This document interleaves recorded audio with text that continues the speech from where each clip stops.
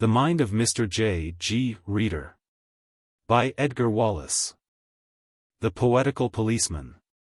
The day Mr. Reader arrived at the public prosecutor's office was indeed a day of fate for Mr. Lambton Green, branch manager of the London Scottish and Midland Bank. That branch of the bank which Mr. Green controlled was situate at the corner of Pell Street and Furling Avenue on the countryside of Ealing. It is a fairly large building and, unlike most suburban branch offices, the whole of the premises were devoted to banking business, for the bank carried very heavy deposits.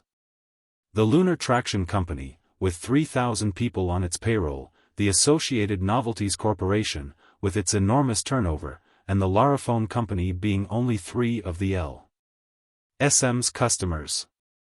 On Wednesday afternoons, in preparation for the pay days of these corporations, large sums in currency were brought from the head office and deposited in the steel and concrete strongroom, which was immediately beneath Mr. Green's private office, but admission to which was gained through a steel door in the general office. This door was observable from the street, and to assist observation there was a shaded lamp fixed to the wall immediately above, which threw a powerful beam of light upon the door. Further security was ensured by the employment of a night watchman, Arthur Malling, an army pensioner. The bank lay on a restricted police beat which had been so arranged that the constable on patrol passed the bank every 40 minutes. It was his practice to look through the window and exchange signals with the night watchman, his orders being to wait until Malling appeared. On the night of October 17, Police Constable Burnett stopped as usual before the wide peephole and glanced into the bank. The first thing he noticed was that the lamp above the strongroom door had been extinguished. The night watchman was not visible, and, his suspicions aroused, the officer did not wait for the man to put in an appearance as he would ordinarily have done, but passed the window to the door, which, to his alarm, he found ajar. Pushing it open, he entered the bank, calling Malling by name. There was no answer. Permeating the air was a faint, sweet scent which he could not locate. The general offices were empty and, entering the manager's room in which a light burnt, he saw a figure stretched upon the ground. It was the night watchman. His wrists were handcuffed, 2 straps had been tightly buckled about his knees and ankles. The explanation for the strange and sickly aroma was now clear. Above the head of the prostrate man was suspended, by a wire hooked to the picture rail, an old tin can, the bottom of which was perforated so that there fell an incessant trickle of some volatile liquid upon the thick cotton pad which covered Malling's face. Burnett, who had been wounded in the war, had instantly recognized the smell of chloroform and, dragging the unconscious man into the outer office, snatched the pad from his face and, leaving him only long enough to telephone to the police station, sought vainly to bring him to consciousness. The police reserves arrived within a few minutes, and with them the divisional surgeon who, fortunately, had been at the station when the alarm came through. Every effort to restore the unfortunate man to life proved unavailing. He was probably dead when he was found, was the police doctor's verdict. What those scratches are on his right palm is a mystery. He pulled open the clenched fist and showed half a dozen little scratches. They were recent, for there was a smear of blood on the palm. Burnett was sent at once to arouse Mr. Green, the manager, who lived in Furling Avenue, at the corner of which the bank stood. A street of semi-detached villas of a pattern familiar enough to the Londoner. As the officer walked through the little front garden to the door he saw a light through the panels, and he had hardly knocked before the door was opened and Mr. Lambton Green appeared, fully dressed and, to the officer's discerning eye, in a state of considerable agitation. Constable Burnett saw on a hall chair a big bag, a traveling rug and an umbrella. The little manager listened, pale as death, whilst Burnett told him of his discovery. The bank robbed? Impossible, he almost shrieked. My God! This is awful. He was so near the point of collapse that Burnett had to assist him into the street. I was going away on a holiday, he said incoherently, as he walked up the dark thoroughfare towards the bank premises. The fact is, I was leaving the bank.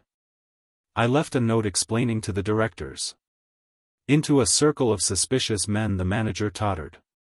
He unlocked the drawer of his desk, looked and crumbled up. "They're not here," he said wildly. "I left them here, my keys, with the note." And then he swooned. When the dazed man recovered, he found himself in a police cell and, later in the day, he drooped before a police magistrate, supported by 2 constables, and listened, like a man in a dream, to a charge of causing the death of Arthur Malling, and further, of converting to his own use the sum of £100,000. It was on the morning of the first remand that Mr. John G. Reader, with some reluctance, for he was suspicious of all government departments, transferred himself from his own office on Lower Regent Street to a somewhat gloomy bureau on the top floor of the building which housed the public prosecutor. In making this change he advanced only one stipulation, that he should be connected by private telephone wire with his old bureau. He did not demand this, he never demanded anything. He asked, nervously and apologetically. There was a certain wistful helplessness about John G. Reader that made people feel sorry for him. That caused even the public prosecutor a few uneasy moments of doubt as to whether he had been quite wise in substituting this weak-appearing man of middle age for Inspector Halford, bluff, capable and heavily mysterious. Mr. Reader was something over 50, a long-faced gentleman with sandy gray hair and a slither of side whiskers that mercifully distracted attention from his large outstanding ears. He wore halfway down his nose a pair of steel-rimmed pince-nez, through which nobody had ever seen him look. They were invariably removed when he was reading. A high and flat-crowned bowler hat matched and yet did not match a frock coat tightly buttoned across his sparse chest. His boots were square-toed, his cravat, of the broad, chest-protector pattern, was ready-made and buckled into place behind a Gladstonian collar. The neatest appendage to Mr. Reader was an umbrella rolled so tightly that it might be mistaken for a frivolous walking cane. Rain or shine, he carried this article hooked to his arm, and within living memory it had never been unfurled.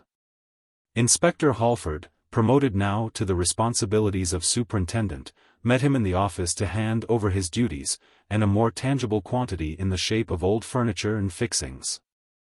"Glad to know you, Mr. Reader. I haven't had the pleasure of meeting you before, but I've heard a lot about you. You've been doing Bank of England work, haven't you?" Mr. Reader whispered that he had had that honor, and sighed as though he regretted the drastic sweep of fate that had torn him from the obscurity of his labors. Mr.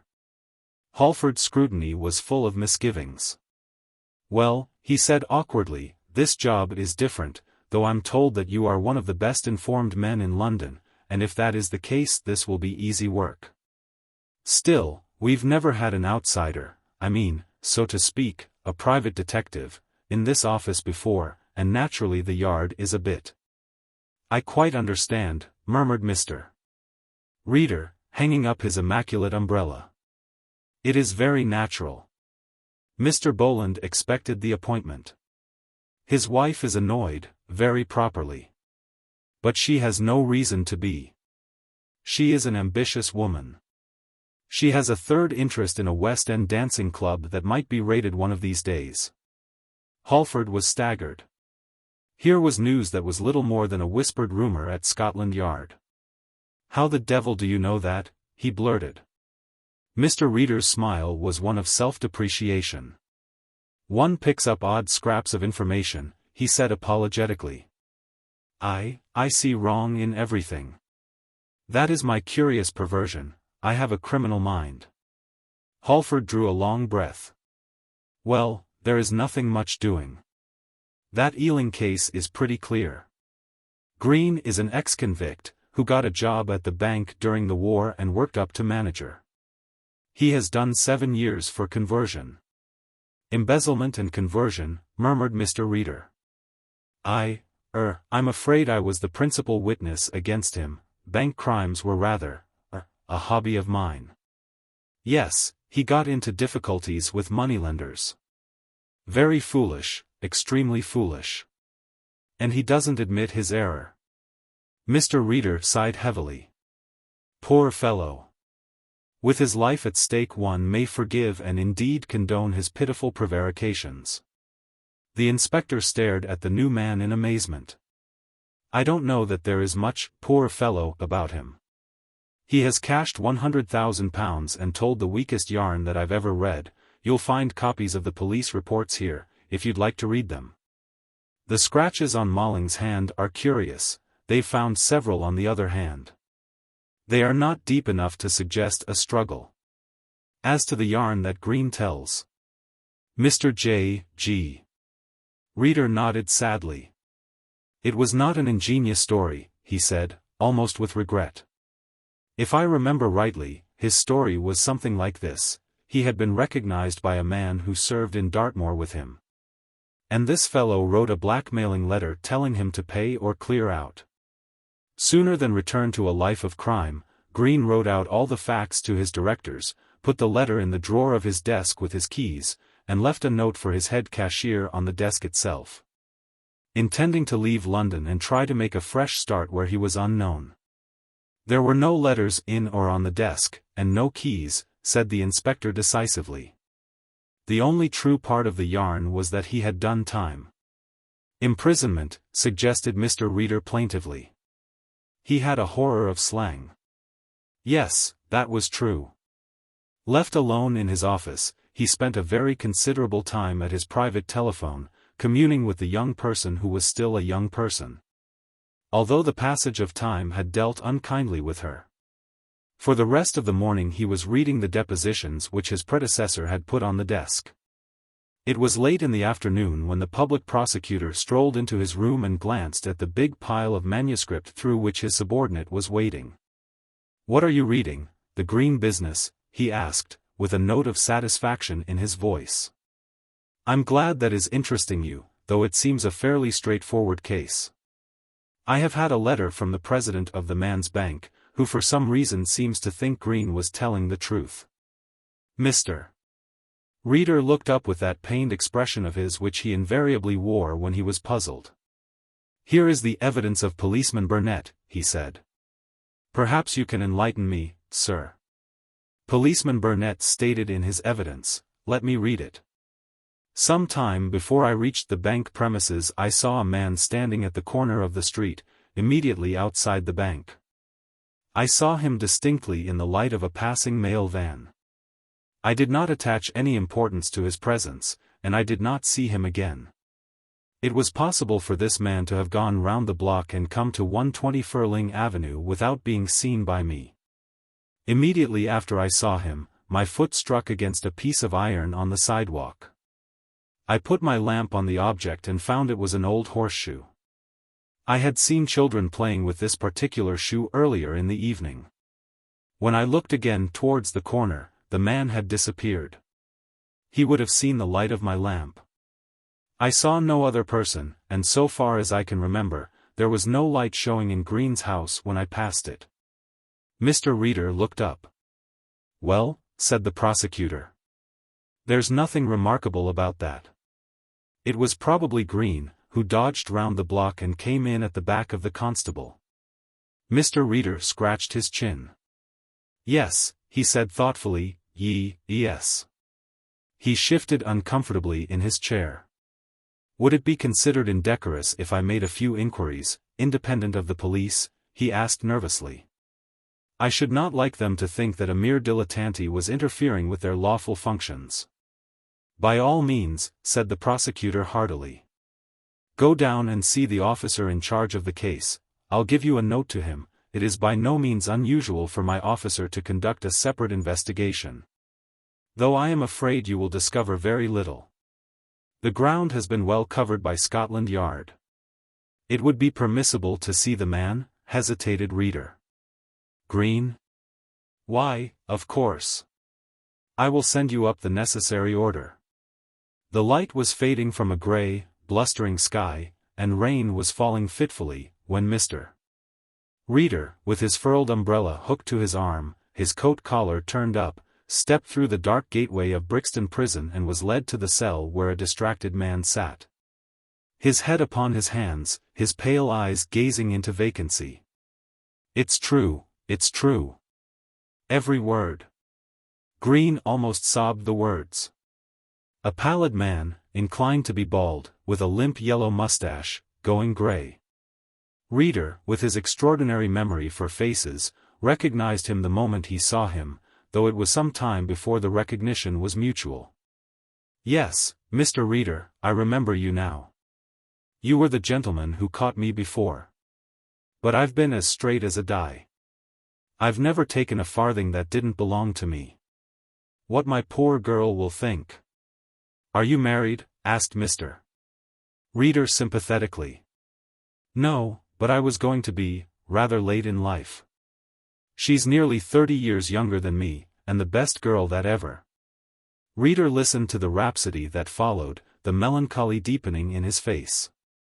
She hasn't been into the court, thank God, but she knows the truth. A friend of mine told me that she has been absolutely knocked out. Poor soul. Mr. Reader shook his head. It happened on her birthday, too, the man went on bitterly. Did she know you were going away? Yes, I told her the night before. I'm not going to bring her into the case. If we'd been properly engaged it would be different, but she's married and is divorcing her husband, but the decree hasn't been made absolute yet. That's why I never went about with her or saw much of her. And of course, nobody knew about our engagement, although we lived in the same street. Furling Avenue? Asked Reader, and the bank manager nodded despondently. She was married when she was 17 to a brute. It was pretty galling for me, having to keep quiet about it, I mean, for nobody to know about our engagement. All sorts of rotten people were making up to her, and I had just to grind my teeth and say nothing. Impossible people. Why, that fool Burnett, who arrested me, he was sweet on her. Used to write her poetry, you wouldn't think it possible in a policeman, would you? The outrageous incongruity of a poetical policeman did not seem to shock the detective. There is poetry in every soul, Mr. Green, he said gently, and a policeman is a man.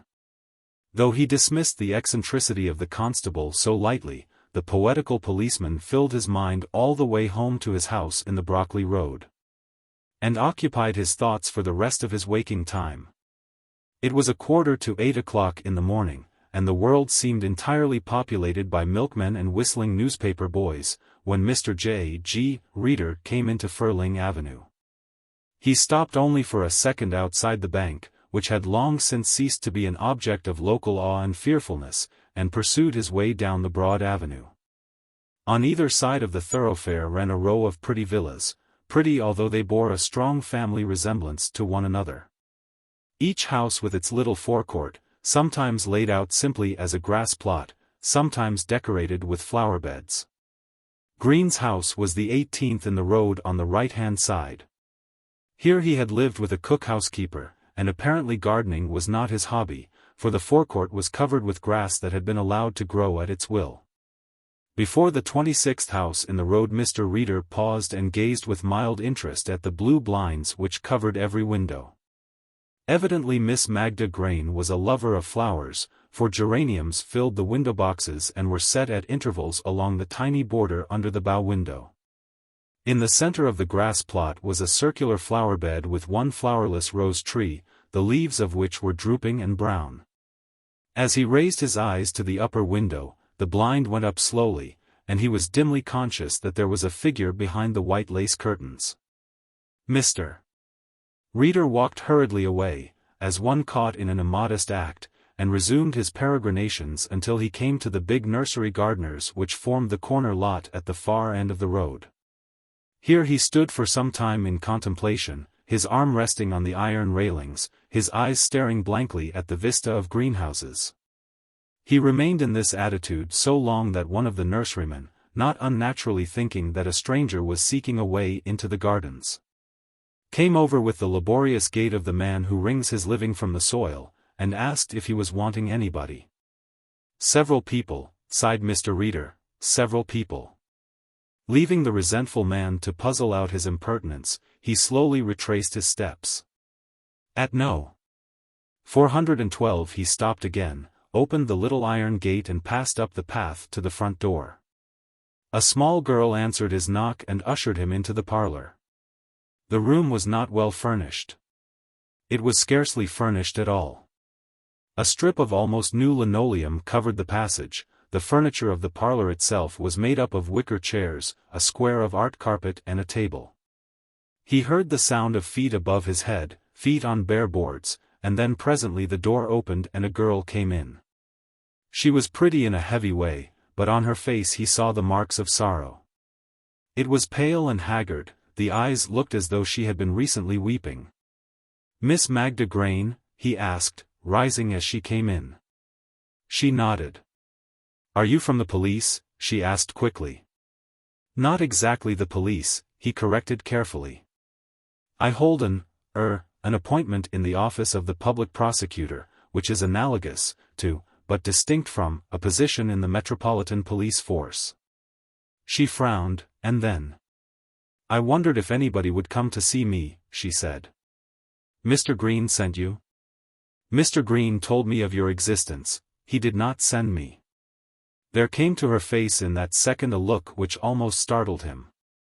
Only for a fleeting space of time, the expression had dawned and passed almost before the untrained eye could detect its passage.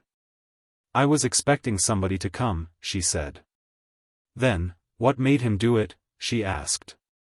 "You think he is guilty?" "The police think so." She drew a long sigh. "I wish to God I had never seen this place." He did not answer. His eyes were roving round the apartment.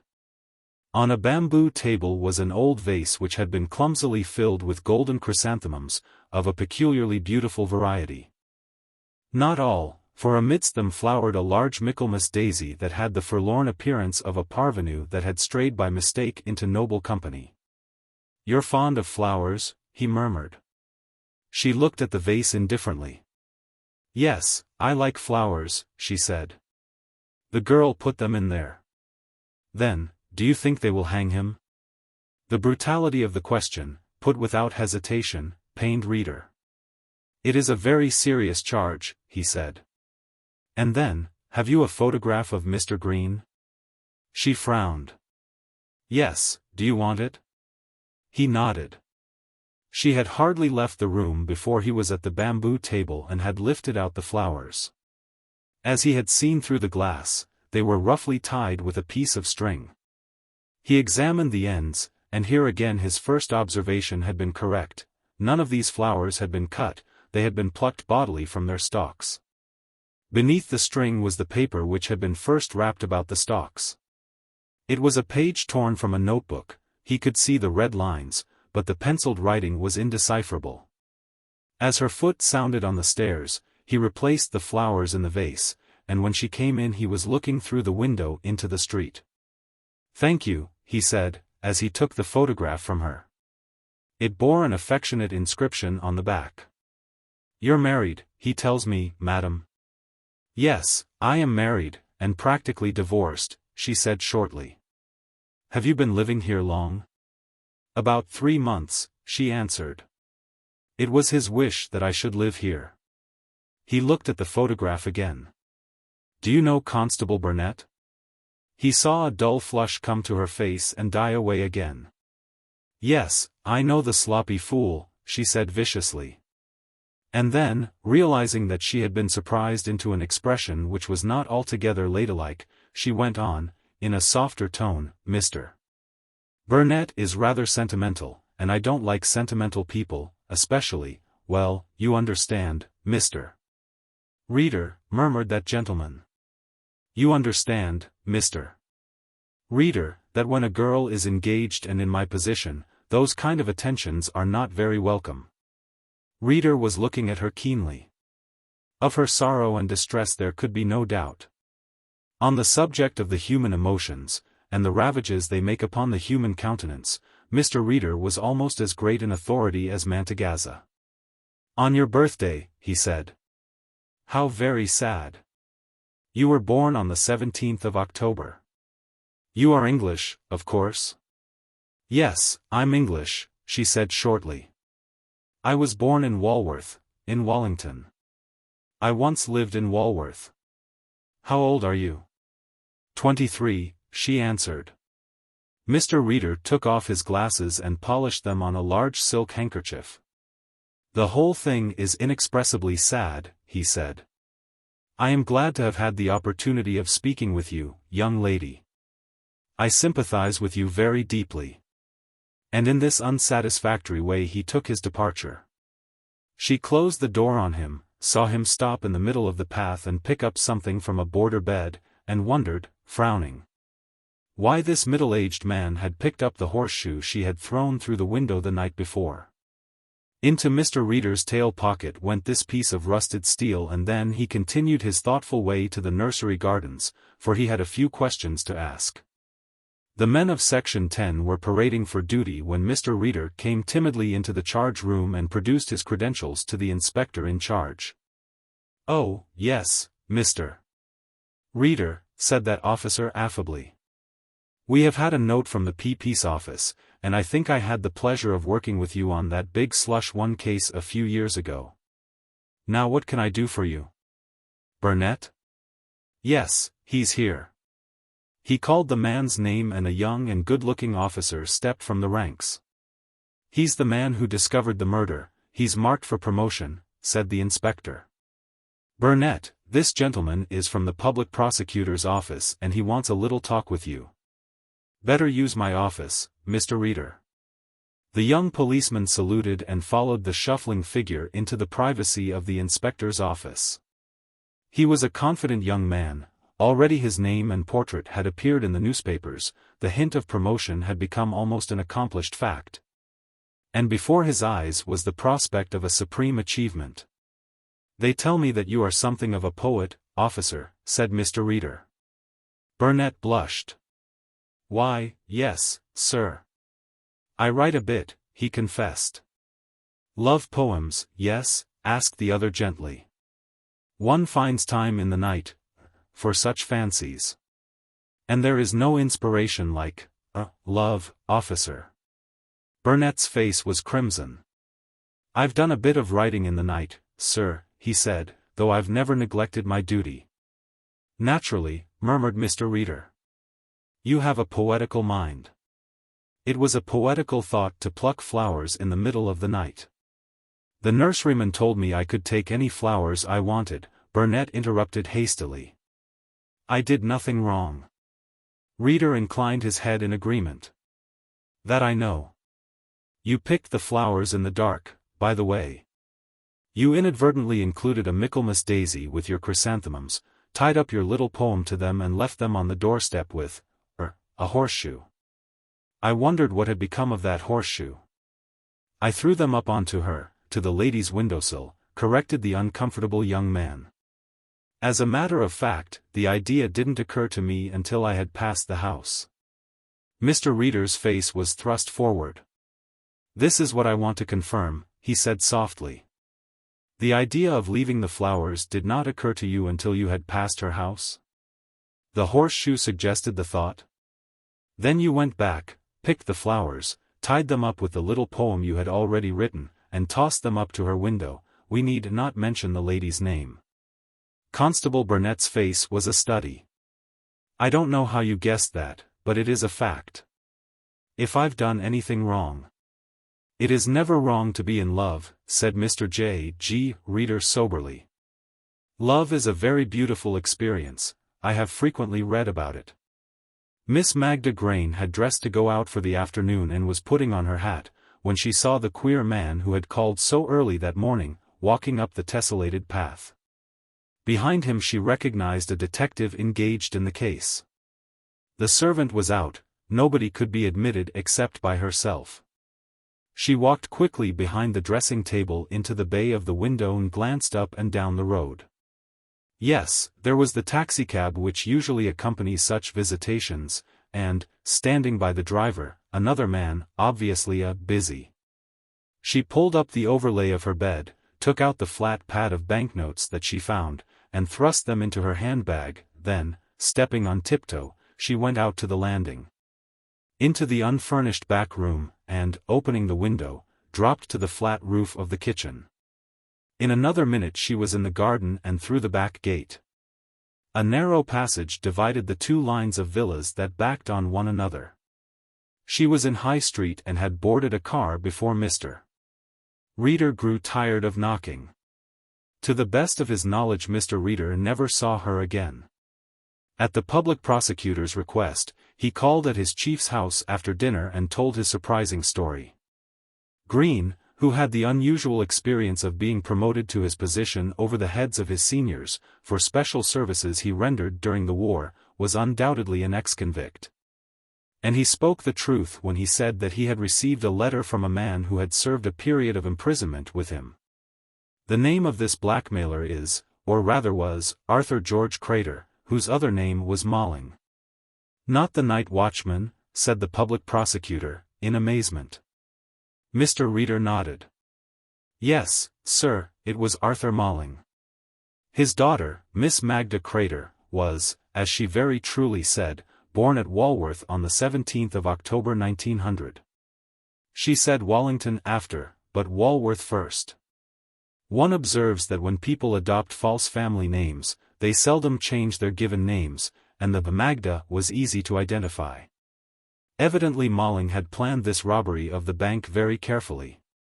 He had brought his daughter, in a false name, to Ealing, and had managed to get her introduced to Mr. Green. Magda's job was to worm her way into Green's confidence and learn all that she could. Possibly it was part of her duty to secure casts of the keys. Whether Malling recognized in the manager an old prison acquaintance, or whether he obtained the facts from the girl, we shall never know. But when the information came to him, he saw, in all probability, an opportunity of robbing the bank and of throwing suspicion upon the manager. The girl's role was that of a woman who was to be divorced. And I must confess this puzzled me until I realized that in no circumstances would Malling wish his daughter's name to be associated with the bank manager. The night of the 17th was chosen for the raid. Malling's plan to get rid of the manager had succeeded. He saw the letter on the table in Green's private office, read it. Secured the keys, although he had in all probability a duplicate set, and at a favorable moment cleared as much portable money from the bank vaults as he could carry. Hurried them round to the house in Furling Avenue, where they were buried in the central bed of the front garden. Under a rose bush, I rather imagined there was something interfering with the nutrition of that unfortunate bush the first time I saw it. I can only hope that the tree is not altogether dead, and I have given instructions that it shall be replanted and well fertilized. Yes, yes, said the prosecutor, who was not at all interested in horticulture. In planting the tree, as he did in some haste, Malling scratched his hand. Roses have thorns. I went to Ealing to find the rose bush that had scratched his hand. Hurrying back to the bank, he waited, knowing that Constable Burnett was due at a certain time. He had prepared the can of chloroform, the handcuffs and straps were waiting for him, and he stood at the corner of the street until he saw the flash of Burnett's lamp. Then, running into the bank and leaving the door ajar, he strapped himself, fastened the handcuffs and lay down, expecting that the policeman would arrive. Find the open door and rescue him before much harm was done. But Constable Burnett had had some pleasant exchanges with the daughter. Doubtless she had received instructions from her father to be as pleasant to him as possible. Burnett was a poetical young man, knew it was her birthday, and as he walked along the street his foot struck an old horseshoe and the idea occurred to him that he should return.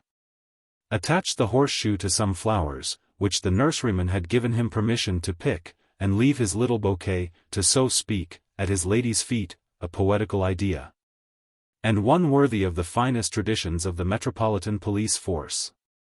This he did, but it took some time, and all the while this young man was philandering, Arthur Crater was dying. In a few seconds after lying down he must have passed from consciousness, the chloroform still dripped, and when the policeman eventually reached the bank, 10 minutes after he was due, the man was dead. The public prosecutor sat back in his padded chair and frowned at his new subordinate. "How on earth did you piece together all this?" he asked in wonder. Mr. Reader shook his head sadly. "I have that perversion," he said. "It is a terrible misfortune, but it is true.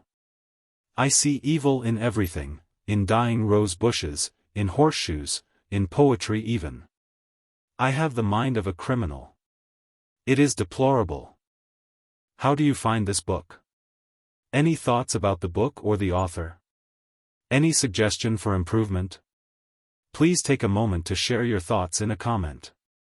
If you like it, share it with your friends who might enjoy it as well. Subscribe to keep in touch. Visit CompleteAudiobooks.com for more quality content. The Treasure Hunt. There is a tradition in criminal circles that even the humblest of detective officers is a man of wealth and substance, and that his secret hoard was secured by thieving, bribery and blackmail. It is the gossip of the fields, the quarries, the tailor's shop, the laundry and the bakehouse of 50 county prisons and 3 convict establishments. That all highly placed detectives have by nefarious means laid up for themselves sufficient earthly treasures to make work a hobby and their official pittance the most inconsiderable portion of their incomes. Since Mr. J.G. Reader had for over 20 years dealt exclusively with bank robbers and forgers, who are the aristocrats and capitalists of the underworld. Legend credited him with country houses and immense secret reserves. Not that he would have a great deal of money in the bank. It was admitted that he was too clever to risk discovery by the authorities. No, it was hidden somewhere. It was the pet dream of hundreds of unlawful men that they would someday discover the hoard and live happily ever after. The one satisfactory aspect of his affluence, they all agreed, was that, being an old man, he was over 50, he couldn't take his money with him. For gold melts at a certain temperature and gilt-edged stock is seldom printed on asbestos paper. The Director of Public Prosecutions was lunching one Saturday at his club with a judge of the King's Bench, Saturday being one of the 2 days in the week when a judge gets properly fed. And the conversation drifted to a certain Mr. J.G. Reader, the chief of the director's sleuths. "He's capable," he confessed reluctantly, "but I hate his hat. It is the sort that so-and-so used to wear," he mentioned by name an eminent politician. "And I loathe his black frock coat. People who see him coming into the office think he's a coroner's officer, but he's capable. His side whiskers are an abomination, and I have a feeling that, if I talked rough to him, he would burst into tears, a gentle soul. Almost too gentle for my kind of work. He apologizes to the messenger every time he rings for him." The judge, who knew something about humanity, answered with a frosty smile. "He sounds rather like a potential murderer to me," he said cynically. "Milord, in his extravagance, he did Mr. J.G. Reader an injustice, for Mr. Reader was capable of breaking the law, quite. At the same time there were many people who formed an altogether wrong conception of J.G.'s harmlessness as an individual. And one of these was a certain Lou Cole, who mixed banknote printing with elementary burglary. Threatened men live long, a trite saying but, like most things trite, true. In a score of cases, when Mr. J.G. Reader had descended from the witness stand, he had met the baleful eye of the man in the dock and had listened with mild interest to divers promises as to what would happen to him in the near or the remote future. For he was a great authority on forged banknotes and he had sent many men to penal servitude. Mr. Reader, that inoffensive man, had seen prisoners foaming at the mouth in their rage, he had seen them white and livid. He had heard their howling execrations and he had met these men after their release from prison and had found them amiable souls half ashamed and half amused at their nearly forgotten outbursts and horrific threats. But when, in the early part of 1914, Lou Cole was sentenced for 10 years, he neither screamed his imprecations nor registered a vow to tear Mr. Reader's heart, lungs and important organs from his frail body. Lou just smiled and his eyes caught the detectives for the space of a second. The forger's eyes were pale blue and speculative, and they held neither hate nor fury. Instead, they said in so many words, "At the first opportunity one will kill you." Mr. Reader read the message and sighed heavily, for he disliked fuss of all kinds, and resented, in so far as he could resent anything, The injustice of being made personally responsible for the performance of a public duty. Many years had passed, and considerable changes had occurred in Mr. Reader's fortune. He had transferred from the specialized occupation of detecting the makers of forged banknotes to the more general practice of the Public Prosecutor's Bureau, but he never forgot Lou's smile. The work in Whitehall was not heavy and it was very interesting. To Mr. Reader came most of the anonymous letters which the director received in shoals. In the main they were self-explanatory, and it required no particular intelligence to discover their motive. Jealousy, malice, plain mischief-making, and occasionally a sordid desire to benefit financially by the information which was conveyed, were behind the majority. But occasionally, "Sir James is going to marry his cousin, and it's not 3 months since his poor wife fell overboard from the Channel steamer crossing to Calais. There's something very fishy about this business. Miss Margaret doesn't like him, for she knows he's after her money. Why was I sent away to London that night? He doesn't like driving in the dark, either. It's strange that he wanted to drive that night when it was raining like blazes." This particular letter was signed, "A Friend." Justice has many such friends. Sir James was Sir James Tithermite, who had been a director of some new public department during the war and had received a baronetcy for his services. "Look it up," said the director when he saw the letter. "I seem to remember that Lady Tithermite was drowned at sea." "On the 19th of December last year," said Mr. Reader solemnly. "She and Sir James were going to Monte Carlo, breaking their journey in Paris. Sir James, who has a house near Maidstone, drove to Dover, garaging the car at the Lord Wilson Hotel. The night was stormy and the ship had a rough crossing. They were halfway across when Sir James came to the purser and said that he had missed his wife. Her baggage was in the cabin, her passport, rail ticket and hat, but the lady was not found, indeed was never seen again." The director nodded. "I see, you've read up the case." "I remember it," said Mr. Reader. "The case is a favorite speculation of mine. Unfortunately I see evil in everything and I have often thought how easy, but I fear that I take a warped view of life. It is a horrible handicap to possess a criminal mind." The director looked at him suspiciously. He was never quite sure whether Mr. Reader was serious. At that moment, his sobriety was beyond challenge. "A discharged chauffeur wrote that letter, of course," he began. "Thomas Dayford, of 179 Baroque Street, Maidstone," concluded Mr. Reader. "He is at present in the employ of the Kent Motorbus Company, and has 3 children, 2 of whom are twins and bonny little rascals." The chief laughed helplessly. "I'll take it that you know," he said. "See what there is behind the letter. Sir James is a big fellow in Kent, a justice of the peace, and he has powerful political influences. There is nothing in this letter, of course. Go warily, reader, if any kick comes back to this office, it goes on to you, intensified." Mr. Reader's idea of walking warily was peculiarly his own. He travelled down to Maidstone the next morning, and, finding a bus that passed the lodge gates of Elfreda Manor, he journeyed comfortably and economically, his umbrella between his knees. He passed through the lodge gates, up a long and winding avenue of poplars, and presently came within sight of the grey manor house. In a deep chair on the lawn he saw a girl sitting, a book on her knees, and evidently she saw him, for she rose as he crossed the lawn and came towards him eagerly. "I'm Miss Margaret Leatherby, are you from?" She mentioned the name of a well-known firm of lawyers, and her face fell when Mr. Reader regretfully disclaimed connection with those legal lights. She was as pretty as a perfect complexion and a round, not too intellectual, face could, in combination, make her. "I thought, do you wish to see Sir James? He is in the library. If you ring, one of the maids will take you to him." Had Mr. Reader been the sort of man who could be puzzled by anything, he would have been puzzled by the suggestion that any girl with money of her own should marry a man much older than herself against her own wishes. There was little mystery in the matter now. Miss Margaret would have married any strong-willed man who insisted. Even me, said Mr. Reader to himself, with a certain melancholy pleasure. There was no need to ring the bell. A tall, broad man in a golfing suit stood in the doorway. His fair hair was long and hung over his forehead in a thick flat strand.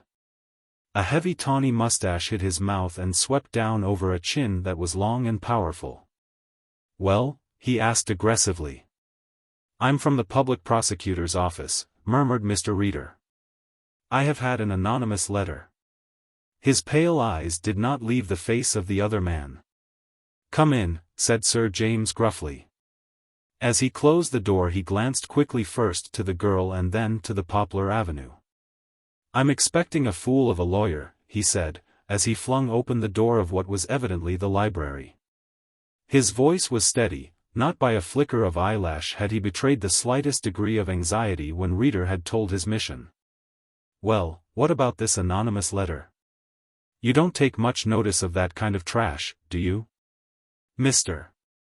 Reader deposited his umbrella and flat-crowned hat on a chair before he took a document from his pocket and handed it to the baronet, who frowned as he read. Was it Mr. Reader's vivid imagination, or did the hard light in the eyes of Sir James soften as he read? "This is a cock and bull story of somebody having seen my wife's jewelry on sale in Paris," he said. "There is nothing in it. I can account for every one of my poor wife's trinkets. I brought back the jewel case after that awful night. I don't recognize the handwriting. Who is the lying scoundrel who wrote this?" Mr. Reader had never before been called a lying scoundrel, but he accepted the experience with admirable meekness. "I thought it untrue," he said, shaking his head. "I followed the details of the case very thoroughly." "You left here in the afternoon." "At night," said the other brusquely.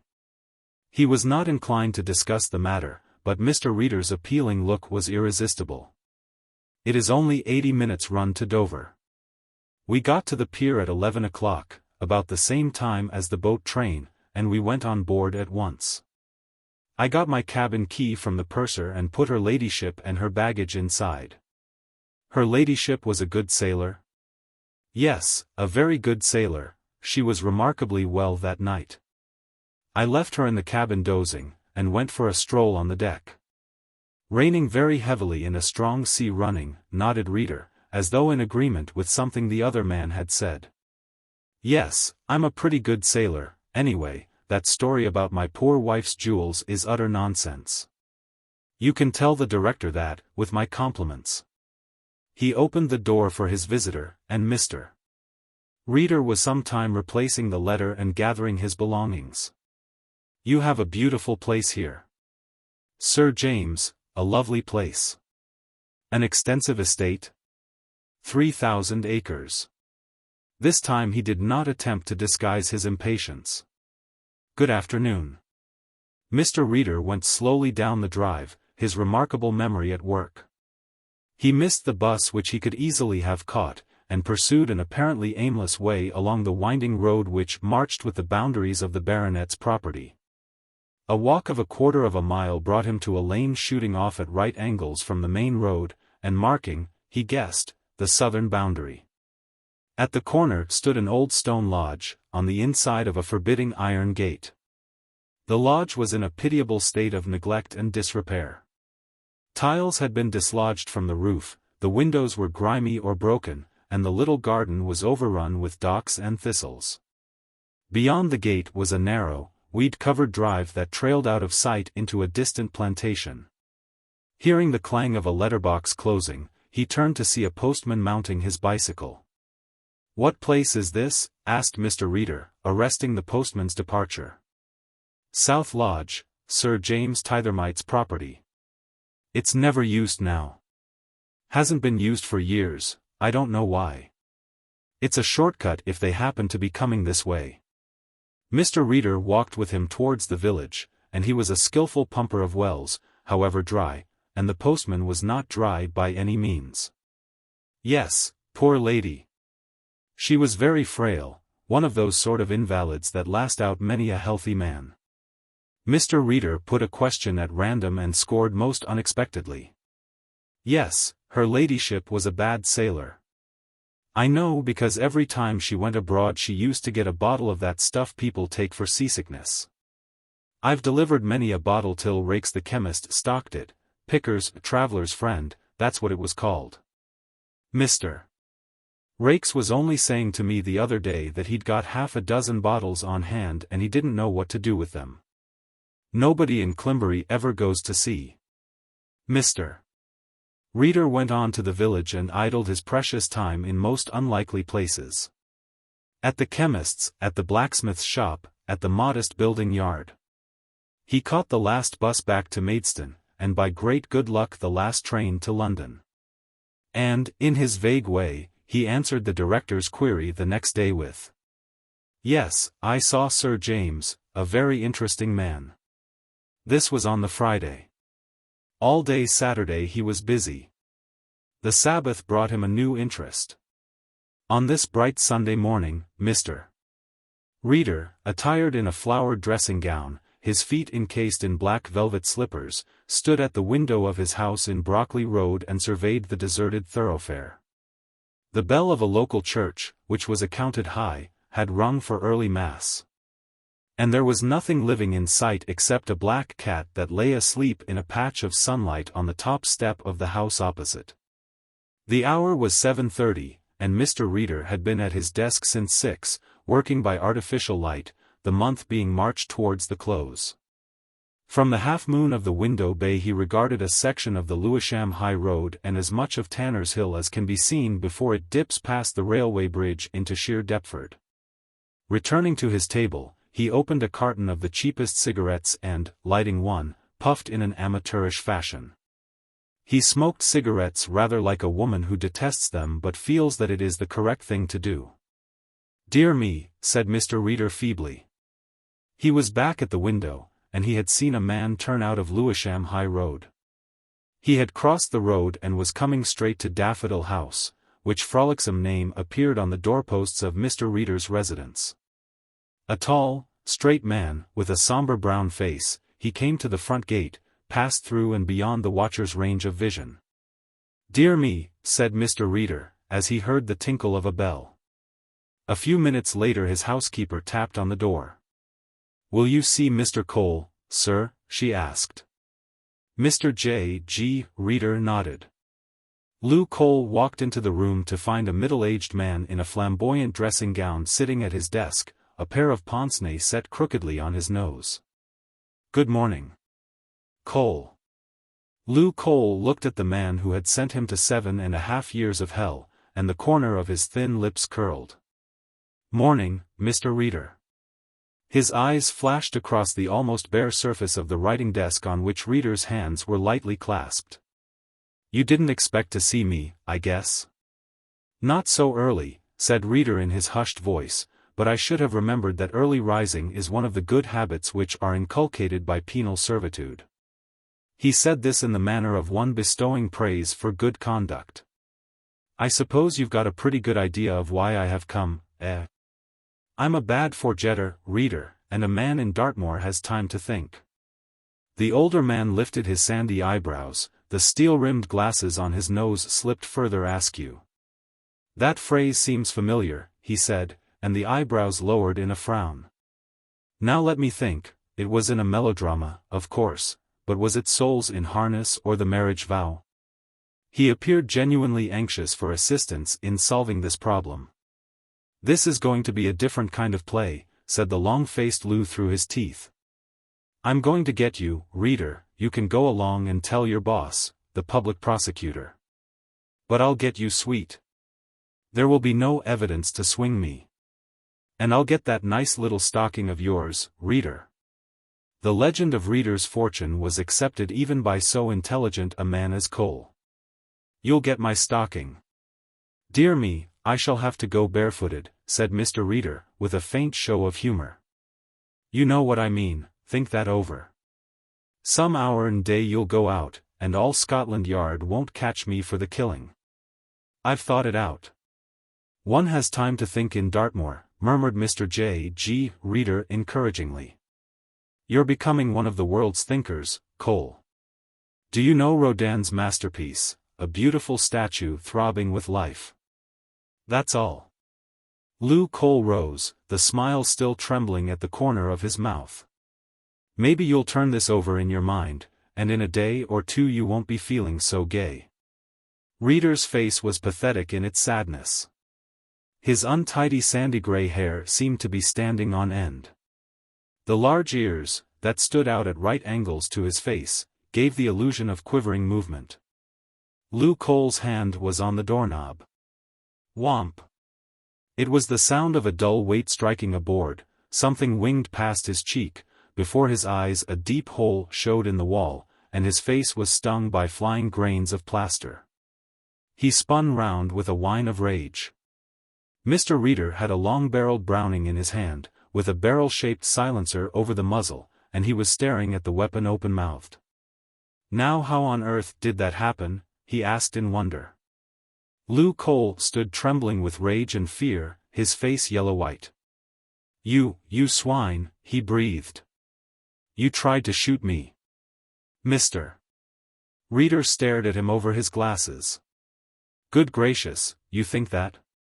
Still thinking of killing me, Cole? Cole tried to speak but found no words, and, flinging open the door, he strode down the stairs and through the front entrance. His foot was on the first step when something came hurtling past him and crashed to fragments at his feet. It was a large stone vase that had decorated the windowsill of Mr. Reader's bedroom. Leaping over the debris of stone and flower mold, he glared up into the surprised face of Mr. J.G. Reader. "I'll get you," he spluttered. "I hope you're not hurt?" asked the man at the window in a tone of concern. "These things happen. Some day and some hour." As Lou Cole strode down the street, the detective was still talking. Mr. Stan Bride was at his morning ablutions when his friend and sometime prison associate came into the little room that overlooked Fitzroy Square. Stan Bride, who bore no resemblance to anything virginal, being a stout and stumpy man with a huge, red face and many chins, stopped in the act of drying himself and gazed over the edge of the towel. "What's the matter with you?" he asked sharply. "You look as if you'd been chased by a busy. What did you go out so early for?" Lou told him, and the jovial countenance of his roommate grew longer and longer. "You poor fish," he hissed. "To go after Reader with that stuff. Don't you think he was waiting for you? Do you suppose he didn't know the very moment you left the moor?" "I've scared him, anyway," said the other, and Mr. Bride laughed. "Good scout," he sneered. "Scare that old person." He did not say, person. "If he's as white as you, he is scared. But he's not. Of course he shot past you. If he'd wanted to shoot you, you'd have been stiff by now. But he didn't. Thinker, he's given you something to think about. Where that gun came from I don't." There was a knock at the door and the two men exchanged glances. "Who's there?" asked Bride, and a familiar voice answered. "It's that busy from the yard," whispered Bride, and opened the door. The busy was Sergeant Alford, C.I.D. An affable and portly man and a detective of some promise. "Morning, boys, not been to church, Stan?" Stan grinned politely. "How's trade, Lou?" "Not so bad." The forger was alert, suspicious. "Come to see you about a gun. Got an idea you're carrying one, Lou. Colt automatic R.7/94318. "That's not right, Lou. Guns don't belong to this country." "I've got no gun," said Lou sullenly. Bride had suddenly become an old man, for he also was a convict on license, and the discovery might send him back to serve his unfinished sentence. "Will you come a little walk to the station, or will you let me go over you?" "Go over me," said Lou, and put out his arm stiffly whilst the detective rubbed him down. "I'll have a look round," said the detective, and his look round was very thorough. "Must have been mistaken," said Sergeant Alford. And then, suddenly, was that what you chucked into the river as you were walking along the embankment? Lou started. It was the first intimation he had received that he had been tailed that morning. Bride waited till the detective was visible from the window crossing Fitzroy Square. Then he turned in a fury on his companion. Clever, ain't you? That old hound knew you had a gun, knew the number. And if Alford had found it you'd have been dragged, and me too. I threw it in the river, said Lou sulkily. Brains, not many but some, said Bride, breathing heavily. You cut out Reader, he's hell and poison, and if you don't know it you're deaf. Scared him? You big stiff. He'd cut your throat and write a hymn about it. I didn't know they were tailing me, growled Cole, but I'll get him. And his money too. Get him from another lodging, said Bride curtly. A crook I don't mind, being one, a murderer I don't mind, but a talking jackass makes me sick. Get his stuff if you can, I'll bet it's all invested in real estate, and you can't lift houses, but don't talk about it. I like you, Lou, up to a point. You're miles before the point and out of sight. I don't like Reader, I don't like snakes, but I keep away from the zoo. So Lou Cole went into new diggings on the top floor of an Italian's house in Dean Street. And here he had leisure and inclination to brood upon his grievances and to plan afresh the destruction of his enemy. And new plans were needed, for the schemes which had seemed so watertight in the quietude of a Devonshire cell showed daylight through many crevices. Lou's homicidal urge had undergone considerable modification. He had been experimented upon by a very clever psychologist, though he never regarded Mr. Reader in this light, and, indeed, had the vaguest idea as to what the word meant. But there were other ways of hurting Reader, and his mind fell constantly back to the dream of discovering this peccant detective's hidden treasure. It was nearly a week later that Mr. Reader invited himself into the director's private sanctum. And that great official listened spellbound while his subordinate offered his outrageous theory about Sir James Tithermite and his dead wife. When Mr. Reader had finished, the director pushed back his chair from the table. My dear man, he said, a little irritably, I can't possibly give a warrant on the strength of your surmises, not even a search warrant. The story is so fantastic, so incredible, that it would be more at home in the pages of a sensational story than in a public prosecutor's report. It was a wild night, and yet Lady Tithermite was not ill, suggested the detective gently. That is a fact to remember, sir. The director shook his head. I can't do it, not on the evidence, he said. I should raise a storm that'd swing me into Whitehall. Can't you do anything, unofficially? Mr. Reader shook his head. My presence in the neighborhood has been remarked, he said primly. I think it would be impossible to, cover up my traces.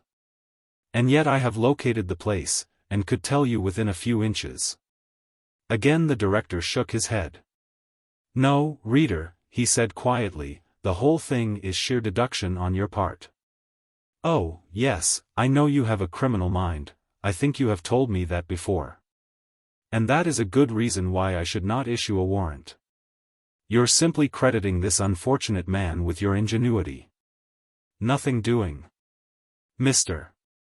Reader sighed and went back to his bureau, not entirely despondent, for there had intruded a new element into his investigations.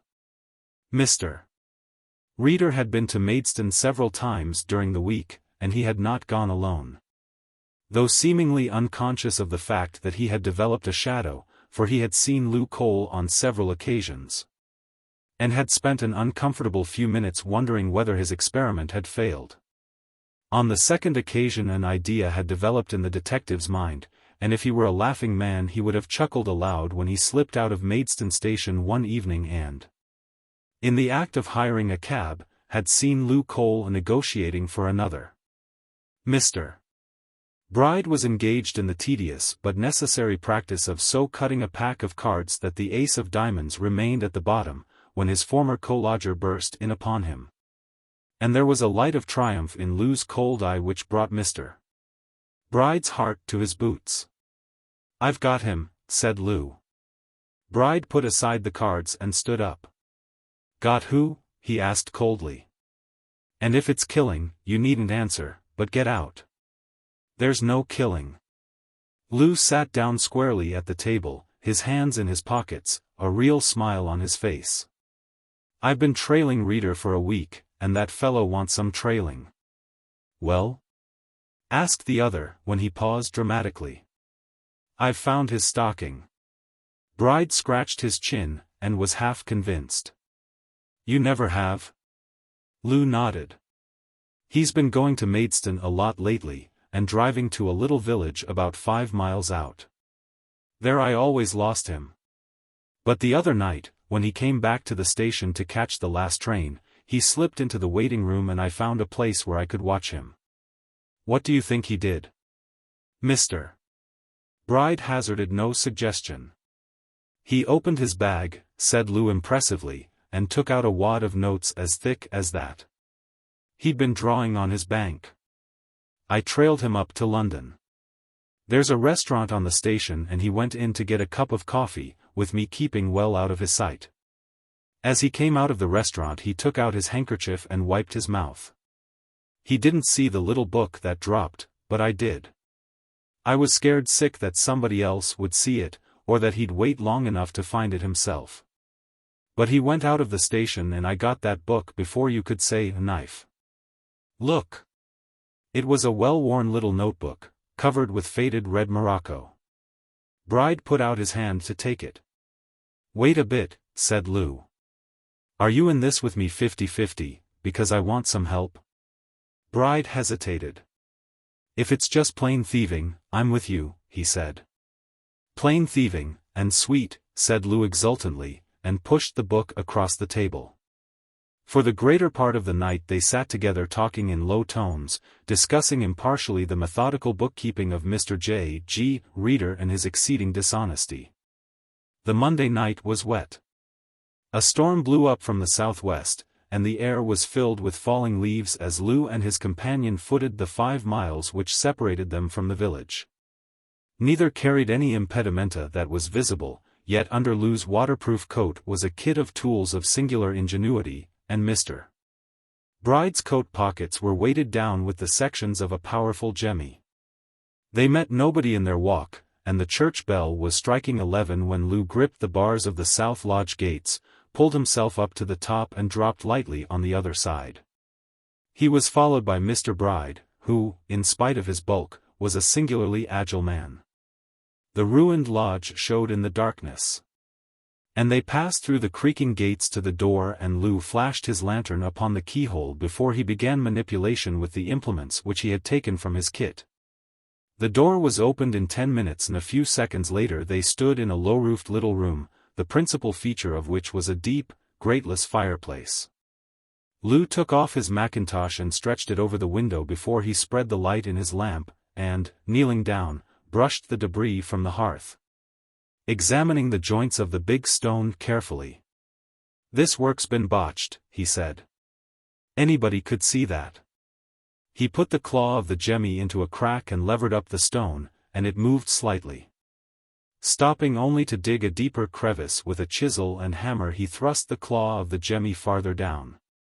The stone came up above the edge of the floor and Bride slipped the chisel underneath. Now together, grunted Lou. They got their fingers beneath the hearthstone and with one heave hinged it up. Lou picked up the lamp and, kneeling down, flashed a light into the dark cavity. And then... "Oh, my God!" he shrieked. A second later 2 terrified men rushed from the house into the drive. And a miracle had happened, for the gates were open and a dark figure stood squarely before them. "Put up your hands, Cole," said a voice, and hateful as it was to Lou Cole, he could have fallen on the neck of Mr. Reader. At 12 o'clock that night Sir James Tithermite was discussing matters with his bride-to-be, the stupidity of her lawyer, who wished to safeguard her fortune, and his own cleverness and foresight in securing complete freedom of action for the girl who was to be his wife. "These blackguards think of nothing but their fees," he began, when his footman came in unannounced, and behind him the chief constable of the county and a man he remembered seeing before. "Sir James Tithermite," said the chief constable unnecessarily, for he knew Sir James very well. "Yes, Colonel, what is it?" asked the baronet, his face twitching. "I am taking you into custody on a charge of willfully murdering your wife, Eleanor Mary Tithermite." The whole thing turned upon the question as to whether Lady Tithermite was a good or a bad sailor, explained J.G. Reader to his chief. If she were a bad sailor, it was unlikely that she would be on the ship, even for 5 minutes, without calling for the stewardess. The stewardess did not see her ladyship, nor did anybody on board, for the simple reason that she was not on board. She was murdered within the grounds of the manor. Her body was buried beneath the hearthstone of the old lodge, and Sir James continued his journey by car to Dover. Handing over his packages to a porter and telling him to take them to his cabin before he returned to put the car into the hotel garage. He had timed his arrival so that he passed on board with a crowd of passengers from the boat train, and nobody knew whether he was alone or whether he was accompanied, and, for the matter of that, nobody cared. The purser gave him his key, and he put the baggage, including his wife's hat, into the cabin, paid the porter and dismissed him. Officially, Lady Tithermite was on board, for he surrendered her ticket to the collector and received her landing voucher. And then he discovered she had disappeared. The ship was searched, but of course the unfortunate lady was not found. As I remarked before. "You have a criminal mind," said the director good-humoredly. "Go on, reader." Having this queer and objectionable trait, I saw how very simple a matter it was to give the illusion that the lady was on board, and I decided that, if the murder was committed, it must have been within a few miles of the house. And then the local builder told me that he had given Sir James a little lesson in the art of mixing mortar. And the local blacksmith told me that the gate had been damaged, presumably by Sir James's car. I had seen the broken rods, and all I wanted to know was when the repairs were effected. That she was beneath the hearth in the lodge I was certain. Without a search warrant it was impossible to prove or disprove my theory, and I myself could not conduct a private investigation without risking the reputation of our department, if I may say our. He said apologetically. The director was thoughtful. "Of course, you induced this man Cole to dig up the hearth by pretending you had money buried there. I presume you revealed that fact in your notebook. But why on earth did he imagine that you had a hidden treasure?" Mr. Reader smiled sadly. "The criminal mind is a peculiar thing," he said, with a sigh. "It harbors illusions and fairy stories. Fortunately, I understand that mind. As I have often said. The Troupe. There was a quietude and sedateness about the public prosecutor's office which completely harmonized with the tastes and inclinations of Mr. J.G. Reader. For he was a gentleman who liked to work in an office where the ticking of a clock was audible and the turning of a paper produced a gentle disturbance. He had before him one morning the typewritten catalogue of Messrs. Willoughby, the eminent estate agents, and he was turning the leaves with a thoughtful expression. The catalogue was newly arrived, a messenger having only a few minutes before placed the portfolio on his desk. Presently he smoothed down a leaf and read again the flattering description of a fairly unimportant property, and his scrutiny was patently a waste of time, for scrawled on the margin of the sheet in red ink was the word "let," which meant that Riverside Bower was not available for hire. The ink was smudged, and "let" had been obviously written that morning. "Humph," said Mr. Reader. He was interested for many reasons. In the heat of July Riverside houses are at a premium, at the beginning of November they are somewhat of a drug on the market. And transatlantic visitors do not as a rule hire riverside cottages in a month which is chiefly distinguished by mists, rain and general discomfort. 2 reception, 2 bedrooms, bath, large dry cellars, lawn to river, small skiff and punt. Gas and electric light. 3 guineas weekly or would be let for 6 months at 2 guineas. He pulled his table telephone towards him and gave the agent's number. "Let, is it, dear me? To an American gentleman?" When will it be available? The new tenant had taken the house for a month. Mr. Reader was even more intrigued, though his interest in the American gentleman was not quite as intensive as the American gentleman's interest in Mr. Reader. When the great Art Lomer came on a business trip from Canada to London, a friend and admirer carried him off one day to see the principal sight of London. "He generally comes out at lunch time," said the friend, who was called Cheap, because his name was Sparrow. Mr. Lomer looked up and down Whitehall disparagingly, for he had seen so many cities of the world that none seemed as good as the others.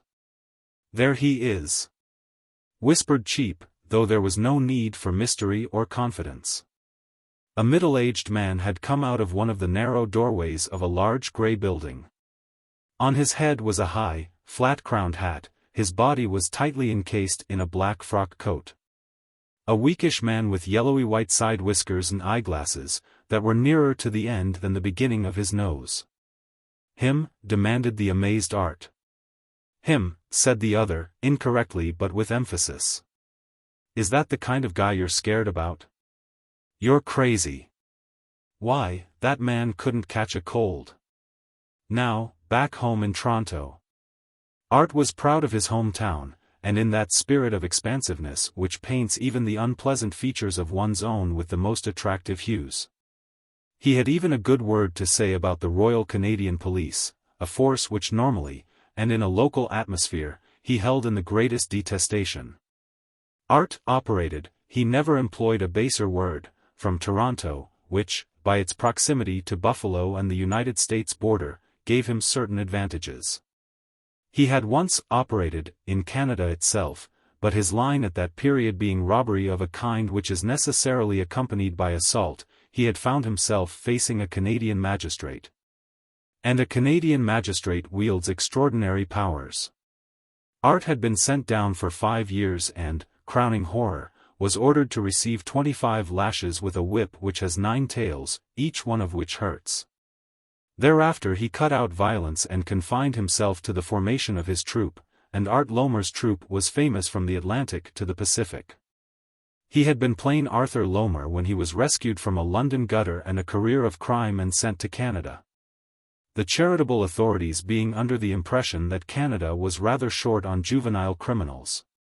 By dint of great artfulness, good stage management and a natural aptitude for acquiring easy money, he had gained for himself a bungalow on the islands, a flat in Church Street, a 6-cylinder car and a New England accent which would pass muster in almost any place except New England. "I'll tell the world you fellows want waking up. So that's your Reader? Well, if Canada and the United States was full of goats like him, I'd pack more dollars in 1 month than Hollywood pays Chaplin in 10 years. Yes, sir. Listen, does that guy park a clock?" His guide was a little dazed. "Does he wear a watch?" "Sure." Mr. Art Lomer nodded. "Wait, I'll bring it back to you in 5 minutes, I'm goin' to show you somethin'. It was the maddest fool thing he had ever done in his life. He was in London on business, and was jeopardizing $1 million for the sake of the cheap applause of a man for whose opinion he did not care a cent. Mr. Reader was standing nervously on the sidewalk, waiting for what he described as the vehicular traffic to pass, when a strange man bumped against him. "Excuse me, sir," said the stranger. "Not at all," murmured Mr. Reader. "My watch is 5 minutes fast, you can see the correct time by Big Ben." Mr. Lomer felt a hand dip into his coat pocket, saw, like one hypnotized, the watch go back to J.G. Reader's pocket. "Over here for long?" asked Mr. Reader pleasantly. "Why, yes. It's a nice time of the year." Mr. Reader removed his eyeglasses, rubbed them feebly on his sleeve and replaced them crookedly. "But the country is not quite so beautiful as Canada in the fall. How is Leonie?" Art Lomer did not faint, he swayed slightly and blinked hard, as if he were trying to wake up. Leonie was the proprietor of that little restaurant in Buffalo which was the advanced base of those operations so profitable to Art and his friends. "Leonie? Say, Mr. And the troupe, are they performing in England or resting? I think that is the word. Art gaped at the other. On Mr. Reader's face was an expression of solicitude and inquiry. It was as though the well-being of the troupe was an absorbing preoccupation. Say, listen, began Art huskily. Before he could collect his thoughts, Reader was crossing the road with nervous glances left and right, his umbrella gripped tightly in his hand. I guess I'm crazy, said Mr. Lomer, and walked back very slowly to where he had left his anxious cicerone. No, he got away before I could touch him, he said briefly, for he had his pride. Come along, we'll get some eats, it's nearly 12. He put his hand to his pocket, but his watch was gone. So also was the expensive platinum Albert. Mr. Reader could be heavily jocular on occasions. Art Lomer, is there anything against him? Asked the Director of Public Prosecutions, whose servant Mr. J. G. Reader was. No, sir, there is no complaint here. I have come into possession of a watch of his, which I find, by reference to my private file, was stolen in Cleveland in 1921, it is in the police file of that date. Only, it seems remarkable that this gentleman should be in London at the end of the tourist season. The director pursed his lips dubiously. Tell the people at the yard. He doesn't belong to us. What is his speciality? He is a troupe leader, I think that is the term. Mr. Lomer was once associated with a theatrical company in a humble capacity. You mean he is an actor? Asked the puzzled director. Yes, sir, a producer rather than actor. I have heard about his troupe, though I have never had the pleasure of seeing them perform. A talented company. He sighed heavily and shook his head.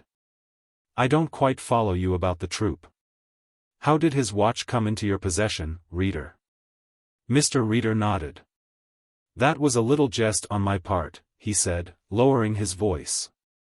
A little jest. The director knew Mr. Reader too well to pursue the subject. Lomer was living at the Hotel Calfort, in Bloomsbury. He occupied an important suite, for, being in the position of a man who was after big fish, he could not cavil at the cost of the ground bait. The big fish had bitten much sooner than Art Lomer had dared to hope. Its name was Bertie Claude Staffen, and the illustration was apt, for there was something very fish-like about this young man with his dull eyes and his permanently opened mouth. Bertie's father was rich beyond the dreams of actresses. He was a pottery manufacturer, who bought cotton mills as a sideline, and he had made so much money that he never hired a taxi if he could take a bus, and never took a bus if he could walk. In this way he kept his liver, to which he frequently referred, in good order and hastened the degeneration of his heart. Bertie Claude had inherited all his father's meanness and such of his money as was not left to faithful servants, orphan homes and societies for promoting the humanities. Which meant that Bertie inherited almost every penny. He had the weak chin and sloping forehead of an undeveloped intellect, but he knew there were 12 pennies to a shilling and that 100 cents equaled $1. And that is more knowledge than the only sons of millionaires usually acquire. He had one quality which few would suspect in him, the gift of romantic dreaming. When Mr. Staffen was not occupied in cutting down overhead charges or speeding up production, he loved to sit at his ease, a cigarette between his lips, his eyes half closed, and picture himself in heroic situations. Thus, he could imagine dark caves stumbled upon by accident, filled with dusty boxes bulging with treasure. Or he saw himself at Deauville Casino, with immense piles of mill notes before him, one from fabulously rich Greeks, Armenians, in fact, anybody who is fabulously rich. Most of his dreams were about money in sufficient quantities to repay him the death duties on his father's estate which had been iniquitously wrung from him by thieving revenue officers. He was a very rich man, but ought to be richer, this was his considered view. When Bertie Claude arrived at the Calfort Hotel and was shown into Art's private sitting room, he stepped into a world of heady romance. For the big table in the center of the room was covered with specimens of quartz of every grade. And they had been recovered from a brand new mine located by Art's mythical brother and sited at a spot which was known only to two men, one of whom was Art Lomer and the other Bertie Claude Staffen. Mr. Staffen took off his light overcoat and, walking to the table, inspected the ore with sober interest. "I've had the assay," he said.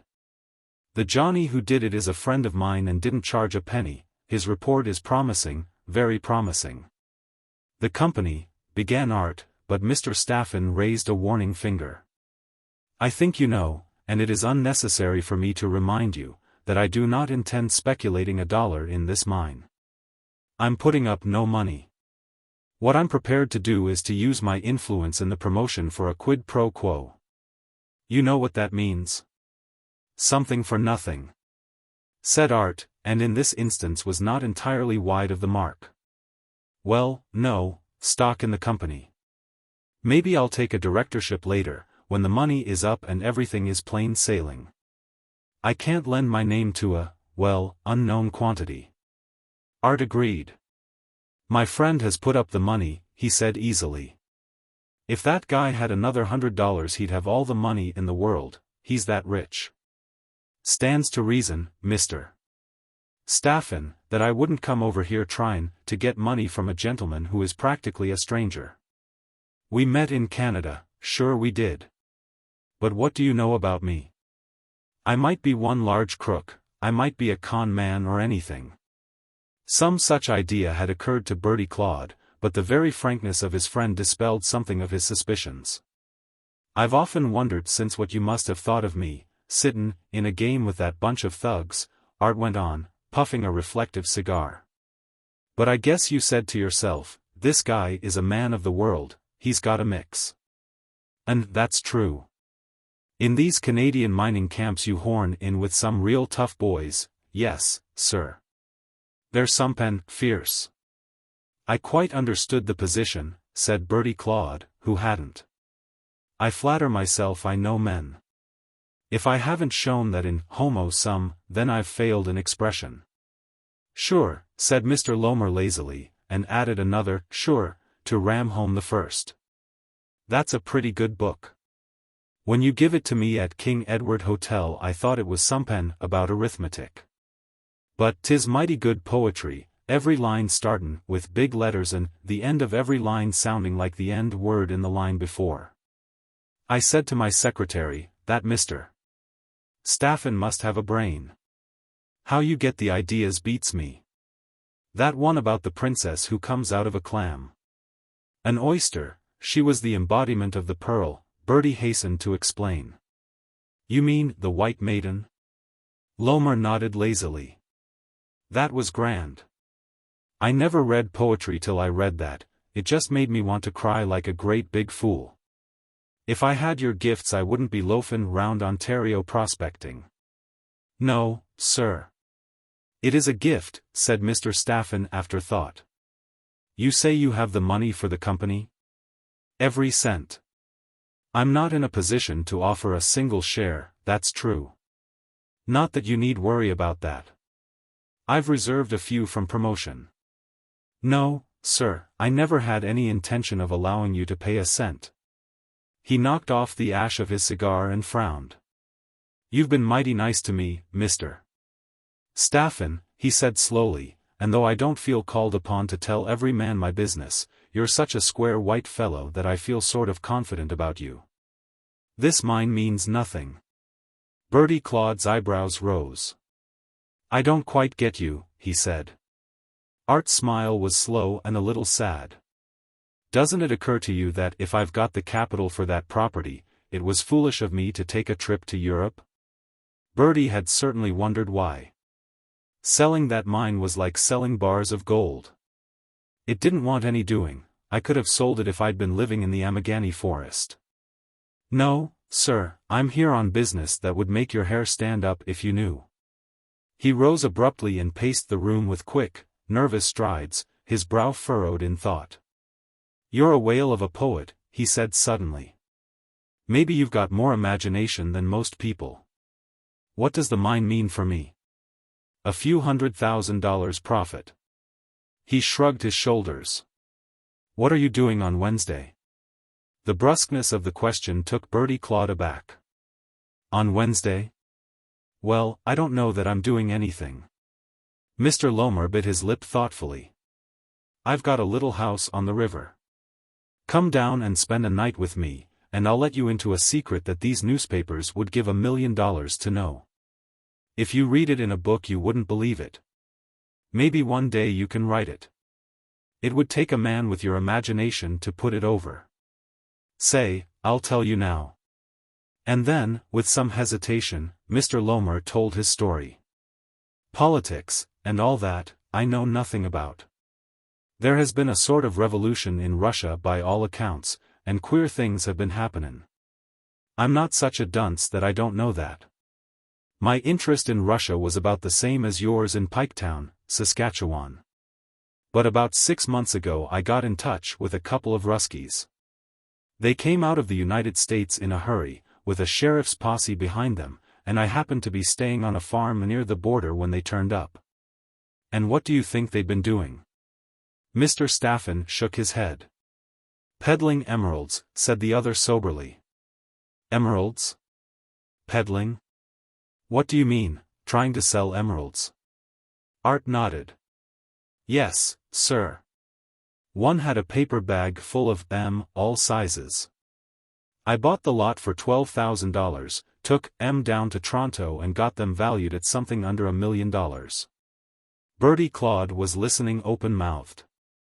These fellows had come from Moscow. They'd been peddlin' jewelry for 4 years. Some broken-down prince was acting as agent for the other swells. I didn't ask questions too closely, because naturally I'm not inquisitive. He leant forward and tapped the other's knee to emphasize his words. The stuff I bought wasn't a 20th of their stock. I sent them back to Russia for the rest of the loot, and they're due here next week. $20 million, gasped Bertie Claude. What will it cost you? $1 million, 200,000 pounds. Come down to my place at Marlow, and I'll show you the grandest emeralds you ever saw, all that I've got left, as a matter of fact. I sold the biggest part to a Pittsburgh millionaire for, well, I won't give you the price, because you'll think I robbed him. If you like any stone you see, why, I'll let you buy it, though I don't want to sell. Naturally, I couldn't make profit out of a friend. Bertie Claude listened, dazed, while his host catalogued his treasures with an ease and a shrewd sense of appraisement. When Mr. Staffen left his friend's room, his head was in a whirl, though he experienced a bewildered sense of familiarity with a situation which had often figured in his dreams. As he strode through the hall, he saw a middle-aged man with a flat-topped felt hat, but beyond noticing that he wore a ready-made cravat. That his shoes were square-toed and that he looked rather like a bailiff's officer, Bertie Claude would have passed him, had not the old-fashioned gentleman stood in his way. Excuse me, sir. You're Mr. Staffen, are you not? Yes, said Bertie shortly. I wonder if I could have a few moments' conversation with you on a matter of some moment? Bertie waved an impatient hand. I've no time to see anybody, he said brusquely. If you want an appointment you'd better write for it. And he walked out, leaving the sad-looking man to gaze pensively after him. Mr. Lomer's little house was an isolated stone bungalow between Marlow and the Quarry Wood, and if he had sought diligently, Mr. Lomer could not have found a property more suitable for his purpose. Bertie Claude, who associated the river with sunshine and flannelled ease, shivered as he came out of the railway station and looked anxiously up at the grey sky. It was raining steadily, and the station cab that was waiting for him dripped from every surface. Pretty beastly month to take a bungalow on the river, he grumbled. Mr. Lomer, who was not quite certain in his mind what was the ideal month for riverside bungalows, agreed. It suits me, he said. This house of mine has got the right kind of lonesomeness. I just hate having people looking over me. The road from the station to the house followed parallel with the line of the river. Staring out of the streaming windows, Mr. Staffen saw only the steel grey of water and the damp grasses of the meadows through which the road ran. A quarter of an hour's drive, however, brought them to a pretty little cottage which stood in a generous garden. A bright fire burnt in the hall fireplace, and there was a general air of coziness and comfort about the place that revived Bertie's flagging spirits. A few seconds later they were sitting in a half-timbered dining room, where tea had been laid. Atmosphere has an insensible appeal to most people, and Bertie found himself impressed alike by the snugness of the place and the unexpected service, for there was a trim, pretty waiting maid, a sedate, middle-aged butler, and a sober-faced young man in footman's livery, who had taken off his wet mackintosh and had rubbed his boots dry before he entered the dining room. "No, the house isn't mine, it is one I always hire when I'm in England," said Mr. Lomer, who never told a small and unnecessary lie, because small and unnecessary lies are so easily detected. "Jenkins, the butler, is my man, so is the valet, the other people I just hired with the house." After tea he showed Bertie up to his bedroom, and, opening a drawer of his bureau, took out a small steel box, fastened with 2 locks. These he unfastened and lifted out a shallow metal tray covered with a layer of cotton wool. "You can have any of these, that take your eye," he said. "Make me an offer and I'll tell you what they're worth." He rolled back the cotton wool and revealed 6 magnificent stones. "That one?" said Mr. Lomer, taking the largest between his finger and thumb. "Why, that's worth $6,000, about £1,200. And if you offered me that sum for it, I'd think you were a fool, because the only safe way of getting emeralds is to buy 50% under value. I reckon that cost me about," he made a mental calculation, £90. Bertie's eyes shone. On emeralds he was something of an expert, and that these stones were genuine, he knew. "You wouldn't like to sell it for £90, he asked carelessly. Art Lomer shook his head. "No, sir. I've got to make some profit even from my friends. I'll let you have it for 100. Bertie's hand sought his inside pocket. "No, I don't want paying now. What do you know about emeralds anyway? They might be a clever fake. Take it up to town, show it to an expert. I'll give you the check now. Any time will do." Art wrapped up the stone carefully, put it in a small box and handed it to his companion. "That's the only one I'm going to sell," he explained as he led the way back to the dining room.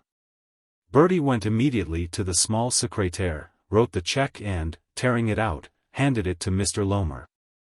Art looked at the paper and frowned. "Why, what do I do with this?" he asked. "I've got no bank account here. All my money's in the Associated Express Company." "I'll make it pay bearer," said Bertie obligingly. Still Mr. Lomer was dubious. "Just write a note telling the president, or whoever he is, to cash that little bit of paper. I hate banks anyway." The obliging Bertie Claude scribbled the necessary note. When this was done, Bertie came to business, for he was a businessman. "Can I come in on this jewel deal?" Art Lomer shook his head reluctantly. "Sorry, Mr. Staffen, but that's almost impossible. I'll be quite frank with you, because I believe in straightforward dealing. When you ask to come in on that transaction, you're just asking me for money." Bertie made a faint noise of protest.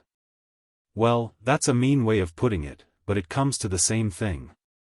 I've taken all the risk, I've organized the operation, and it's cost money to get that guy out of Russia, aeroplanes and special trains and everything. I just hate to refuse you, because I like you, Mr. Staffen. Maybe if there's any little piece to which you might take a fancy, I'll let you have it at a reasonable price." Bertie thought for a moment, his busy mind at work. "What has the deal cost you up to now?" he asked. Again Mr. Lomer shook his head. "It doesn't matter what it's cost me, if you offered me 4 times the amount of money I've spent, and that would be a considerable sum, I couldn't let you in on this deal. I might go so far as giving you a small interest, but I wouldn't take money for that." "We'll talk about it later," said Bertie, who never lost hope. The rain had ceased, and the setting sun flooded the river with pale gold, and Bertie was walking in the garden with his host, when from somewhere above them came the faint hum of an aeroplane engine. Presently he saw the machine circling and disappearing behind the black crown of quarry wood. He heard an exclamation from the man at his side and, turning, saw Art's face puckered in a grimace of annoyance and doubt. "What's the matter?" he asked. "I'm wondering," said Art slowly. "They told me next week." "Why, no, I'm foolish." It was dark. The butler had turned on the lights and drawn the blinds when they went indoors again. And it was not difficult for Bertie to realize that something had happened which was very disturbing to his host. He was taciturn, and for the next half-hour scarcely spoke, sitting in front of the fire gazing into the leaping flames and starting at every sound. Dinner, a simple meal, was served early, and whilst the servants were clearing away, the two men strolled into the tiny drawing-room. "What's the trouble, Lomer?" "Nothing," said the other with a start, "only."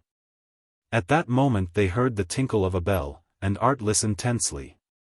He heard the parley of voices in the hall, and then the footman came. "There's two men and a lady to see you, sir," he said. Bertie saw the other bite his lip. "Show them in," said Art curtly, and a second later a tall man, wearing the leather coat and helmet of an airman, walked into the room. "Marsham! What in hell?" The girl who followed instantly claimed Bertie Claude's attention. She was slim and dark, and her face was beautiful, despite the pallor of her cheeks and the tired look in her eyes. The second of the men visitors was hardly as prepossessing, a squat, foreign-looking individual with a short-clipped beard. He was wrapped to his neck in an old fur overcoat. And his wild-looking head was bare. Art closed the door. "What's the great idea?" he asked. "There's been trouble," said the tall man sulkily. "The prince has had another offer. He has sent some of the stuff, but he won't part with the pearls or the diamonds until you pay him half of the money you promised. This is Princess Pauline Dimitrov, the prince's daughter," he explained. Art shot an angry look at the girl. See here, young lady," he said, "I suppose you speak English?" She nodded. "This isn't the way we do business in our country. Your father promised." "My father has been very precipitate," she said, with the slightest of foreign accent, which was delightful to Bertie's ear. "He has taken much risk. Indeed, I am not sure that he has been very honest in the matter. It is very simple for you to pay. If he has your money tonight." "Tonight?" boomed Art. "How can I get the money for him tonight?" "He is in Holland," said the girl. "We have the aeroplane waiting." "But how can I get the money tonight?" repeated the Canadian angrily. "Do you think I carry £100,000 in my pistol pocket?" Again she shrugged, and, turning to the unkempt little man, said something to him in a language which was unintelligible to Mr. Staffen. He replied in his hoarse voice, and she nodded. "Peter says my father will take your check. He only wishes to be sure that there is no—" She paused, at a loss for an English word. "Did I ever double-cross your father?" asked Art savagely. "I can't give you either the money or the check. You can call off the deal, I'm through." By this time the aviator had unrolled the package he carried under his arm, placed it on the table, and Bertie Claude grew breathless at the sight of the glittering display that met his eyes. There were diamonds, set and unset, quaint and ancient pieces of jewelry that must have formed the heirlooms of old families, but their historical value did not for the moment occur to him. He beckoned Art aside. "If you can keep these people here tonight," he said in a low voice, "I'll undertake to raise all the money you want on that collection alone." Art shook his head. "It's no use, Mr. Staffen. I know this guy. Unless I can send him the money tonight, we'll not smell the rest of the stuff." Suddenly he clapped his hands. "Gee," he breathed. "That's an idea. You've got your checkbook." Cold suspicion showed in the eyes of Bertie Claude. "I've got my checkbook, certainly," he said, "but—" "Come into the dining room." Art almost ran ahead of him, and when they reached the room he closed the door. A check can't be presented for 2 or 3 days. It certainly couldn't be presented tomorrow, he said, speaking rapidly. By that time we could get this stuff up to town to your bankers, and you could keep it until I redeem it. What's more, you can stop payment of the check tomorrow morning if the stones aren't worth the money. Bertie looked at the matter from 10 different angles in as many seconds. Suppose I gave them a post-dated check to make sure, he said. Post-dated? Mr. Lomer was puzzled. What does that mean? And when Bertie explained, his face brightened. Why, sure, he said. That's a double protection. Make it payable the day after tomorrow. Bertie hesitated no more. Sitting down at the table he took out his checkbook and a fountain pen, and verified the date. Make it bearer, suggested Art, when the writer paused, same as you did the other check. Bertie nodded and added his signature, with its characteristic underlining. Wait a second. Art went out of the room and came back within a minute. They've taken it, he said exultantly. Boy, he said, as he slapped the gratified young man on the shoulder, you've got to come in on this now and I didn't want you to. It's 50-50, I'm no hog. Come along, and I'll show you something else that I never intended showing a soul. He went out into the passage, opened a little door that led down a flight of stone steps to the cellar, switching on the light as he went down the stairs. Unlocking a heavy door, he threw it open. See here, he said, did you ever see anything like this? Bertie Claude peered into the dark interior. I don't see, he began, when he was so violently pushed into the darkness that he stumbled. In another second the door closed on him. He heard the snap of a lock and shrieked, I say, what's this? I say, you'll find out in a day or two, said the mocking voice of Mr. Lomer. Art closed the second door, ran lightly up the stairs and joined footman, butler, trim maid and the 3 visitors in the drawing room. He's well inside. And he stays there till the check matures, there's enough food and water in the cellar to last him a week.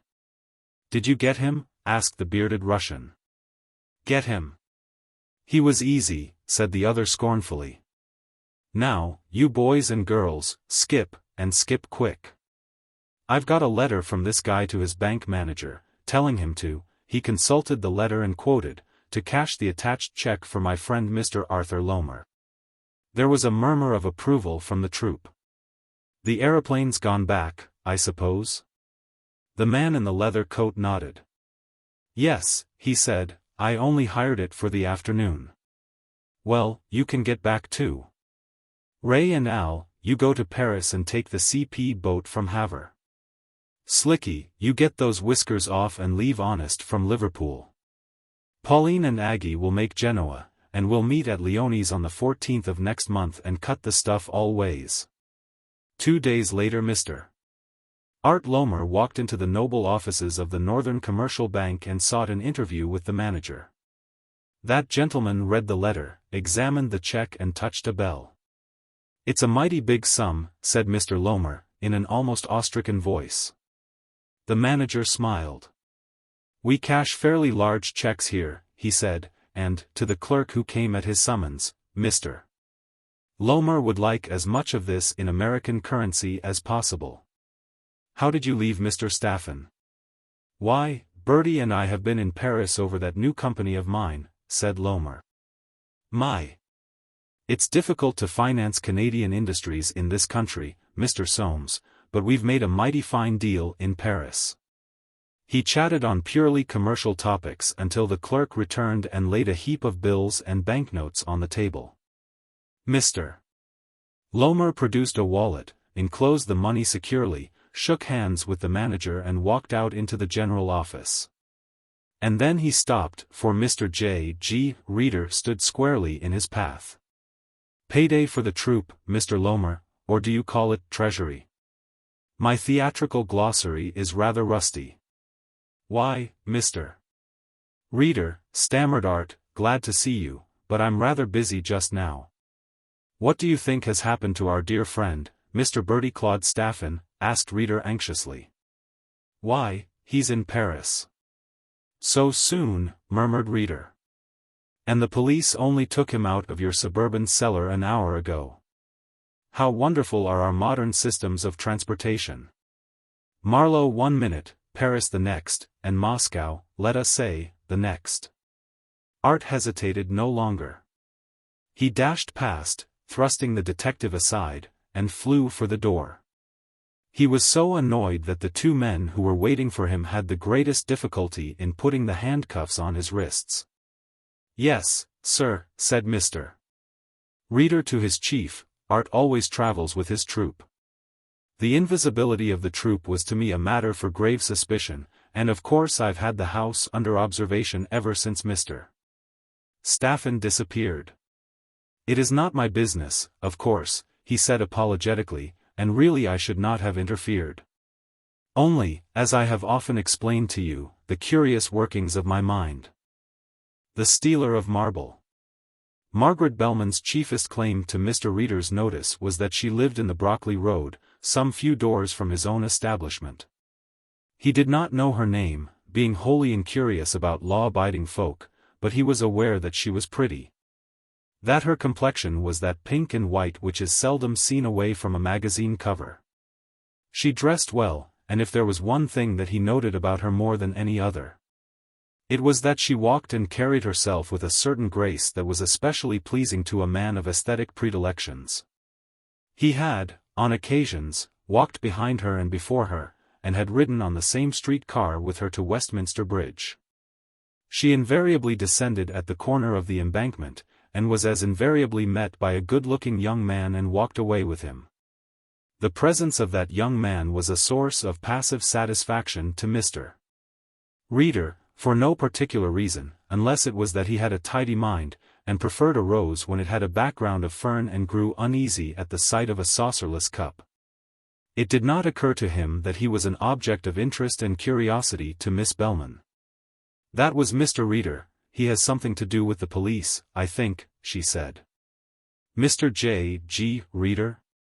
Roy Master looked back with interest at the middle-aged man scampering fearfully across the road, his unusual hat on the back of his head, his umbrella over his shoulder like a cavalryman's sword. Good Lord! I never dreamt he was like that.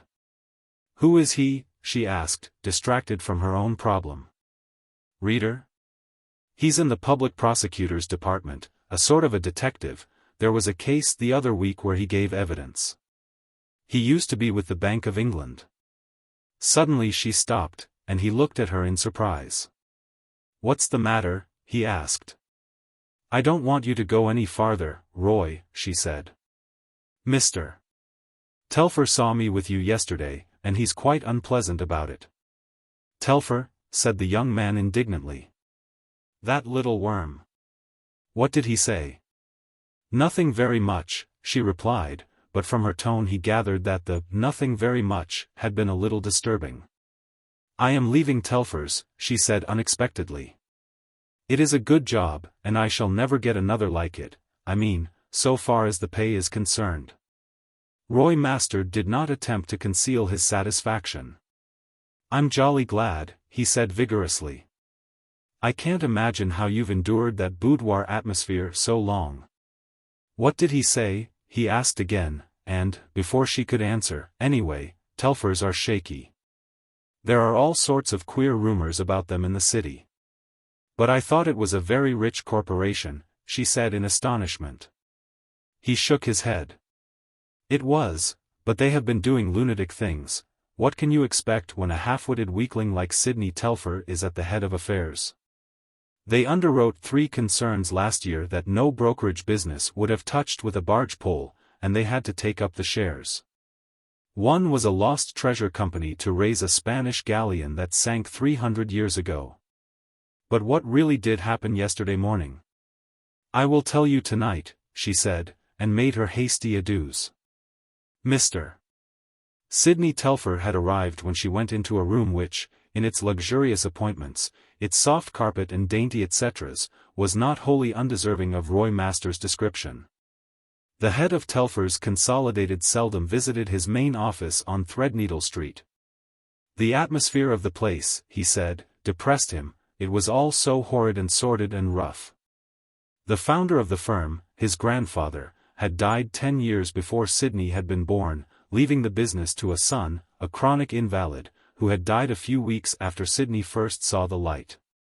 In the hands of trustees the business had flourished, despite the spasmodic interferences of his eccentric mother, whose peculiarities culminated in a will which relieved him of most of that restraint which is wisely laid upon a boy of 16. The room, with its stained-glass windows and luxurious furnishing, fitted Mr. Telfer perfectly, for he was exquisitely arrayed. He was tall and so painfully thin that the abnormal smallness of his head was not at first apparent.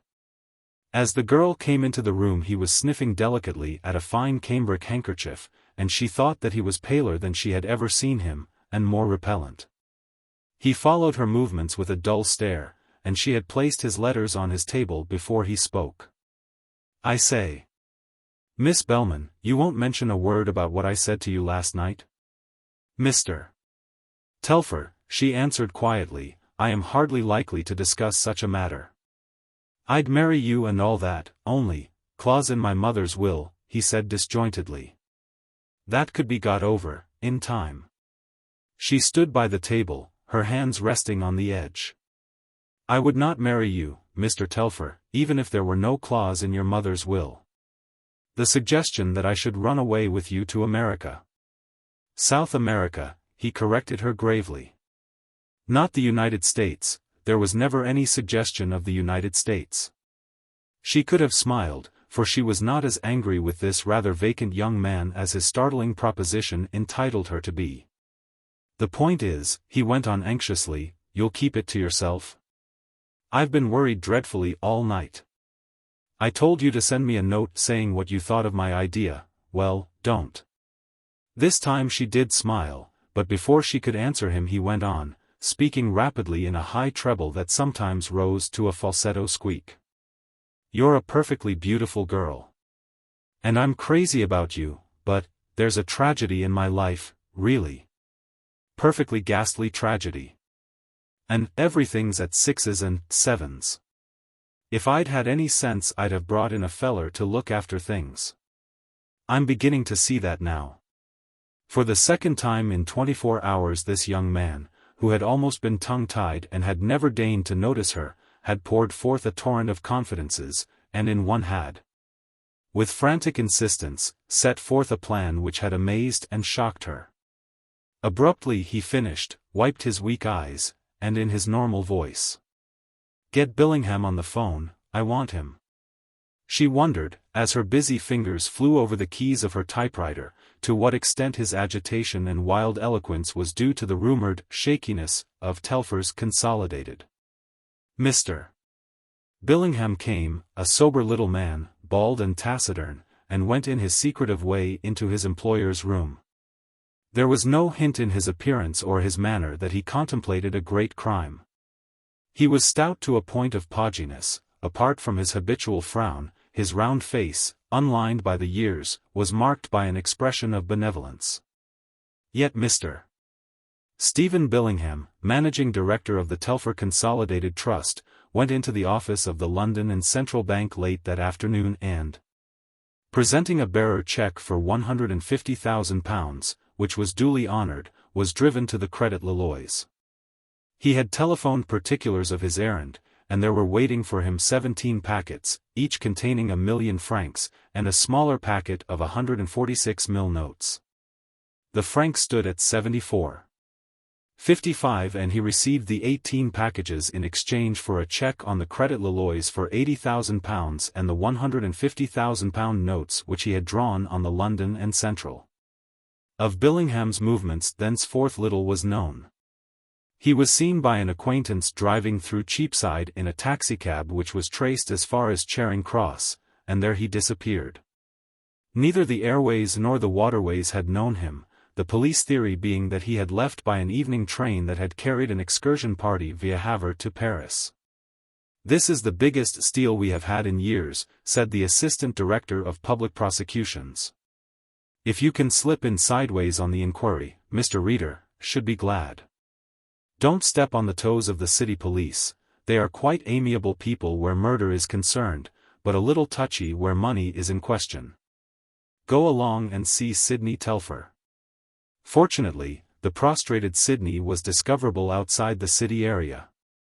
Mr. Reader went into the outer office and saw a familiar face. "Pardon me, I think I know you, young lady," he said, and she smiled as she opened the little wooden gate to admit him. "You are Mr. Reader, we live in the same road," she said, and then quickly, "Have you come about Mr. Billingham?" "Yes." His voice was hushed, as though he were speaking of a dead friend. "I wanted to see Mr. Telfer, but perhaps you could give me a little information." The only news she had was that Sidney Telfer had been in the office since 7 o'clock and was at the moment in such a state of collapse that she had sent for the doctor. "I doubt if he is in a condition to see you," she said. "I will take all responsibility," said Mr. Reader soothingly. "Is Mr. Telfer, a friend of yours?" "Miss Bellman is my name." He had seen the quick flush that came to her cheek. It could mean one of two things. "No, I am an employee, that is all." Her tone told him all he wanted to know. Mr. J.G. Reader was something of an authority on office friendships. "Bothered you a little, has he?" he murmured, and she shot a suspicious look at him. What did he know, and what bearing had Mr. Telfer's mad proposal on the present disaster? She was entirely in the dark as to the true state of affairs. It was, she felt, a moment for frankness. "Wanted you to run away." "Dear me." Mr. Reader was shocked. "He is married?" "Oh, no, he's not married," said the girl shortly. "Poor man, I'm sorry for him now. I'm afraid that the loss is a very heavy one. Who would suspect Mr. Billingham?" "Ah." "Who indeed?" sighed the lugubrious Reader, and took off his glasses to wipe them. Almost she suspected tears. "I think I will go in now, that is the door." Sidney jerked up his face and glared at the intruder. He had been sitting with his head on his arms for the greater part of an hour. "I say, what do you want?" he asked feebly. "I say. I can't see anybody." "Public Prosecutor's Department?" He almost screamed the words. "What's the use of prosecuting him if you don't get the money back?" Mr. Reader let him work down before he began to ply his very judicious questions. "I don't know much about it," said the despondent young man. "I'm only a sort of figurehead. Billingham brought the checks for me to sign and I signed them. I never gave him instructions, he got his orders. I don't know very much about it. He told me, actually told me, that the business was in a bad way, $500,000 or something was wanted by next week." "Oh, my God. And then he took the whole of our cash." Sidney Telfer sobbed his woe into his sleeve like a child. Mr. Reader waited before he asked a question in his gentlest manner. "No, I wasn't here, I went down to Brighton for the weekend. And the police dug me out of bed at 4 in the morning. We're bankrupt. I'll have to sell my car and resign from my club. One has to resign when one is bankrupt."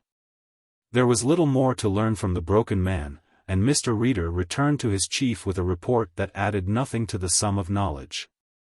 In a week the theft of Mr. Billingham passed from scare lines to paragraphs in most of the papers. Billingham had made a perfect getaway. In the bright lexicon of Mr. J.G. Reader there was no such word as holiday. Even the public prosecutor's office has its slack time, when juniors and sub-officials and even the director himself can go away on vacation, leaving the office open and a subordinate in charge. But to Mr. J.G. Reader the very idea of wasting time was repugnant, and it was his practice to brighten the dull patches of occupation by finding a seat in a magistrate's court and listening, absorbed, to cases which bored even the court reporter. John Smith, charged with being drunk and using insulting language to police officer Thomas Brown; Mary Jane Haggett, charged with obstructing the police in the execution of their duty. Henry Robinson, arraigned for being a suspected person, having in his possession housebreaking tools, to wit, one cold chisel and a screwdriver. Arthur Moses, charged with driving a motor car to the common danger. All these were fascinating figures of romance and legend to the lean man who sat between the press and railed dock. His square-crowned hat by his side, his umbrella gripped between his knees, and on his melancholy face an expression of startled wonder. On one raw and foggy morning, Mr. Reader, self-released from his duties, chose the Marylebone Police Court for his recreation. 2 drunks, a shop theft and an embezzlement had claimed his rapt attention, when Mrs. Jackson was escorted to the dock and a rubicund policeman stepped to the witness stand, and, swearing by his deity that he would tell the truth and nothing but the truth, related his peculiar story. P.C. Ferryman No. 9717L, Division, he introduced himself conventionally. I was on duty in the Edgware Road early this morning at 2:30 a.m. when I saw the prisoner carrying a large suitcase. On seeing me she turned round and walked rapidly in the opposite direction. Her movements being suspicious, I followed and, overtaking her, asked her whose property she was carrying. She told me it was her own and that she was going to catch a train. She said that the case contained her clothes. As the case was a valuable one of crocodile leather, I asked her to show me the inside. She refused. She also refused to give me her name and address, and I asked her to accompany me to the station. There followed a detective sergeant. I saw the prisoner at the station and in her presence opened the case. It contained a considerable quantity of small stone chips. Stone chips? Interrupted the incredulous magistrate. You mean small pieces of stone? What kind of stone? Marble, your worship. She said that she wanted to make a little path in her garden and that she had taken them from the yard of a monumental mason in the Euston Road. She made a frank statement to the effect that she had broken open a gate into the yard and filled the suitcase without the mason's knowledge. The magistrate leant back in his chair and scrutinized the charge sheet with a frown. There is no address against her name, he said. She gave an address, but it was false, your worship. She refuses to offer any further information. Mr. J.G. Reader had screwed round in his seat and was staring open-mouthed at the prisoner. She was tall, broad-shouldered and stoutly built. The hand that rested on the rail of the dock was twice the size of any woman's hand he had ever seen. The face was modeled largely, but though there was something in her appearance which was almost repellent, she was handsome in her large way. Deep-set brown eyes, a nose that was large and masterful, a well-shaped mouth and 2 chins, these in profile were not attractive to one who had his views on beauty in women, but Mr. J.G. Reader, being a fair man, admitted that she was a fine-looking woman. When she spoke it was in a voice as deep as a man's, sonorous and powerful. I admit it was a fool thing to do. But the idea occurred to me just as I was going to bed and I acted on the impulse of the moment. I could well afford to buy the stone. I had over £50 in my pocketbook when I was arrested. Is that true? And, when the officer answered, the magistrate turned his suspicious eyes to the woman. You are giving us a lot of trouble because you will not tell your name and address. I can understand that you do not wish your friends to know of your stupid theft, but unless you give me the information, I shall be compelled to remand you in custody for a week. She was well, if plainly, dressed. On one large finger flashed a diamond which Mr. Reader mentally priced in the region of £200. Mrs. Jackson was shaking her head as he looked. I can't give you my address, she said, and the magistrate nodded curtly. Remanded for inquiry, he said, and added, as she walked out of the dock, I should like a report from the prison doctor on the state of her mind. Mr. J.G. Reader rose quickly from his chair and followed the woman and the officer in charge of the case through the little door that leads to the cells. Mrs. Jackson had disappeared by the time he reached the corridor, but the detective sergeant was stooping over the large and handsome suitcase that he had shown in court and was now laying on a form. Most of the outdoor men of the CID knew Mr. J.G. Reader, and Sergeant Mills grinned a cheerful welcome. What do you think of that one, Mr. Reader? It is certainly a new line on me. Never heard of a tombstone artist being burgled before. He opened the top of the case, and Mr. Reader ran his fingers through the marble chips. The case and the loot weighs over 100 pounds, said the officer. She must have the strength of a navvy to carry it. The poor officer who carried it to the station was hot and melting when he arrived. Mr. J.G. was inspecting the case. It was a handsome article, the hinges and locks being of oxidized silver. No maker's name was visible on the inside, or owner's initials on its glossy lid. The lining had once been of silk, but now hung in shreds and was white with marble dust. Yes, said Mr. Reader absently, very interesting, most interesting.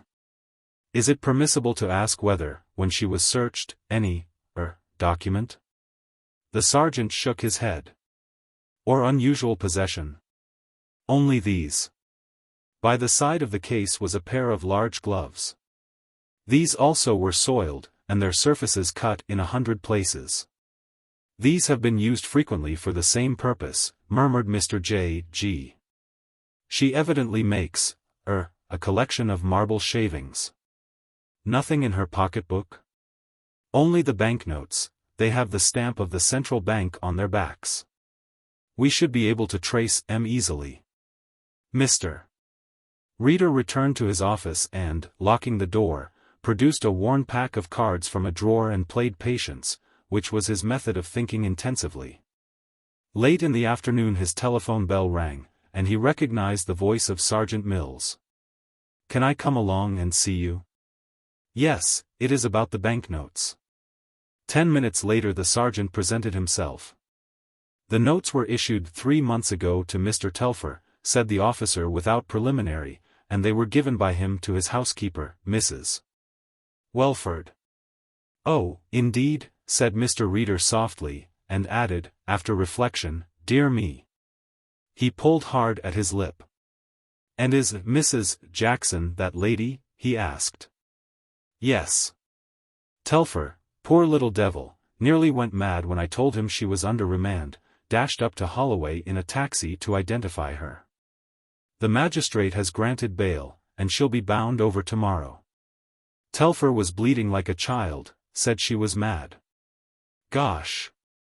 That fellow is scared of her. When I took him into the waiting room at Holloway Prison she gave him one look and he wilted. By the way, we have had a hint about Billingham that may interest you. Do you know that he and Telfer's secretary were very good friends? Really? Mr. Reader was indeed interested. Very good friends? Well. The Yard has put Miss Bellman under general observation. There may be nothing to it, but in cases like Billingham's it is very often a matter of cherchez la femme. Mr. Reader had given his lip a rest and was now gently massaging his nose. Dear me, he said.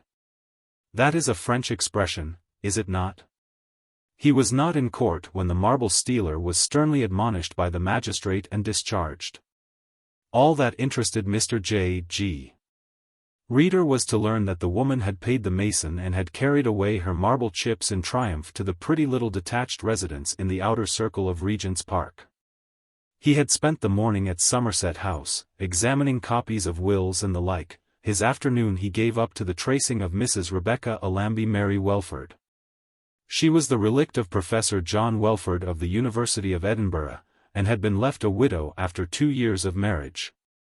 She had then entered the service of Mrs. Telfer, the mother of Sidney, and had sole charge of the boy from his 4th year. When Mrs. Telfer died she had made the woman sole guardian of her youthful charge. So that Rebecca Welford had been by turns nurse and guardian, and was now in control of the young man's establishment. The house occupied Mr. Reader's attention to a considerable degree. It was a red brick modern dwelling consisting of 2 floors and having a frontage on the circle and a side road. Behind and beside the house was a large garden which, at this season of the year, was bare of flowers. They were probably in snug quarters for the winter, for there was a long greenhouse behind the garden. He was leaning over the wooden palings, eyeing the grounds through the screen of box hedge that overlapped the fence with a melancholy stare, when he saw a door open and the big woman come out. She was bare-armed and wore an apron. In one hand she carried a dust box, which she emptied into a concealed ash bin, in the other was a long broom. Mr. Reader moved swiftly out of sight. Presently the door slammed and he peeped again. There was no evidence of a marble path. All the walks were of rolled gravel. He went to a neighboring telephone booth, and called his office. "I may be away all day," he said. There was no sign of Mr. Sidney Telfer, though the detective knew that he was in the house. Telfer's trust was in the hands of the liquidators, and the first meeting of creditors had been called. Sidney had, by all accounts, been confined to his bed, and from that safe refuge had written a note to his secretary asking that all papers relating to my private affairs should be burnt. He had scrawled a postscript, "Can I possibly see you on business before I go?" The word "go" had been scratched out and "retire" substituted. Mr. Reader had seen that letter. Indeed, all correspondence between Sidney and the office came to him by arrangement with the liquidators. And that was partly why Mr. J.G. Reader was so interested in 904, The Circle. It was dusk when a big car drew up at the gate of the house. Before the driver could descend from his seat, the door of 904 opened, and Sidney Telfer almost ran out. He carried a suitcase in each hand, and Mr. Reader recognized that nearest him as the grip in which the housekeeper had carried the stolen marble. Reaching over, the chauffeur opened the door of the machine and, flinging in the bags, Sidney followed hastily. The door closed, and the car went out of sight round the curve of the circle. Mr. Reader crossed the road and took up a position very near the front gate, waiting. Dusk came and the veil of a Regent's Park fog. The house was in darkness, no flash of light except a faint glimmer that burnt in the hall, no sound. The woman was still there, Mrs. Sidney Telfer, nurse, companion, guardian and wife. Mrs. Sidney Telfer, the hidden director of Telfer's Consolidated, a masterful woman who, not content with marrying a weakling 20 years her junior, had applied her masterful but ill-equipped mind to the domination of a business she did not understand, and which she was destined to plunge into ruin. Mr. Reader had made good use of his time at the records office. A copy of the marriage certificate was almost as easy to secure as a copy of the will. He glanced round anxiously. The fog was clearing, which was exactly what he did not wish it to do, for he had certain acts to perform which required as thick a cloaking as possible. And then a surprising thing happened. A cab came slowly along the road and stopped at the gate. "I think this is the place, miss," said the cabman, and a girl stepped down to the pavement. It was Miss Margaret Bellman. Reader waited until she had paid the fare and the cab had gone, and then, as she walked towards the gate, he stepped from the shadow. "Oh, Mr. Reader, how you frightened me," she gasped. "I am going to see Mr. Telfer. He is dangerously ill." "No, it was his housekeeper who wrote asking me to come at 7. "Did she now?" "Well, I will ring the bell for you." She told him that that was unnecessary. She had the key which had come with the note. "She is alone in the house with Mr. Telfer, who refuses to allow a trained nurse near him," said Margaret. "Anne, will you be good enough to lower your voice, young lady?" urged Mr. Reader in an impressive whisper. "Forgive the impertinence, but if our friend is ill—" She was at first startled by his urgency. "He couldn't hear me," she said, but spoke in a lower tone. "He may. Sick people are very sensitive to the human voice. Tell me, how did this letter come?" "From Mr. Telfer? By district messenger an hour ago. Nobody had been to the house or left it, except Sidney. And Sidney, in his blind fear, would carry out any instructions which his wife gave to him. And did it contain a passage like this?" Mr. Reader considered a moment. "Bring this letter with you?" "No," said the girl in surprise, "but Mrs. Welford telephoned just before the letter arrived and told me to wait for it." And she asked me to bring the letter with me because she didn't wish Mr. Telfer's private correspondence to be left lying around. But why do you ask me this, Mr. Reader? Is anything wrong? He did not answer immediately. Pushing open the gate, he walked noiselessly along the grass plot that ran parallel with the path. Open the door, I will come in with you, he whispered, and, when she hesitated, do as I tell you, please. The hand that put the key into the lock trembled, but at last the key turned and the door swung open. A small night light burnt on the table of the wide-paneled hall. On the left, near the foot of the stairs, only the lower steps of which were visible, Reader saw a narrow door which stood open, and, taking a step forward, saw that it was a tiny telephone room. And then a voice spoke from the upper landing, a deep, booming voice that he knew. "Is that Miss Bellman?" Margaret, her heart beating faster, went to the foot of the stairs and looked up. "Yes, Mrs. Welford. You brought the letter with you?" "Yes." Mr. Reader crept along the wall until he could have touched the girl. "Good," said the deep voice.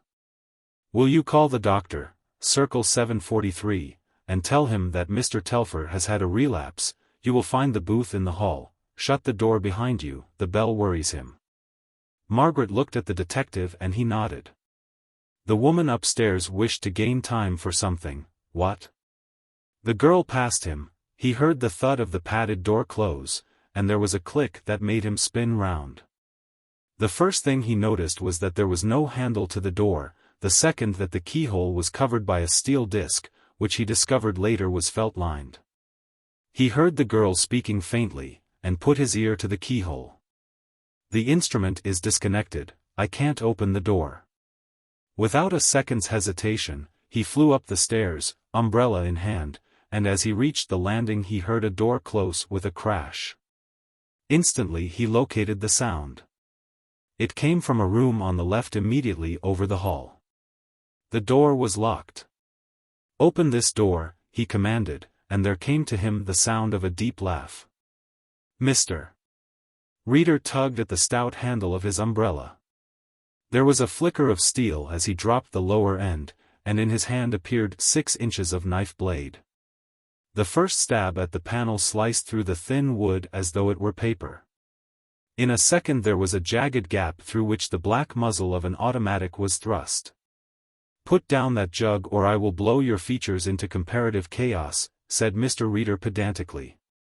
The room was brightly lit, and he could see plainly. Mrs. Welford stood by the side of a big square funnel, the narrow end of which ran into the floor.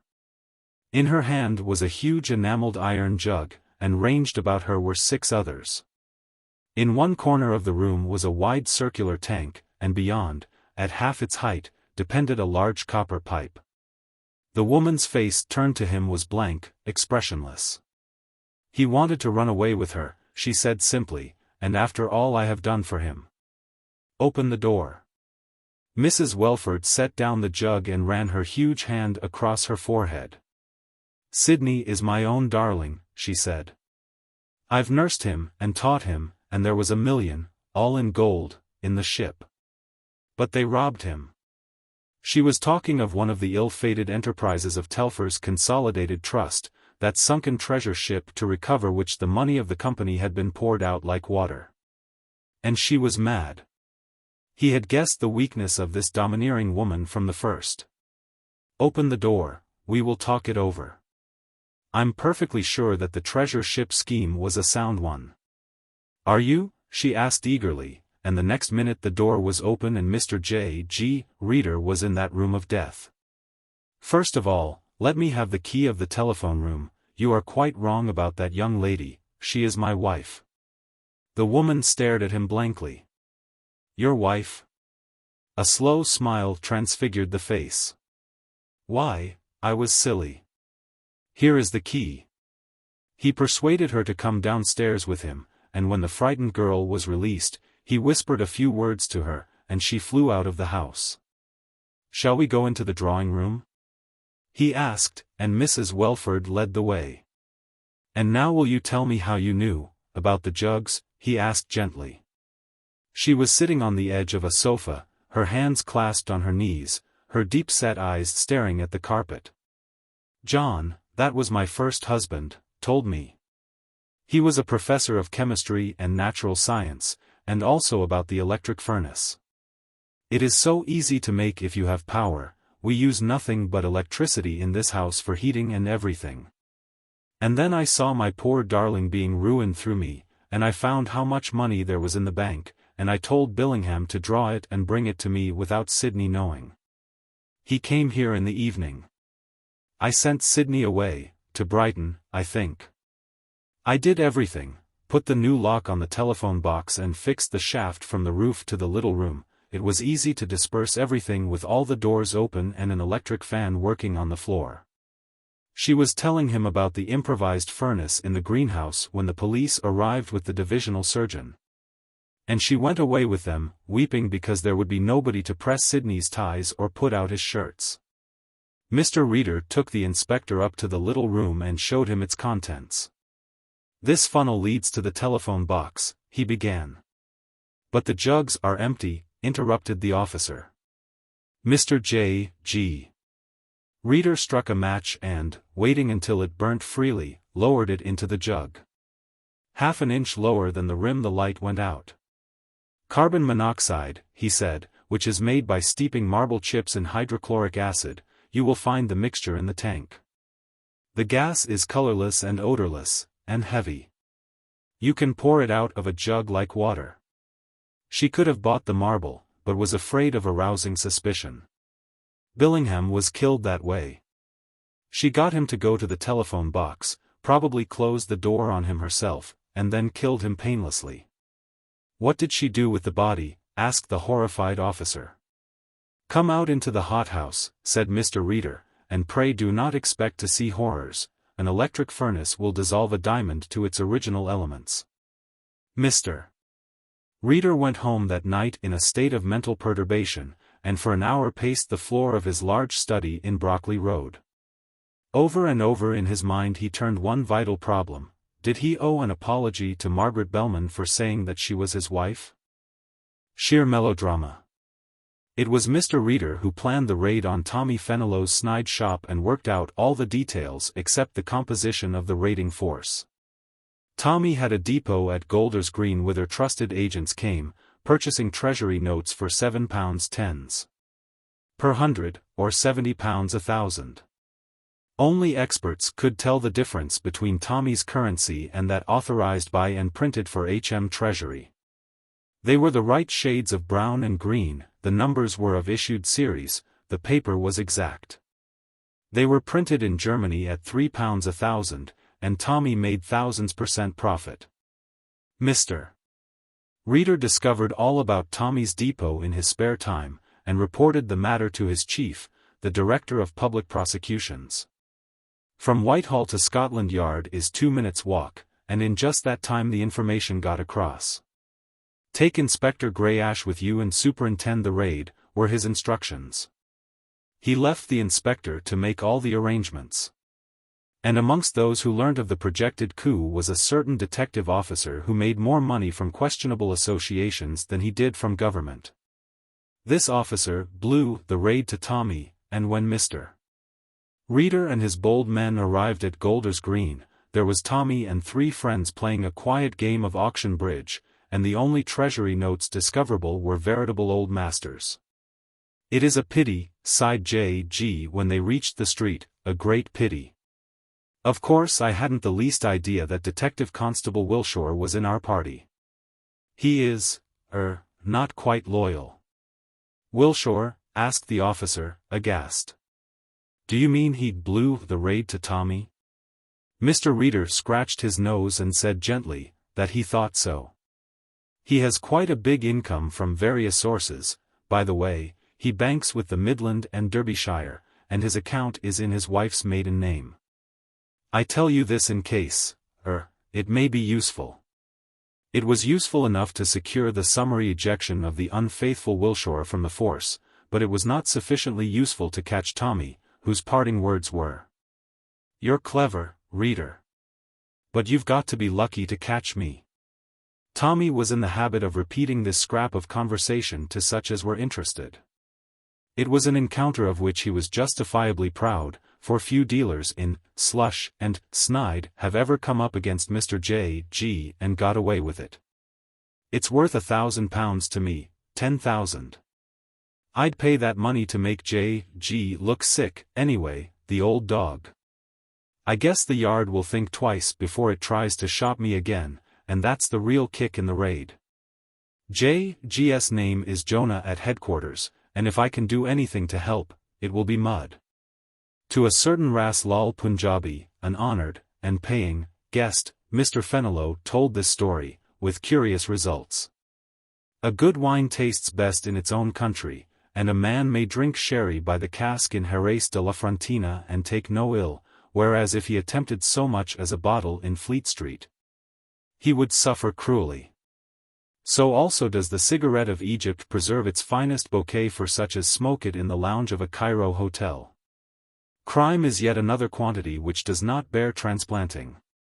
The American safe-blower may flourish in France just so long as he acquires by diligent study, and confines himself to, the continental method. It is possible for the European thief to gain a fair livelihood in Oriental countries. But there is no more tragic sight in the world than the Eastern mind endeavoring to adapt itself to the complexities of European roguery. Ras Lal Punjabi enjoyed a reputation in Indian police circles as the cleverest native criminal India had ever produced. Beyond a short term in Pune jail, Ras Lal had never seen the interior of a prison, and such was his fame in native circles that, during this short period of incarceration, prayers for his deliverance were offered at certain temples. And it was agreed that he would never have been convicted at all but for some pretty hard swearing on the part of the police commissioner Sahib, and anyway, all Sahibs hang together. And it was a European judge who sent him down. He was a general practitioner of crime, with a leaning toward specialization in jewel thefts. A man of excellent and even gentlemanly appearance, with black and shiny hair parted at the side and curling up over one brow in an inky wave, he spoke English, Hindustani and Tamil very well indeed. Had a sketchy knowledge of the law. On his visiting cards was the inscription, failed LL.B., and a very full acquaintance with the science of precious stones. During Mr. Ras Lal Punjabi's brief rest in Pune, the police commissioner Sahib, whose unromantic name was Smith, married a not very good-looking girl with a lot of money. Smith Sahib knew that beauty was only skin deep and that she had a kind heart, which is notoriously preferable to the garniture of coronets. It was honestly a love match. Her father owned jute mills in Calcutta, and on festive occasions, such as the Governor-General's ball, she carried several lakhs of rupees on her person. But even rich people are loved for themselves alone. Ras Lal owed his imprisonment to an unsuccessful attempt he had made upon 2 strings of pearls, the property of the lady in question, and when he learnt, on his return to freedom, that Smith Sahib had married the resplendent girl and had gone to England, he very naturally attributed the hatred and bitterness of Smith Sahib to purely personal causes, and swore vengeance. Now in India the business of every man is the business of his servants. The preliminary inquiries, over which an English or American jewel thief would spend a small fortune, can be made at the cost of a few annas. When Ras Lal came to England he found that he had overlooked this very important fact. Smith, Sahib and Memsahib were out of town. They were, in fact, on the high seas en route for New York when Ras Lal was arrested on the conventional charge of being a suspected person. Ras had shadowed the Smith's butler, and, having induced him to drink, had offered him immense sums to reveal the place, receptacle, drawer, safe, box or casket wherein Mrs. Commissioner Smith's jewels were kept. His excuse for asking, namely, that he had had a wager with his brother that the jewels were kept under the Memsahib's bed, showed a lamentable lack of inventive power. The butler, an honest man, though a drinker of beer, informed the police.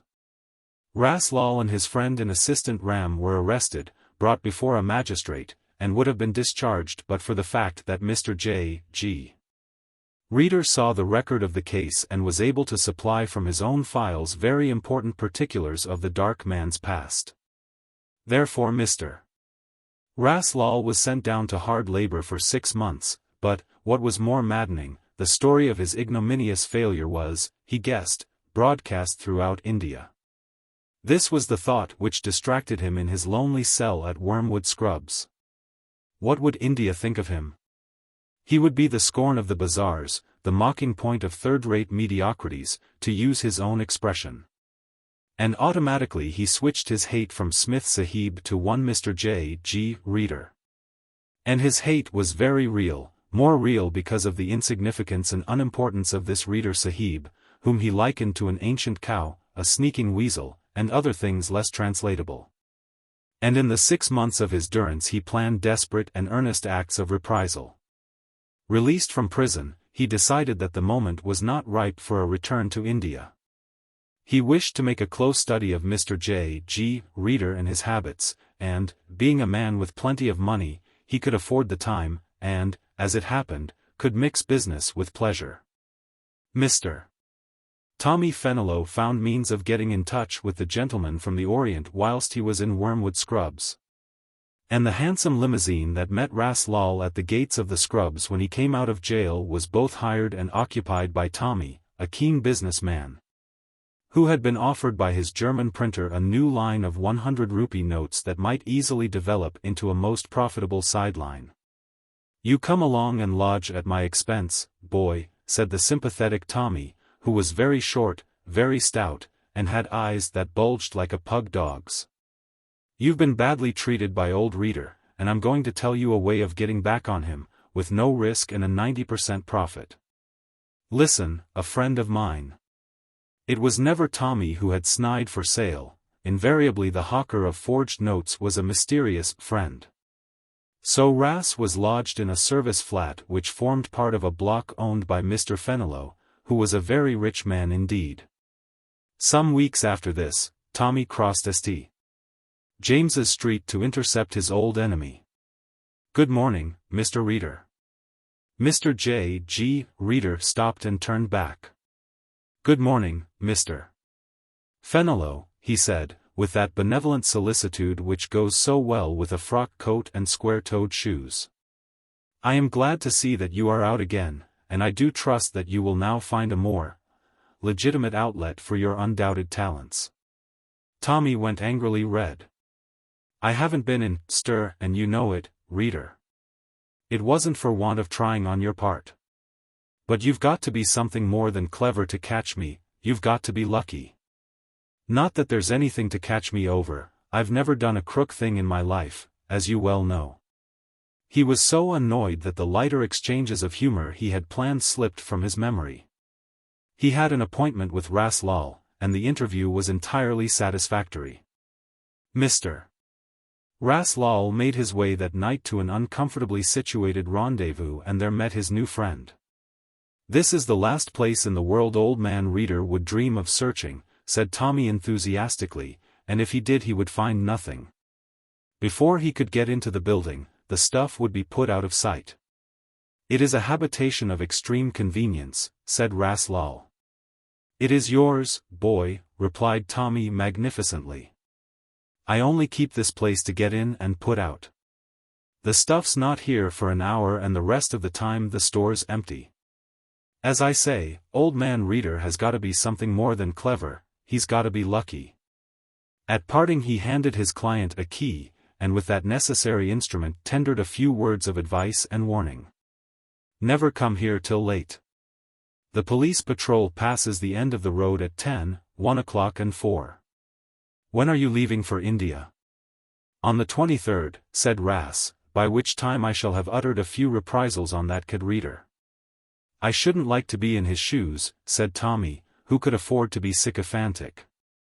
For he had in his pocket £200 worth of real money which Ras had paid in advance for a vaster quantity of money which was not so real. It was a few days after this that Raslall went to the Orpheum Theatre, and it was no coincidence that he went there on the same night that Mr. Reader escorted a pretty lady to the same place of amusement. When Mr. J. G.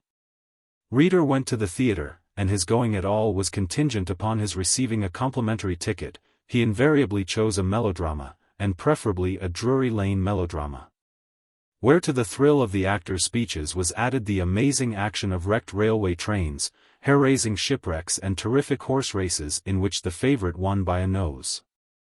Such things may seem wildly improbable to blasé dramatic critics, especially favorites winning, but Mr. Reader saw actuality in all such presentations. Once he was inveigled into sitting through a roaring farce, and was the only man in the house who did not laugh. He was, indeed, such a depressing influence that the leading lady sent a passionate request to the manager that the miserable-looking old man in the middle of the front row should have his money returned and be requested to leave the theater. Which, as Mr. Reader had come in on a free ticket, placed the manager in a very awkward predicament. Invariably he went unaccompanied, for he had no friends, and 52 years had come and gone without bringing to his life romance or the melting tenderness begot of dreams. In some manner Mr. Reader had become acquainted with a girl who was like no other girl with whom he had been brought into contact. Her name was Bellman, Margaret Bellman, and he had saved her life, though this fact did not occur to him as frequently as the recollection that he had imperiled that life before he had saved it. And he had a haunting sense of guilt for quite another reason. He was thinking of her one day. He spent his life thinking about people, though the majority of these were less respectable than Miss Margaret Bellman. He supposed that she would marry the very good-looking young man who met her street car at the corner of the embankment every morning and returned with her to the Lewisham High Road every night. It would be a very nice wedding, with hired motor cars, and the vicar himself performing the ceremony, and a wedding breakfast provided by the local caterer. Following which bride and bridegroom would be photographed on the lawn surrounded by their jovial but unprepossessing relatives. And after this, one specially hired car would take them to Eastbourne for an expensive honeymoon. And after that all the humdrum and scrapings of life, rising through villadom to a little car of their own and Saturday afternoon tennis parties. Mr. Reader sighed deeply. How much more satisfactory was the stage drama, where all the trouble begins in the first act and is satisfactorily settled in the last. He fingered absently the 2 slips of green paper that had come to him that morning. Row A, seat 17 and 18. They had been sent by a manager who was under some obligation to him. The theatre was the Orpheum, home of transpontine drama, and the play was the Fires of Vengeance. It looked like being a pleasant evening.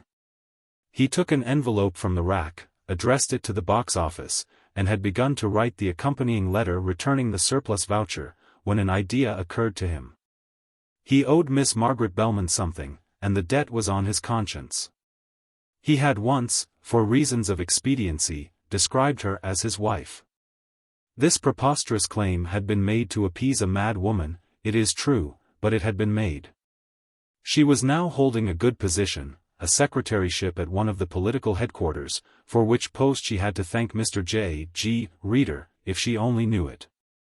He took up the phone and called her number, and, after the normal delay, heard her voice. Miss Bellman," Mr. Reader coughed, "I have, 2 tickets for a theatre tonight. I wonder if you would care to go?" Her astonishment was almost audible. "That is very nice of you, Mr. Reader. I should love to come with you." Mr. J. G. Reader turned pale. "What I mean is, I have 2 tickets, I thought perhaps that that somebody else would like to go, what I mean was." He heard a gentle laugh at the other end of the phone. "What you mean is that you don't wish to take me," she said, and for a man of his experience he blundered badly. "I should esteem it an honor to take you," he said, in terror that he should offend her, "but the truth is, I thought. I will meet you at the theatre. Which is it?" "Orpheum, how lovely." "At 8 o'clock. Mr. Reader put down the instrument, feeling limp and moist. It is the truth that he had never taken a lady to any kind of social function in his life, and as there grew upon him the tremendous character of this adventure he was overwhelmed and breathless. A murderer waking from dreams of revelry to find himself in the condemned cell suffered no more poignant emotions than Mr. Reader, torn from the smooth if treacherous currents of life and drawing nearer and nearer to the horrid vortex of unusualness. "Bless me," said Mr. Reader, employing a strictly private expression which was reserved for his own crises. He employed in his private office a young woman who combined a meticulous exactness in the filing of documents with a complete absence of those attractions which turn men into gods, and in other days set the armies of Perseus moving towards the walls of Troy. She was invariably addressed by Mr. Reader as Mississippi. He believed her name to be Oliver. She was in truth a married lady with 2 children, but her nuptials had been celebrated without his knowledge. To the top floor of a building in Regent Street Mr. Reader repaired for instruction and guidance. It is not, a practice of mine to, accompany ladies to the theatre, and I am rather at a loss to know what is expected of me, the more so since the young lady is, a stranger to me." His frosty-visaged assistant sneered secretly. At Mr. Reader's time of life, when such natural affections as were not atrophied should in decency be fossilized, he jotted down her suggestions. "Chocolates indeed? Where can one procure?" "Oh, yes, I remember seeing the attendant sell them. Thank you so much, Miss, And as he went out, closing the door carefully behind him, she sneered openly. "They all go wrong at 70, she said insultingly. Margaret hardly knew what to expect and she came into the flamboyant foyer of the Orpheum. What was the evening equivalent to the square-topped derby and the tightly buttoned frock coat of ancient design which he favored in the hours of business? She would have passed the somewhat elegantly dressed gentleman in the correct pique waistcoat and the perfectly tied butterfly bow, only he claimed her attention. "Mr. Reader," she gasped. It was indeed Mr. Reader, with not so much as a shirt stud wrong, with a suit of the latest mode, and shoes glossy and V-toed. For Mr. Reader, like many other men, dressed according to his inclination in business hours, but accepted blindly the instructions of his tailor in the matter of fancy raiment. Mr. J.G. Reader was never conscious of his clothing, good or bad. He was, however, very conscious of his strange responsibility. He took her cloak, he had previously purchased programs and a large box of chocolates, which he carried by its satin ribbon. There was a quarter of an hour to wait before the curtain went up, and Margaret felt it incumbent upon her to offer an explanation. "You spoke about somebody else. Do you mean Roy, the man who sometimes meets me at Westminster?" Mr. Reader had meant that young man. "He and I were good friends," she said, "no more than that. We aren't very good friends anymore." She did not say why. She might have explained in a sentence if she had said that Roy's mother held an exalted opinion of her only son's qualities, physical and mental, and that Roy thoroughly endorsed his mother's judgment, but she did not. "Ah," said Mr. Reader unhappily. Soon after this the orchestra drowned further conversation, for they were sitting in the first row near to the noisiest of the brass and not far removed from the shrillest of the woodwind. In odd moments, through the thrilling first act, she stole a glance at her companion. She expected to find this man mildly amused or slightly bored by the absurd contrast between the realities which he knew and the theatricalities which were presented on the stage. But whenever she looked, he was absorbed in the action of the play. She could almost feel him tremble when the hero was strapped to a log and thrown into the boiling mountain stream, and when the stage Jove was rescued on the fall of the curtain. She heard, with something like stupefaction, Mr. Reader's quivering sigh of relief. "But surely, Mr. Reader, this bores you?" she protested, when the lights in the auditorium went up. "This, you mean the play, bore me? Good gracious, no. I think it is very fine, remarkably fine. But it isn't life, surely? The story is so wildly improbable, and the incidents, oh, yes, I'm enjoying it all, please don't look so worried. Only I thought that you, who knew so much about criminology, is that the word, would be rather amused." Mr. Reader was looking very anxiously at her. "I'm afraid it is not the kind of play." "Oh, but it is, I love melodrama." "But doesn't it strike you as being far-fetched? For instance, that man being chained to a log, and the mother agreeing to her son's death?" Mr. Reader rubbed his nose thoughtfully. "The Bermondsey gang chained Harry Salter to a plank, turned it over and let him down, just opposite Billingsgate Market. I was at the execution of Todd Rowe, and he admitted it on the scaffold. And it was Lee Pearson's mother who poisoned him at Teddington to get his insurance money so that she could marry again. I was at the trial and she took her sentence laughing. Now what else was there in that act?" "Oh, yes, I remember. The proprietor of the sawmill tried to get the young lady to marry him by threatening to send her father to prison. That has been done hundreds of times, only in a worse way.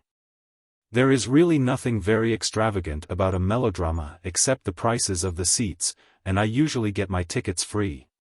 She listened, at first dumbfounded and then with a gurgle of amusement. "How queer, and yet, well, frankly, I have only met melodrama once in life, and even now I cannot believe it. What happens in the next act?" Mr. Reader consulted his program. "I rather believe that the young woman in the white dress is captured and removed to the harem of an Eastern potentate," he said precisely, and this time the girl laughed aloud. "Have you a parallel for that?" she asked triumphantly, and Mr. Reader was compelled to admit that he knew no exact parallel, but "It is rather a remarkable coincidence," he said, "a very remarkable coincidence." She looked at her program, wondering if she had overlooked anything so very remarkable. "There is at this moment, watching me from the front row of the dress circle, I beg you not to turn your head, one who, if he is not a potentate, is undoubtedly Eastern. There are, in fact, two dark-complexioned gentlemen, but only one may be described as important." "But why are they watching you?" she asked in surprise. "Possibly," said Mr. Reader solemnly, "because I look so remarkable in evening dress." One of the dark-complexioned gentlemen turned to his companion at this moment. "It is the woman he travels with every day. She lives in the same street, and is doubtless more to him than anybody in the world, Ram. See how she laughs in his face and how the old so-and-so looks at her. When men come to his great age they grow silly about women. This thing can be done tonight. I would sooner die than go back to Bombay without accomplishing my design upon this such and so forth." Ram, his chauffeur, confederate and fellow jailbird, who was cast in a less heroic mold, and had, moreover, no personal vendetta, suggested in haste that the matter should be thought over. "I have cogitated every hypothesis to its logical conclusions," said Raslall in English. "But, master," said his companion urgently, "would it not be wise to leave this country and make a fortune with the new money which the fat little man can sell to us?" "Vengeance is mine," said Raslall in English. He sat through the next act which, as Mr. Reader had truly said, depicted the luring of an innocent girl into the hateful clutches of a Turkish pasha and, watching the development of the plot, his own scheme underwent revision. He did not wait to see what happened in the third and fourth acts. There were certain preparations to be made. "I still think that, whilst the story is awfully thrilling, it is awfully impossible," said Margaret, as they moved slowly through the crowded vestibule. "In real life, in civilized countries, I mean, masked men do not suddenly appear from nowhere with pistols and say, 'Hands up.' Not really, do they, Mr. Reader?" she coaxed. Mr. Reader murmured a reluctant agreement. "But I have enjoyed it tremendously," she said with enthusiasm, and looking down into the pink face Mr. Reader felt a curious sensation which was not entirely pleasure and not wholly pain. "I am very glad," he said. Both the dress circle and the stalls disgorged into the foyer, and he was looking round for a face he had seen when he arrived. But neither Raslall nor his companion in misfortune was visible. Rain was falling dismally, and it was some time before he found a cab. "Luxury upon luxury," smiled Margaret, when he took his place by her side. "You may smoke if you wish." Mr. Reader took a paper packet of cigarettes from his waistcoat pocket, selected a limp cylinder, and lit it. "No plays are quite like life, my dear young lady," he said, as he carefully pushed the match through the space between the top of the window and the frame. "Melodramas appeal most to me because of their idealism." She turned and stared at him. "Idealism?" she repeated incredulously. He nodded. "Have you ever noticed that there is nothing sordid about a melodrama? I once saw a classical drama, Oedipus, and it made me feel sick. In melodrama even the villains are heroic and the inevitable and unvarying moral is, truth crushed to earth will rise again. Isn't that idealism? And they are wholesome. There are no sex problems. Unpleasant things are never shown in an attractive light, you come away uplifted. If you are young enough," she smiled. "One should always be young enough to rejoice in the triumph of virtue," said Mr. Reader soberly. They crossed Westminster Bridge and bore left to the New Kent Road. Through the rain-blurred windows J.G. picked up the familiar landmarks and offered a running commentary upon them in the manner of a guide. Margaret had not realized before that history was made in South London.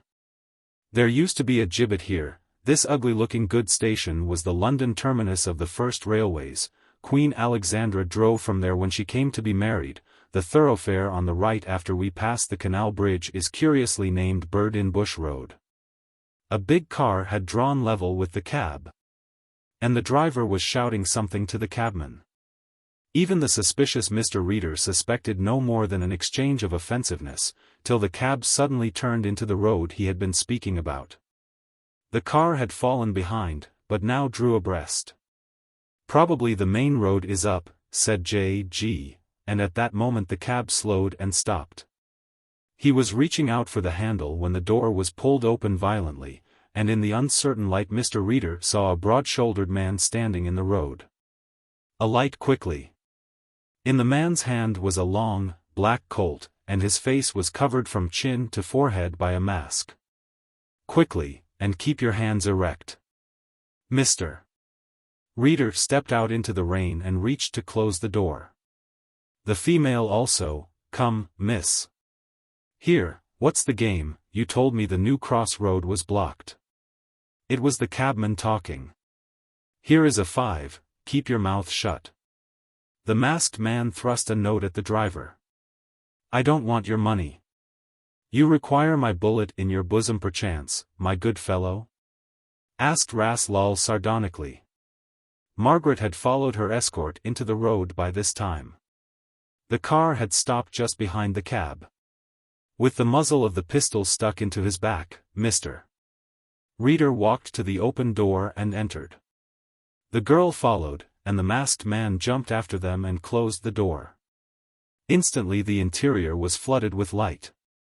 This is a considerable surprise to a clever and intelligent police detective. Their captor sat on the opposite seat, his pistol on his knees. Through the holes of the black mask a pair of brown eyes gleamed malevolently. But Mr. Reader's interest was in the girl. The shock had struck the color from her face, but he observed with thankfulness that her chief emotion was not fear. She was numb with amazement, and was stricken speechless. The car had circled and was moving swiftly back the way they had come. He felt the rise of the canal bridge, and then the machine turned abruptly to the right and began the descent of a steep hill. They were running towards Rotherhithe. He had an extraordinary knowledge of London's topography. The journey was a short one. He felt the car wheels bump over an uneven roadway for 100 yards, the body rocking uncomfortably, and then with a jar of brakes the machine stopped suddenly. They were on a narrow muddy lane. On one side rose the arches of a railway aqueduct, on the other an open space bounded by a high fence. Evidently the driver had pulled up short of their destination, for they had to squelch and slide through the thick mud for another 50 yards before they came to a narrow gateway in the fence. Through this they struck a cinder path leading to a square building, which Mr. Reader guessed was a small factory of some kind. Their conductor flashed a lamp on the door, and in weather-worn letters the detective read, "The Stornfilton Leather Company." "Now," said the man, as he turned a switch. "Now, my false-swearing and corrupt police official, I have a slight bill to settle with you." They were in a dusty lobby, enclosed on 3 sides by matchboard walls. "Account is the word you want, Ras Lal," murmured Mr. Reader. For a moment the man was taken aback, and then, snatching the mask from his face. "I am Ras Lal. And you shall repent it. For you and for your young missus this is indeed a cruel night of anxiety." Mr. Reader did not smile at the quaint English. The gun in the man's hand spoke all languages without error, and could be as fatal in the hands of an unconscious humorist as if it were handled by the most savage of purists. And he was worried about the girl. She had not spoken a word since their capture. The color had come back to her cheeks, and that was a good sign. There was, too, a light in her eyes which Reader could not associate with fear. Ras Lal, taking down a long cord that hung on a nail in the wooden partition, hesitated. "It is not necessary," he said, with an elaborate shrug of shoulder, "the room is sufficiently reconnoitered, you will be innocuous there." Flinging open a door, he motioned them to pass through and mount the bare stairs which faced them. At the top was a landing and a large steel door set in the solid brickwork. Pulling back the iron bolt, he pushed at the door, and it opened with a squeak. It was a large room, and had evidently been used for the storage of something inflammable, for the walls and floor were of rough-faced concrete and above a dusty desk an inscription was painted. "Danger. Don't smoke in this store." There were no windows except one some 18 inches square, the top of which was near the ceiling. In one corner of the room was a heap of grimy paper files, and on the desk a dozen small wooden boxes, one of which had been opened, for the nail-bristling lid was canted up at an angle. "Make yourself content for half an hour or probably 40 minutes, said Ras Lal, standing in the doorway with his ostentatious revolver. "At that time I shall come for your female. Tomorrow she will be on a ship with me, bound for, who knows where." "Shut the door as you go out," said Mr. J. G. Reader, "there is an unpleasant draught." Mr. Tommy Fenelon came on foot at 2 o'clock in the morning and, passing down the muddy lane, his electric torch suddenly revealed car marks. Tommy stopped like a man shot. His knees trembled beneath him and his heart entered his throat at the narrowest end. For a while he was undecided whether it would be better to run or walk away. He had no intention of going forward. And then he heard a voice. It was Ras Lal's assistant, and he nearly swooned with joy. Stumbling forward, he came up to the shivering man. "Did that fool boss of yours bring the car along here?" he asked in a whisper. "Yes, Mr. Ras Lal," said Ram, with whom the English language was not a strong point. "Then he's a fool," growled Tommy. "Gosh! He put my heart in my mouth." Whilst Ram was getting together sufficient English to explain what had happened, Tommy passed on. He found his client sitting in the lobby, a black cheroot between his teeth, a smile of satisfaction on his dark face. "Welcome," he said, as Tommy closed the door. "We have trapped the weasel." "Never mind about the weasel," said the other impatiently. "Did you find the rupees?" Ras Lal shook his head. "But I left them in the store, 10,000 notes." "I thought you'd have got them and skipped before this," said Mr. Fenelon anxiously. "I have something more important in the store, come and see my friend." He preceded the bewildered Tommy up the stairs, turned on the landing light and threw open the door. "Behold," he said, and said no more. "Why, it is Mr. Fenelon," said Mr. J. G. One hand held a packet of almost lifelike rupee notes, as for the other hand. "You oughter known he carried a gun, you damn black baboon," hissed Tommy. "And to put him in a room where the stuff was, and a telephone." He was being driven to the local police station, and for the moment was attached to his companion by links of steel. "It was a mere jest or a piece of practical joking, as I shall explain to the judge in the morning," said Ras airily. Tommy Fenelon's reply was unprintable. 3 o'clock boomed out from St. John's Church as Mr. Reader accompanied an excited girl to the front door of her boarding house. "I can't tell you how I've enjoyed tonight," she said. Mr. Reader glanced uneasily at the dark face of the house. "I hope, your friends will not think it remarkable that you should return at such an hour." Despite her assurance, he went slowly home with an uneasy feeling that her name had in some way been compromised. And in melodrama, when a heroine's name is compromised, somebody has to marry her. That was the disturbing thought that kept Mr. Reader awake all night. The Green Mamba. The spirit of exploration has ruined more promising careers than drink, gambling, or the smiles of women. Generally speaking, the beaten tracks of life are the safest. And few men have adventured into the uncharted spaces in search of easy money who have not regarded the discovery of the old hard road whence they strayed as the greatest of their achievements. M.O. Liskey held an assured position in his world, and one acquired by the strenuous and even violent exercise of his many qualities. He might have gone on until the end of the chapter, only he fell for an outside proposition, and, moreover, handicapped himself with a private feud, which had its beginning in an affair wholly remote from his normal operations. There was a Moorish grafter named L. Robert, who had made several visits to England, traveling by the banana boats which make the round trip from London River to Funchal Bay, Las Palmas, Tangier and Oporto.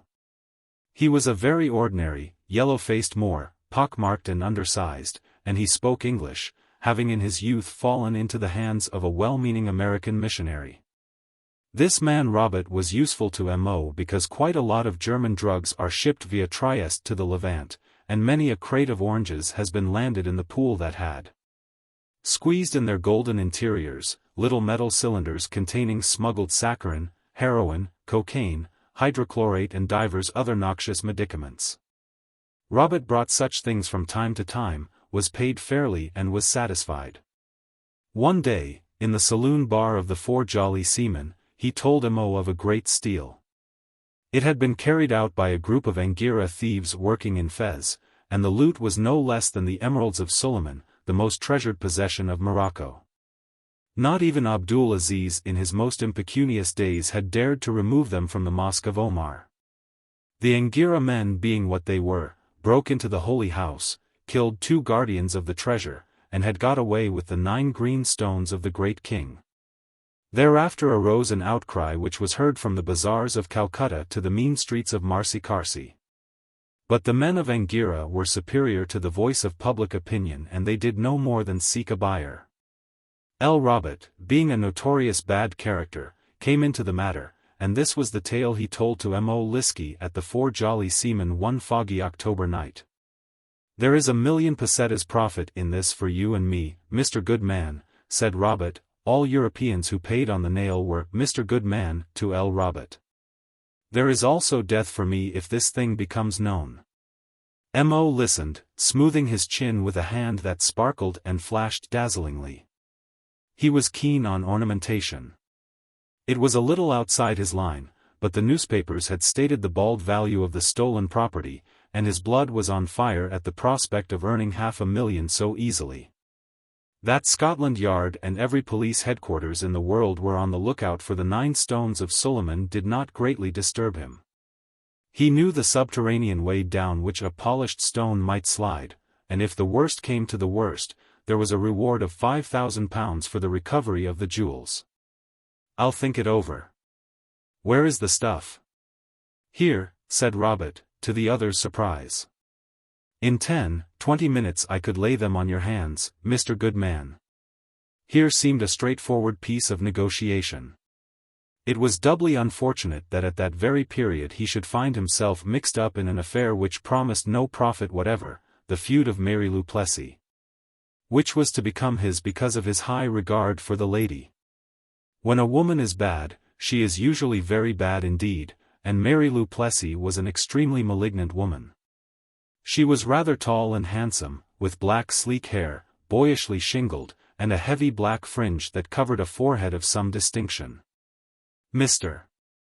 Reader saw her once, He was at the Central Criminal Court giving evidence against Bartholomew Xavier Plessy, an ingenious Frenchman who discovered a new way of making old money.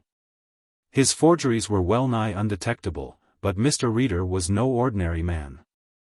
He not only detected them, but he traced the printer, and that was why Bartholomew Xavier faced an unimpassioned judge, who told him in a hushed voice how very wrong it was to debase the currency. How it struck at the very roots of our commercial and industrial life. This the debonair man in the dock did not resent. He knew all about it. It was the judge's curt postscript which made him wince. You will be kept in penal servitude for 20 years. That Mary Lou loved the man is open to question. The probabilities are that she did not, but she hated Mr. Reader, and she hated him not because he had brought her man to his undoing, but because, in the course of his evidence, he had used the phrase, the woman with whom the prisoner is associated. And Mr. John Reader could have put her beside Plessy in the dock had he so wished. She knew this too and loathed him for his mercifulness. Mrs. Plessy had a large flat in Portland Street. It was in a block which was the joint property of herself and her husband, for their graft had been on the grand scale, and Mr. Plessy owned racehorses before he owned a number in Parkhurst convict establishment. And here Mary Lou entertained lavishly. A few months after her husband went to prison, she dined tête-à-tête with M.O. Liskey, the biggest of the gang leaders and an uncrowned emperor of the underworld. He was a small, dapper man who wore pince-nez and looked rather like a member of one of the learned professions. Yet he ruled the Straffas and the Sullivans and the Burklows, and his word was law on a dozen racetracks, in a score of spieling clubs and innumerable establishments less liable to police supervision. People opposing him were incontinently coshed, rival leaders more or less paid tribute and walked warily at that. He levied toll upon bookmakers and was immune from police interference by reason of their 2 failures to convict him. Since there are white specks on the blackest coat, he had this redeeming feature, that Mary Lou Plessy was his ideal woman, and it is creditable in a thief to possess ideals. However unworthily they may be disposed. He listened intently to Mary Lou's views, playing with his thin watchguard, his eyes on the embroidery of the tablecloth. But though he loved her, his native caution held him to reason. "That's all right, Mary Lou," he said. "I dare say I could get Reader, but what is going to happen then? There will be a squeak louder than a bus brake. And he's dangerous. I never worry about the regular busies, but this old feller is in the public prosecutor's office, and he wasn't put there because he's silly. And just now I've got one of the biggest deals on that I've ever touched. Can't you do him yourself? You're a clever woman, I don't know a cleverer. Of course, if you're scared of Reader," she said contemptuously, and a tolerant smile twisted his thin lips. "Me? Don't be silly, dearie. Show him a point yourself. If you can't get him, let me know. Scared of him? Listen. That old bird would lose his feathers and be skinned for the pot before you could say M.O. Liskey if I wanted." In the public prosecutor's office they had no doubt about Mr. Reader's ability to take care of himself, and when Chief Inspector Pine came over from the yard to report that Mary Lou had been in conference with the most dangerous man in London, the assistant prosecutor grinned his amusement. "No, Reader wants no protection. I'll tell him if you like, but he probably knows all about it. What are you people doing about the Liskey crowd?" Pine pulled a long face. "We've had Liskey twice, but well-organized perjury has saved him. The assistant commissioner doesn't want him again till we get him with the blood on his hands, so to speak. He's dangerous." The assistant prosecutor nodded. "So is Reader," he said ominously. "That man is a genial mamba. Never seen a mamba? He's a nice black snake, and you're dead 2 seconds after he strikes." The chief inspector's smile was one of incredulity. "He never impressed me that way, rabbit, yes, but snake, no." Later in the morning a messenger brought Mr. Reader to the chief's office, and he arrived with that ineffable air of apology and diffidence which gave the uninitiated such an altogether wrong idea of his caliber. He listened with closed eyes whilst his superior told him of the meeting between Liskey and Marylou. "Yes, sir," he sighed, when the narrative came to an end. "I have heard rumors." "Liskey? He is the person who associates with unlawful characters?" In other days and under more favorable conditions he would have been the leader of a Florentine faction. An interesting man. With interesting friends. "I hope your interest remains impersonal," warned the lawyer, and Mr. Reader sighed again, opened his mouth to speak, hesitated, and then, "Doesn't the continued freedom of Mr. Liskey cast, a reflection upon our department, sir?" he asked. His chief looked up. It was an inspiration which made him say, "Get him." Mr. Reader nodded very slowly. "I have often thought that it would be a good idea," he said. His gaze deepened in melancholy. "Liskey has many acquaintances of a curious character," he said at last. "Dutchmen, Russians, Jewish persons, he knows a Moor." The chief looked up quickly. "A Moor, you're thinking of the 9 Emeralds? My dear man, there are hundreds of Moors in London and thousands in Paris. And millions in Morocco," murmured Mr. Reader. "I only mention the Moor in passing, sir. As regards my friend Mrs. Plessy, I hope only for the best." And he melted from the room. The greater part of a month passed before he showed any apparent interest in the case. He spent odd hours wandering in the neighborhood of Lambeth, and on one occasion he was seen in the members' enclosure at Hurst Park racetrack, but he spoke to nobody, and nobody spoke to him. One night Mr.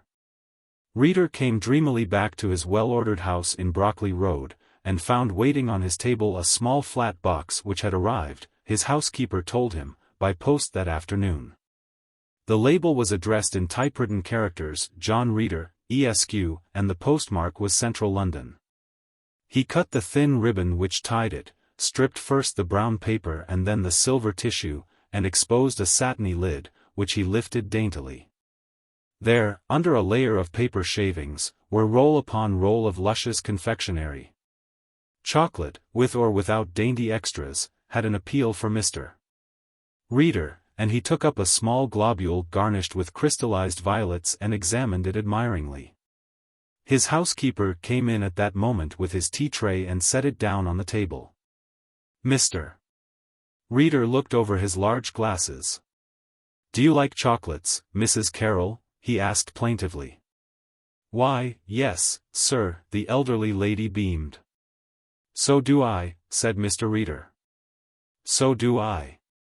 And he shook his head regretfully, as he replaced the chocolate carefully in the box. "Unfortunately," he went on, "my doctor, a very excellent man, has forbidden me all sorts of confectionery until they have been submitted to the rigorous test of the public analyst." Mrs. Carroll was a slow thinker, but a study of current advertisement columns in the daily newspaper had enlarged to a very considerable extent her scientific knowledge. "To see if there is any vitamins in them, sir," she suggested. Mr. Reader shook his head. "No, I hardly think so," he said gently. "Vitamins are my sole diet. I can spend a whole evening with no other company than a pair of these interesting little fellows, and take no ill from them. Thank you, Mrs. Carroll." When she had gone, he replaced the layer of shavings with punctilious care, closed down the lid, and as carefully rewrapped the parcel.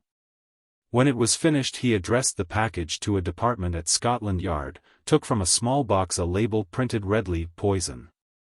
When this was done, he scribbled a note to the gentleman affected, and addressed himself to his muffins and his large teacup. It was 6:15 in the evening when he had unwrapped the chocolates. It was exactly 11:15, as he turned out the lights preparatory to going to bed, that he said aloud, "Marylou Plessy, dear me. Here began the war." This was Wednesday evening. On Friday morning the toilet of Marylou Plessy was interrupted by the arrival of 2 men who were waiting for her when she came into the sitting-room in her negligee. They talked about fingerprints found on chocolates and other such matters. Half an hour later a dazed woman sat in the cells at Harlborough Street and listened to an inspector's recital of her offense. At the following sessions she went down for 2 years on a charge of conveying by post to John Reader a poisonous substance, to wit aconite, with intent to murder. To the last M.O. Liskey sat in court, his drawn haggard face testifying to the strength of his affection for the woman in the dock. After she disappeared from the dock he went outside into the big, windy hall, and then made his first mistake. Mr. Reader was putting on his woolen gloves when the dapper man strode up to him. "Name of Reader?" "That is my name, sir."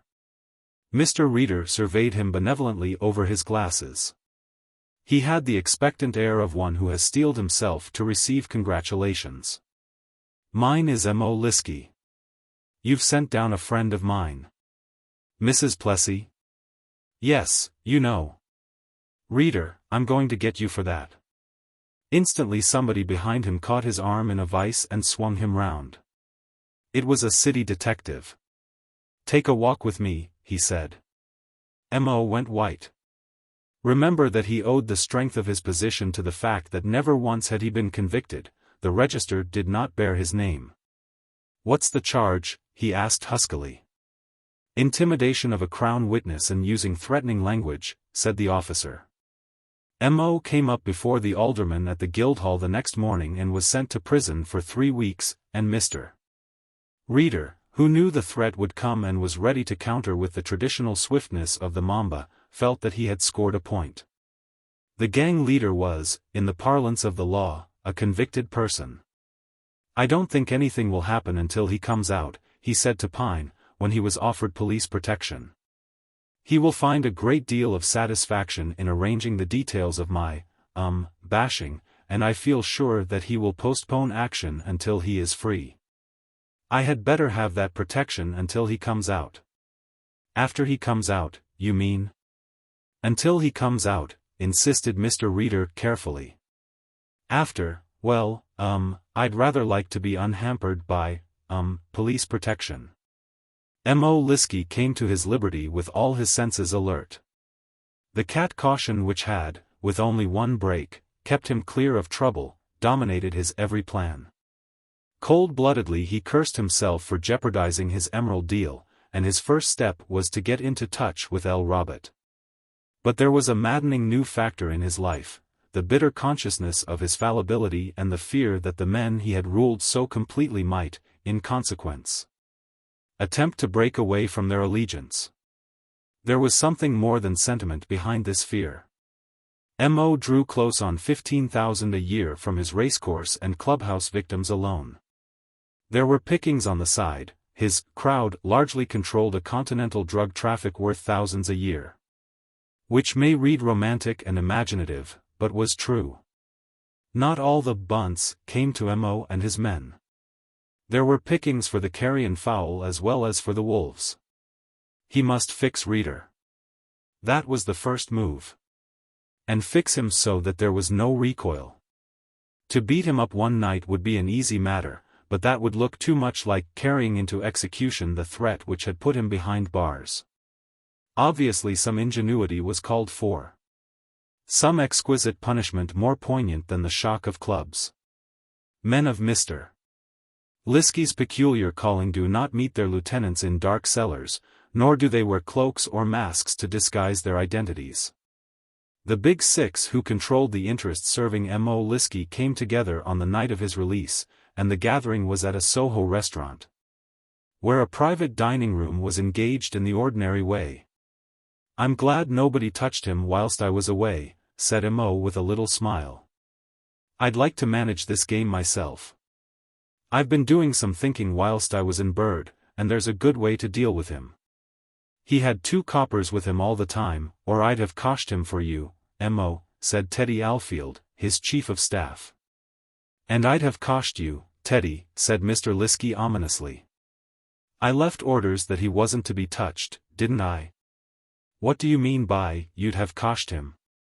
Alfield, a big-shouldered man whose speciality was the knocking off of unattended motor cars, grew incoherent. You stick to your job, snarled Mo. I'll fix Reader. He's got a girl in Broccoli. A young woman who is always going about with him, Bellman's her name, and she lives nearly opposite his house. We don't want to beat him up, yet. What we want to do is to get him out of his job, and that's easy. They fired a man in the Home Office last week because he was found at the 95-foot club after drinking hours. He outlined a simple plan. Margaret Bellman left her office one evening and, walking to the corner of Westminster Bridge and the Embankment, looked around for Mr. Reader. Usually, if his business permitted, he was to be found hereabouts, though of late the meetings had been very few. And when she had seen him, he was usually in the company of two glum men who seated themselves on either side of him. She let one car pass, and had decided to catch the second, which was coming slowly along the embankment, when a parcel dropped at her feet. She looked round to see a pretty, well-dressed woman swaying with closed eyes, and had just time to catch her by the arm before she half collapsed. With her arm round the woman's waist, she assisted her to a seat providentially placed hereabouts. "I'm so sorry, thank you ever so much. I wonder if you would call me a taxi?" gasped the fainting lady. She spoke with a slightly foreign accent, and had the indefinable manner of a great lady, so Margaret thought. Beckoning a cab, she assisted the woman to enter. "Would you like me to go home with you?" asked the sympathetic girl. "It would be good of you," murmured the lady, "but I fear to inconvenience you. It was so silly of me. My address is 105 Great Claridge Street." She recovered sufficiently on the journey to tell Margaret that she was Madame Lemaire, and that she was the widow of a French banker. The beautiful appointments of the big house in the most fashionable part of Mayfair suggested that Madame Lemaire was a woman of some wealth. A butler opened the door, a liveried footman brought in the tea which Madame insisted on the girl taking with her. "You are too good. I cannot be thankful enough to you, mademoiselle. I must know you better. Will you come one night to dinner? Shall we say Thursday?" Margaret Bellman hesitated. She was human enough to be impressed by the luxury other surroundings, and this dainty lady had the appeal of refinement and charm which is so difficult to resist. "We will dine tête-à-tête, and after, some people may come for dancing. Perhaps you have a friend you would like to come?" Margaret smiled and shook her head. Curiously enough, the word "friend" suggested only the rather awkward figure of Mr. Reader, and somehow she could not imagine Mr. Reader in this setting. When she came out into the street and the butler had closed the door behind her, she had the first shock of the day. The object of her thoughts was standing on the opposite side of the road, a furled umbrella hooked to his arm. "Why, Mr. Reader," she greeted him. "You had 7 minutes to spare," he said, looking at his big-faced watch. "I gave you half an hour, you were exactly 23 minutes and a few odd seconds. Did you know I was there?" she asked unnecessarily. "Yes, I followed you. I do not like Mrs. Annie Feltham, she calls herself Madam something or other. It is not a nice club." "Club," she gasped. Mr. Reader nodded. "They call it the Muffin Club. Curious name, curious members. It is not nice." She asked no further questions, but allowed herself to be escorted to Broccoli, wondering just why Madame had picked upon her as a likely recruit to the gaieties of Mayfair. And now occurred the succession of incidents which at first had so puzzled Mr. Liskey. He was a busy man, and almost regretted that he had not postponed putting his plan of operation into movement. That he had failed in one respect he discovered when by accident, as it seemed, he met Mr. Reader face to face in Piccadilly. "Good morning, Liskey," said Mr. Reader, almost apologetically. "I was so sorry for that unfortunate contretemps, but believe me, I bear no malice. And whilst I realize that in all probability you do not share my sentiments, I have no other wish than to live on the friendliest terms with you." Liskey looked at him sharply. The old man was getting scared, he thought. There was almost a tremble in his anxious voice when he put forward the olive branch. "That's all right, Mr. Reader," said Mo, with his most charming smile. I don't bear any malice either. After all, it was a silly thing to say, and you have your duty to do." He went on in this strain, stringing platitude to platitude, and Mr. Reader listened with evidence of growing relief. "The world is full of sin and trouble," he said, shaking his head sadly. "Both in high and low places vice is triumphant, and virtue thrust, like the daisies, underfoot. You don't keep chickens, do you, Mr. Liskey?" M.O. Liskey shook his head. "What a pity," sighed Mr. Reader. "There is so much one can learn from the domestic fowl. They are an object lesson to the unlawful. I often wonder why the prison commissioners do not allow the convicts at Dartmoor to engage in this harmless and instructive hobby. I was saying to Mr. Pine early this morning, when they raided the Muffin Club, what a quaint title it has." "Raided the Muffin Club," said M.O. quickly. "What do you mean? I've heard nothing about that." "You wouldn't. That kind of institution would hardly appeal to you. Only we thought it was best to raid the place, though in doing so I fear I have incurred the displeasure of a young lady friend of mine who was invited to dinner there tomorrow night. As I say, chickens." Now M.O. Liskey knew that his plan had miscarried. Yet he was puzzled by the man's attitude. "Perhaps you would like to come down and see my Buff Orpingtons, Mr. Liskey? I live in Brockley."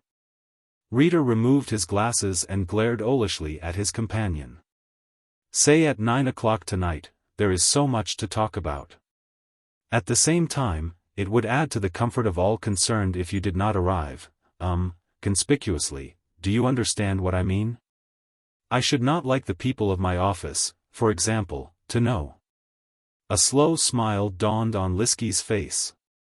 It was his faith that all men had their price, whether it was paid in cash or terror. And this invitation to a secret conference was in a sense a tribute to the power he wielded. At 9 o'clock he came to Brockley, half hoping that Mr. Reader would go a little farther along the road which leads to compromise. But, strangely enough, the elderly detective talked of nothing but chickens. He sat on one side of the table, his hands clasped on the cloth, his voice vibrant with pride as he spoke of the breed that he was introducing to the English fowl house, and, bored to extinction. M.O. waited.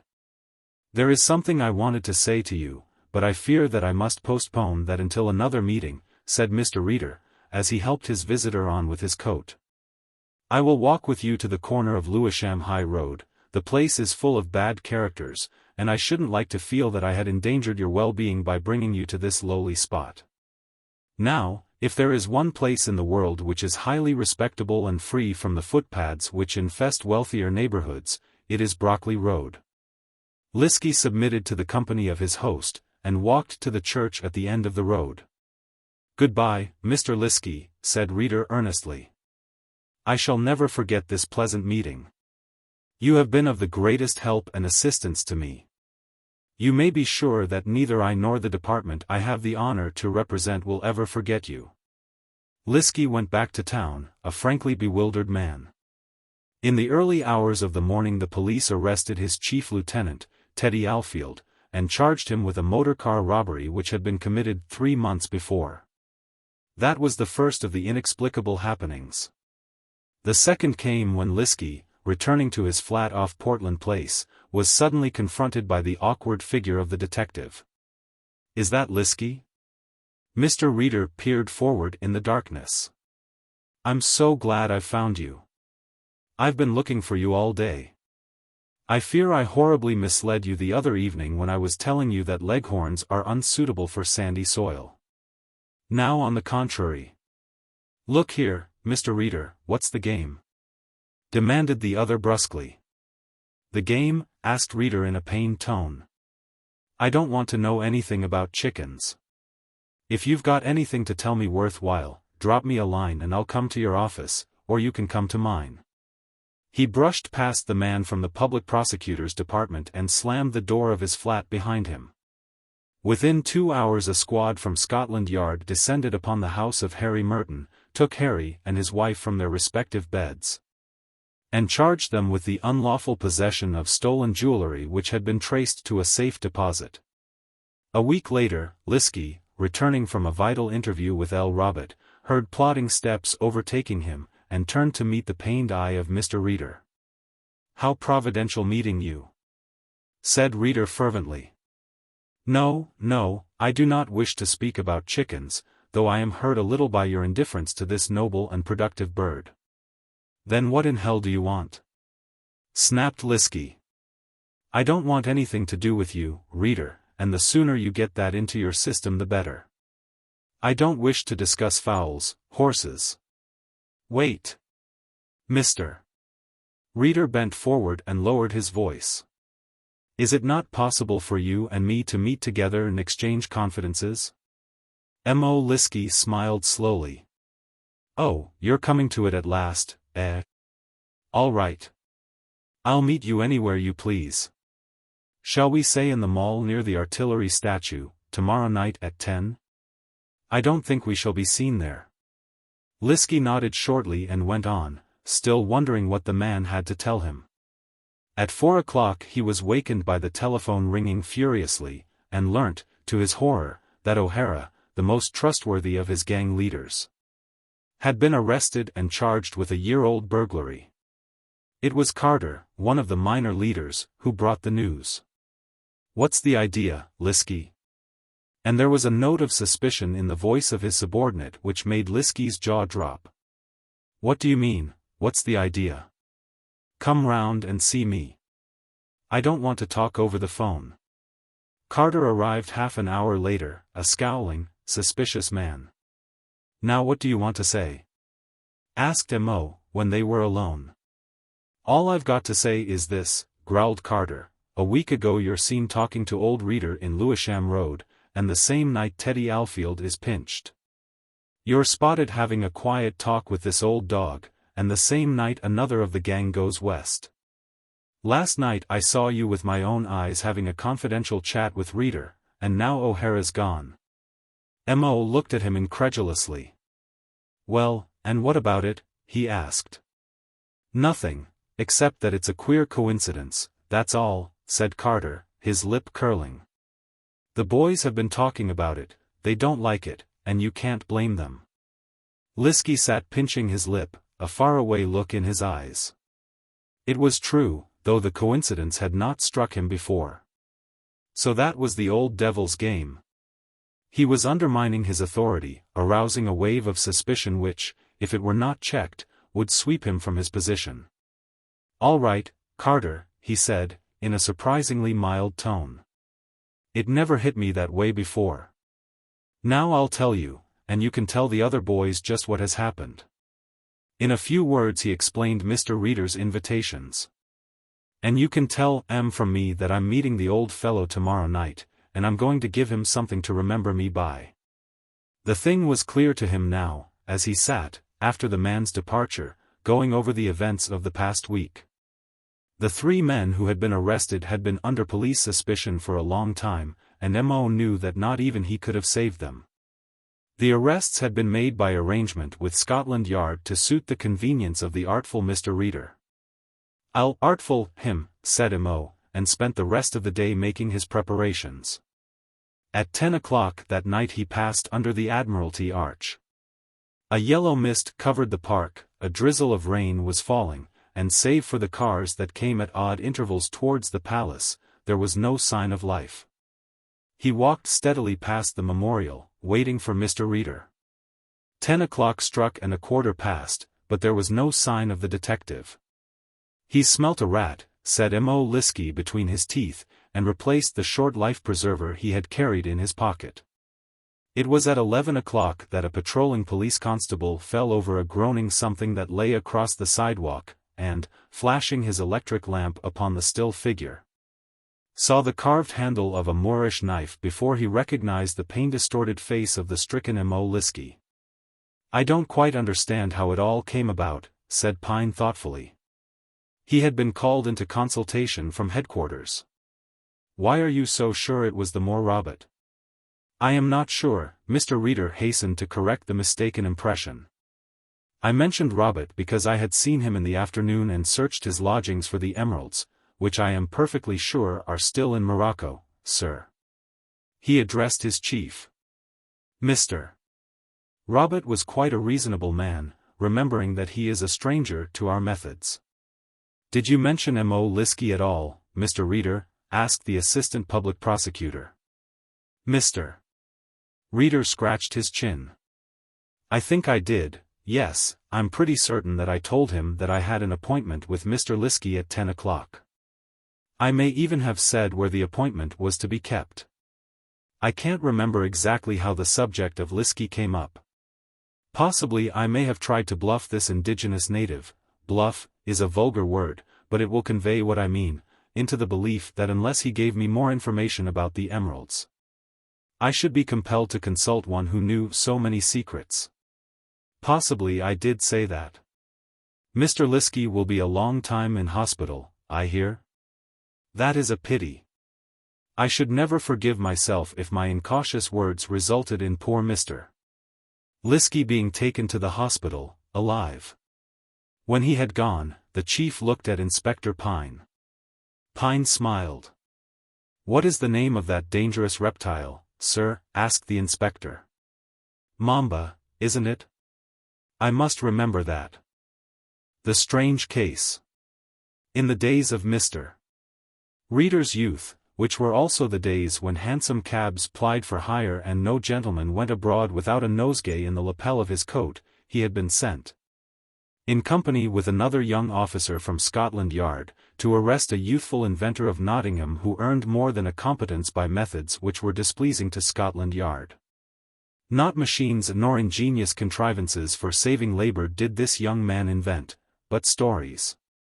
And they were not stories in the accepted sense of the word, for they were misstatements designed to extract money from the pockets of simple-minded men and women.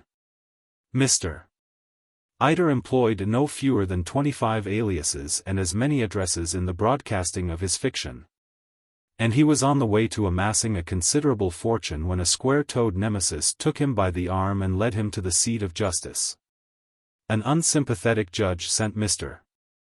Iter to 7 years' penal servitude, describing him as an unconscionable swindler and a menace to society, at which Willie Iter smiled. For he had a skin beside which the elephant's was gossamer silk. Mr. Reader remembered the case chiefly because the prosecuting attorney, commenting upon the various disguises and subterfuges which the prisoner had adopted, remarked upon a peculiarity which was revealed in every part which the convict had played, his inability to spell able, which he invariably wrote as though he were naming the victim of Cain's envy. There is this identity to be discovered in every criminal, however ingenious he may be, the advocate had said. Whatever his disguise, no matter how cleverly he dissociates one role or pose from another, there is a distinguishable weakness common to every character he affects. And especially is this observable in criminals who live by fraud and trickery. This Mr. Reader remembered throughout his useful life. Few people knew that he had ever been associated with Scotland Yard. He himself evaded any question that was put to him on the subject. It was his amiable trait to pretend that he was the veriest amateur and that his success in the detection of wrongdoing was to be traced to his own evil mind that saw wrong very often where no wrong was. He saw wrong in so many apparently innocent acts of man that it was well for his reputation that those who were acquainted with and pitied him because of his seeming inadequacy and unattractive appearance did not know what dark thoughts filled his mind.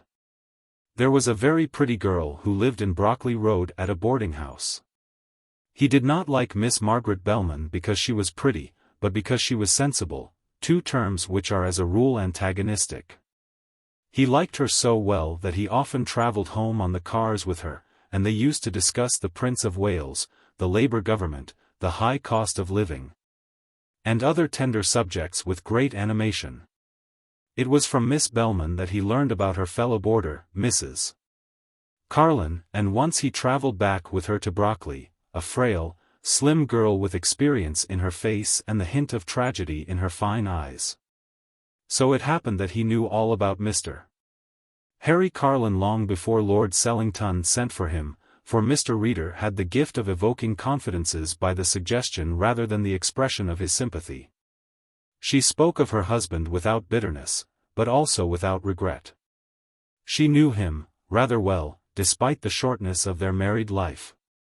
She hinted once, and inadvertently, that there was a rich relation to whose wealth her husband would be heir if he were a normal man. Her son would, in due course, be the possessor of a great title, and penniless. She was at such pains to rectify her statement that Mr. Reader, suspicious of peerages that come to Brockley, was assured of her sincerity, however great might be her error. Later he learned that the title was that borne by the Right Honourable the Earl of Sellington and Manford. There came a slack time for the public prosecutor's office, when it seemed that sin had gone out of the world, and Mr. Reader sat for a week on end in his little room, twiddling his thumbs or reading the advertisement columns of the Times, or drawing grotesque men upon his blotting pad.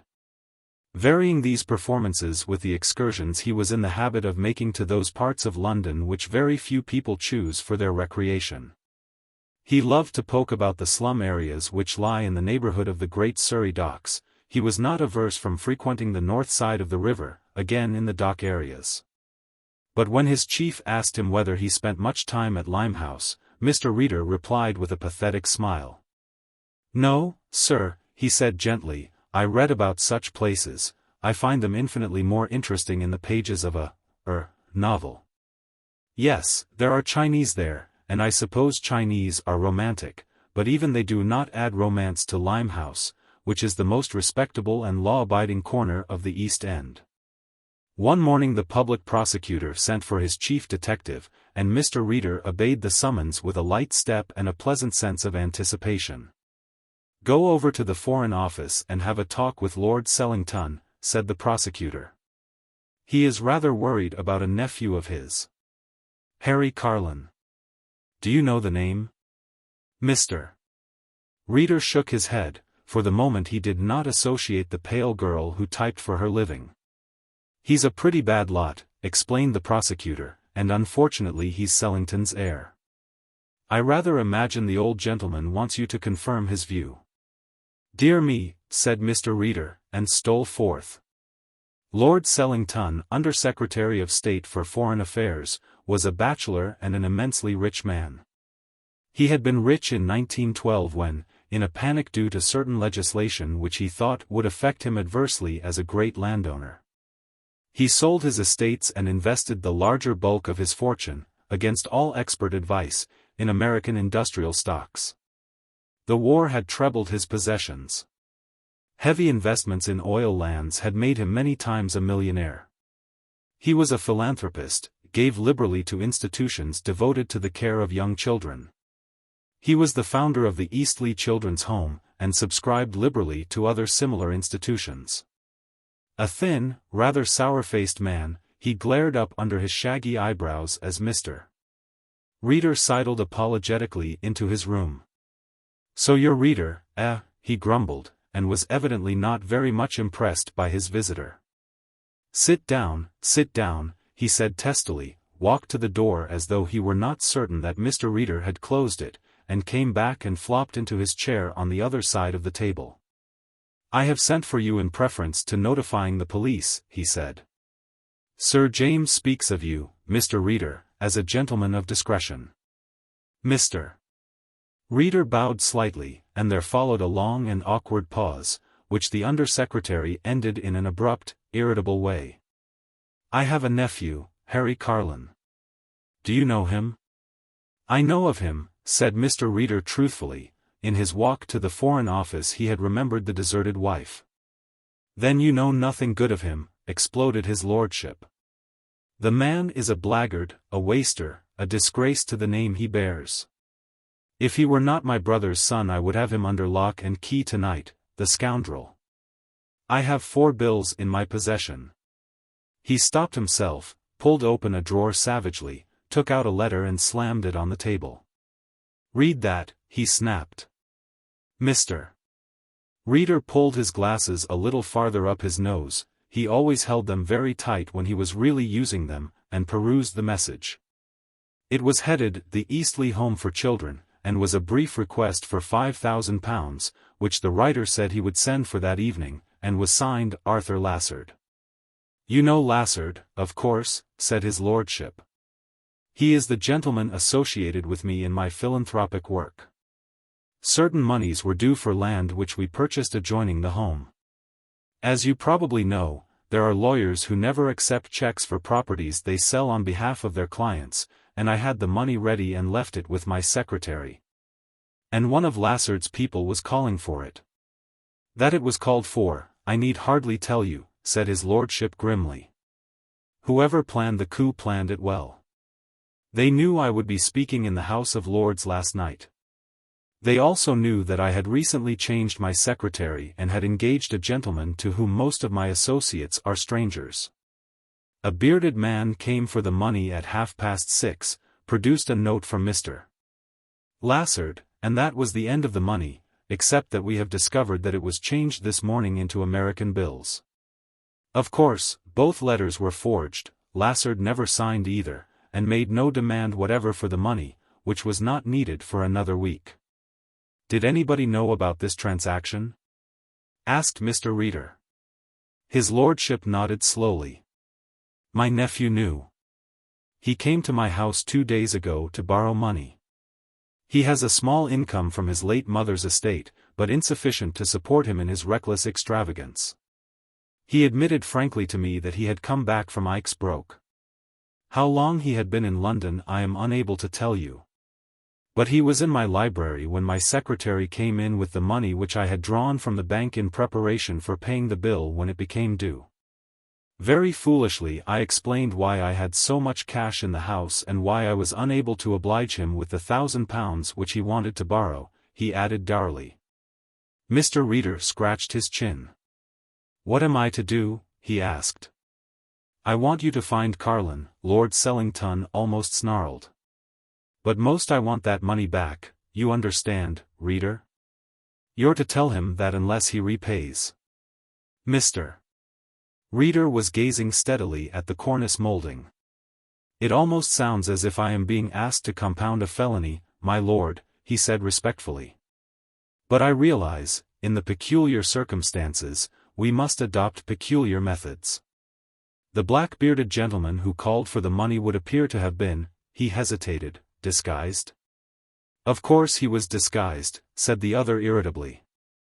"One reads of such things," said Mr. Reader with a sigh, "but so seldom does the bearded stranger appear in real life.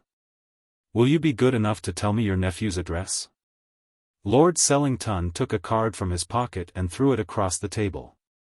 It fell to the floor, but he did not apologize. He was that kind of man. "German Mansions," said Mr. Reader as he rose. "I will see what can be done." Lord Sellington grunted something which might have been a tender farewell, but probably was not. German Mansions is a very small, narrow-fronted building and, as Mr. Reader knew, and he knew a great deal, was a block of residential flats, which were run by an ex-butler who was also the lessee of the establishment. By great good fortune, as he afterwards learned, Harry Carlin was at home. And in a few minutes the man from the public prosecutor's office was ushered into a shabby drawing-room that overlooked Jermyn Street. A tall young man stood by the window, looking disconsolately into that narrow and lively thoroughfare, and turned as Mr. Reader was announced. Thin-faced, narrow-headed, small-eyed, if he possessed any of the family traits and failings, the most marked was perhaps his too ready irritation. Mr. Reader saw, through an open door, a very untidy bedroom, caught a glimpse of a battered trunk covered with continental labels. "Well, what the devil do you want?" demanded Mr. Carlin. Yet, in spite of his tone, there was an undercurrent of disquiet which Mr. Reader detected. "May I sit down?" said the detective and, without waiting for an invitation, pulled a chair from the wall and sat down gingerly, for he knew the quality of lodging-house chairs. His self-possession, the hint of authority he carried in his voice, increased Mr. Harry Carlin's uneasiness, and when Mr. Reader plunged straight into the object of his visit, he saw the man go pale. It is a difficult subject to open, said Mr. Reader, carefully smoothing his knees, and when I find myself in that predicament I usually employ the plainest language.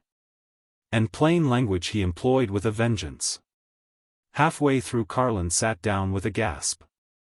What, he stammered. Does that old brute dare? I thought you came about the bills, I mean, said Mr. Reader carefully, that if you have had a little fun with your relative, I think that jest has gone far enough. Lord Sellington is prepared, on the money being refunded, to regard the whole thing as an over-elaborate practical joke on your part. But I haven't touched his beastly money.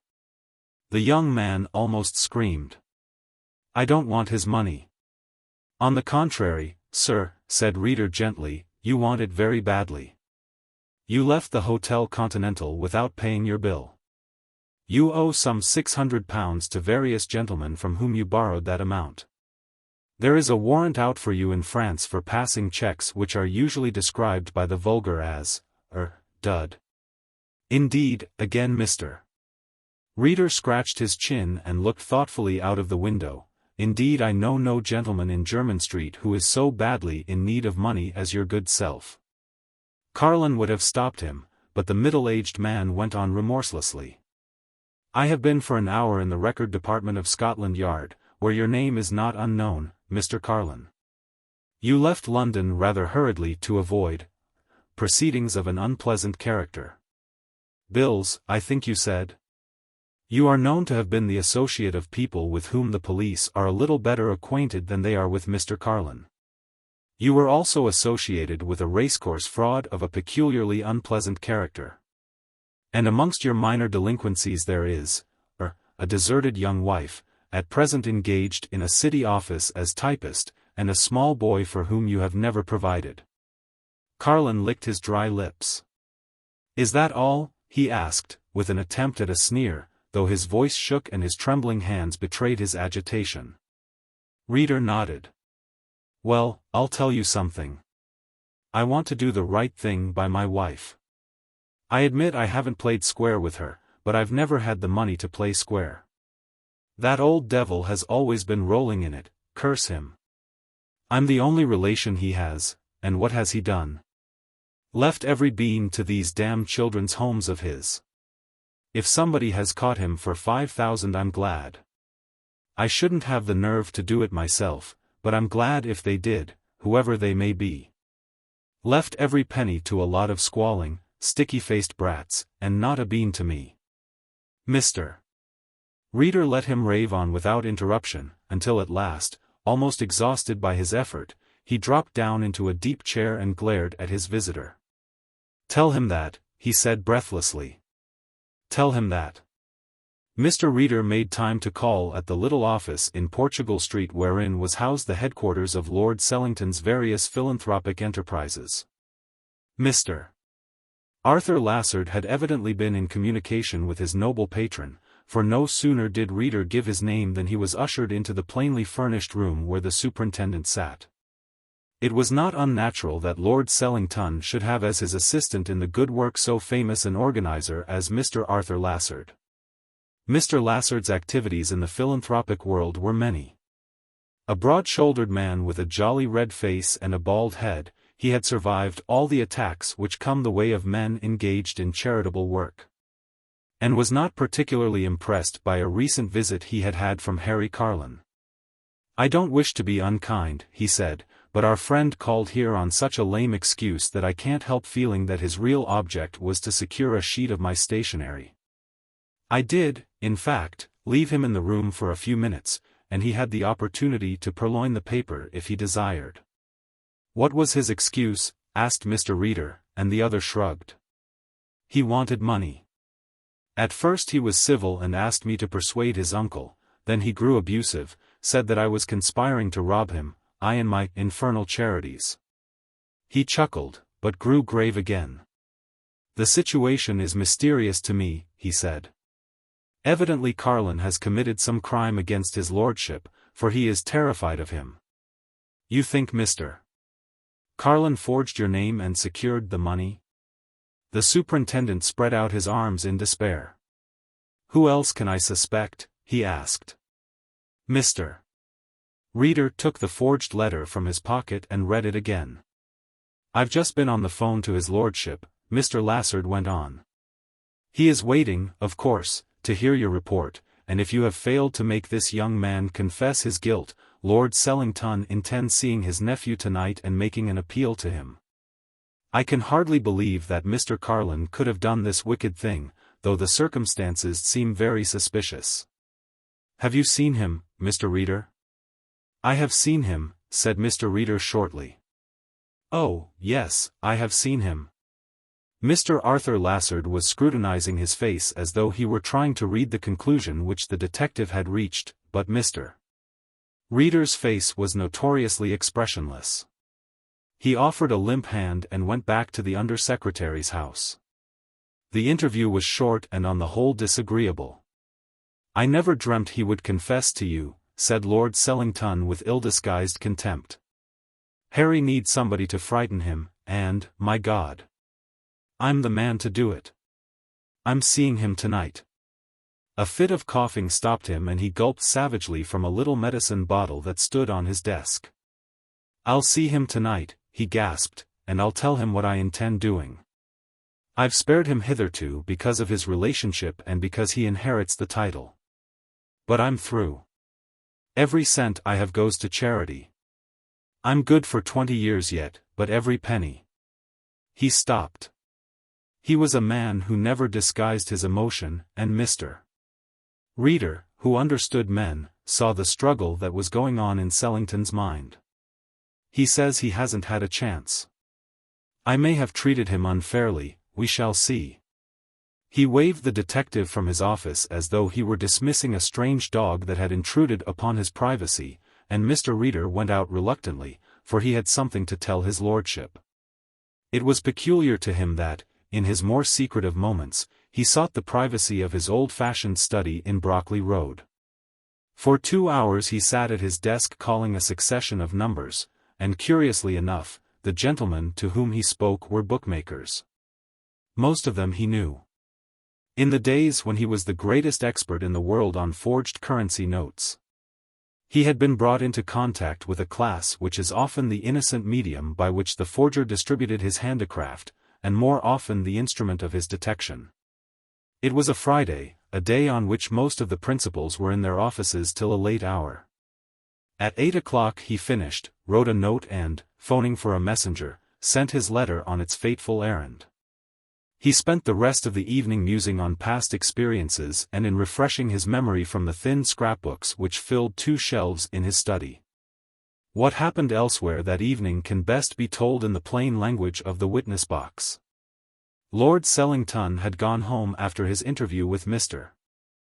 Reader suffering from a feverish cold, and was disposed, according to the evidence of his secretary, to put off the interview which he had arranged with his nephew. A telephone message had been sent through to Mr. Carlin's hotel, but he was out. Until 9 o'clock his lordship was busy with the affairs of his numerous charities, Mr. Lassard being in attendance. Lord Sellington was working in a small study which opened from his bedroom.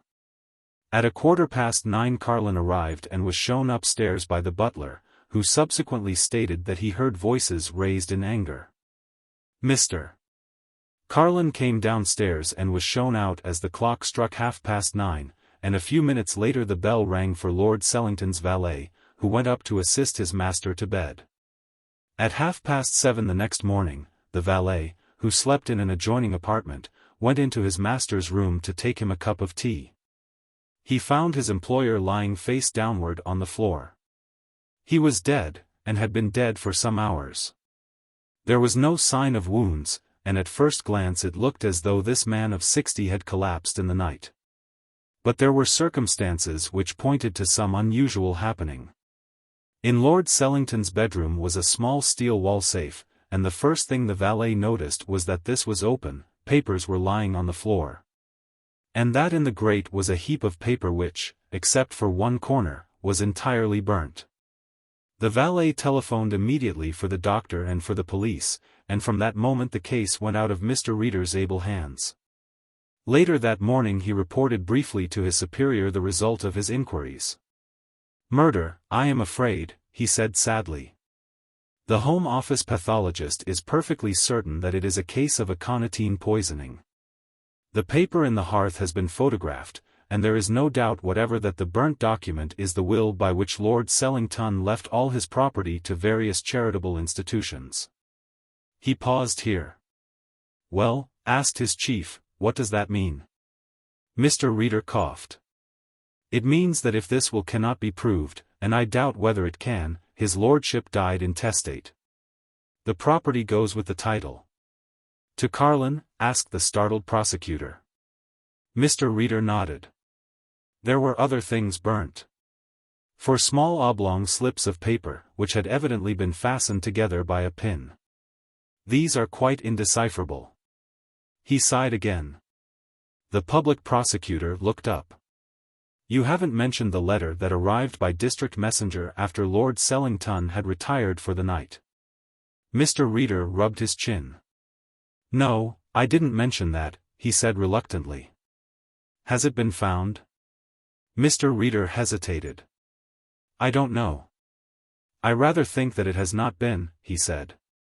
"Would it throw any light upon the crime, do you think?" Mr. Reader scratched his chin with some sign of embarrassment. "I should think it might," he said. "Will you excuse me, sir? Inspector Salter is waiting for me." And he was out of the room before the prosecutor could frame any further inquiry. Inspector Salter was striding impatiently up and down the little room when Mr. Reader came back. They left the building together. The car that was waiting for them brought them to Jermyn Street in a few minutes. Outside the flat 3 plainclothes men were waiting, evidently for the arrival of their chief, and the inspector passed into the building, followed closely by Mr. Reader. They were halfway up the stairs when Reader asked, "Does Carlin know you?" "He ought to," was the grim reply. "I did my best to get him penal servitude before he skipped from England." "Humph," said Mr. Reader. "I'm sorry he knows you." "Why?" The inspector stopped on the stairs to ask the question. "Because he saw us getting out of the cab.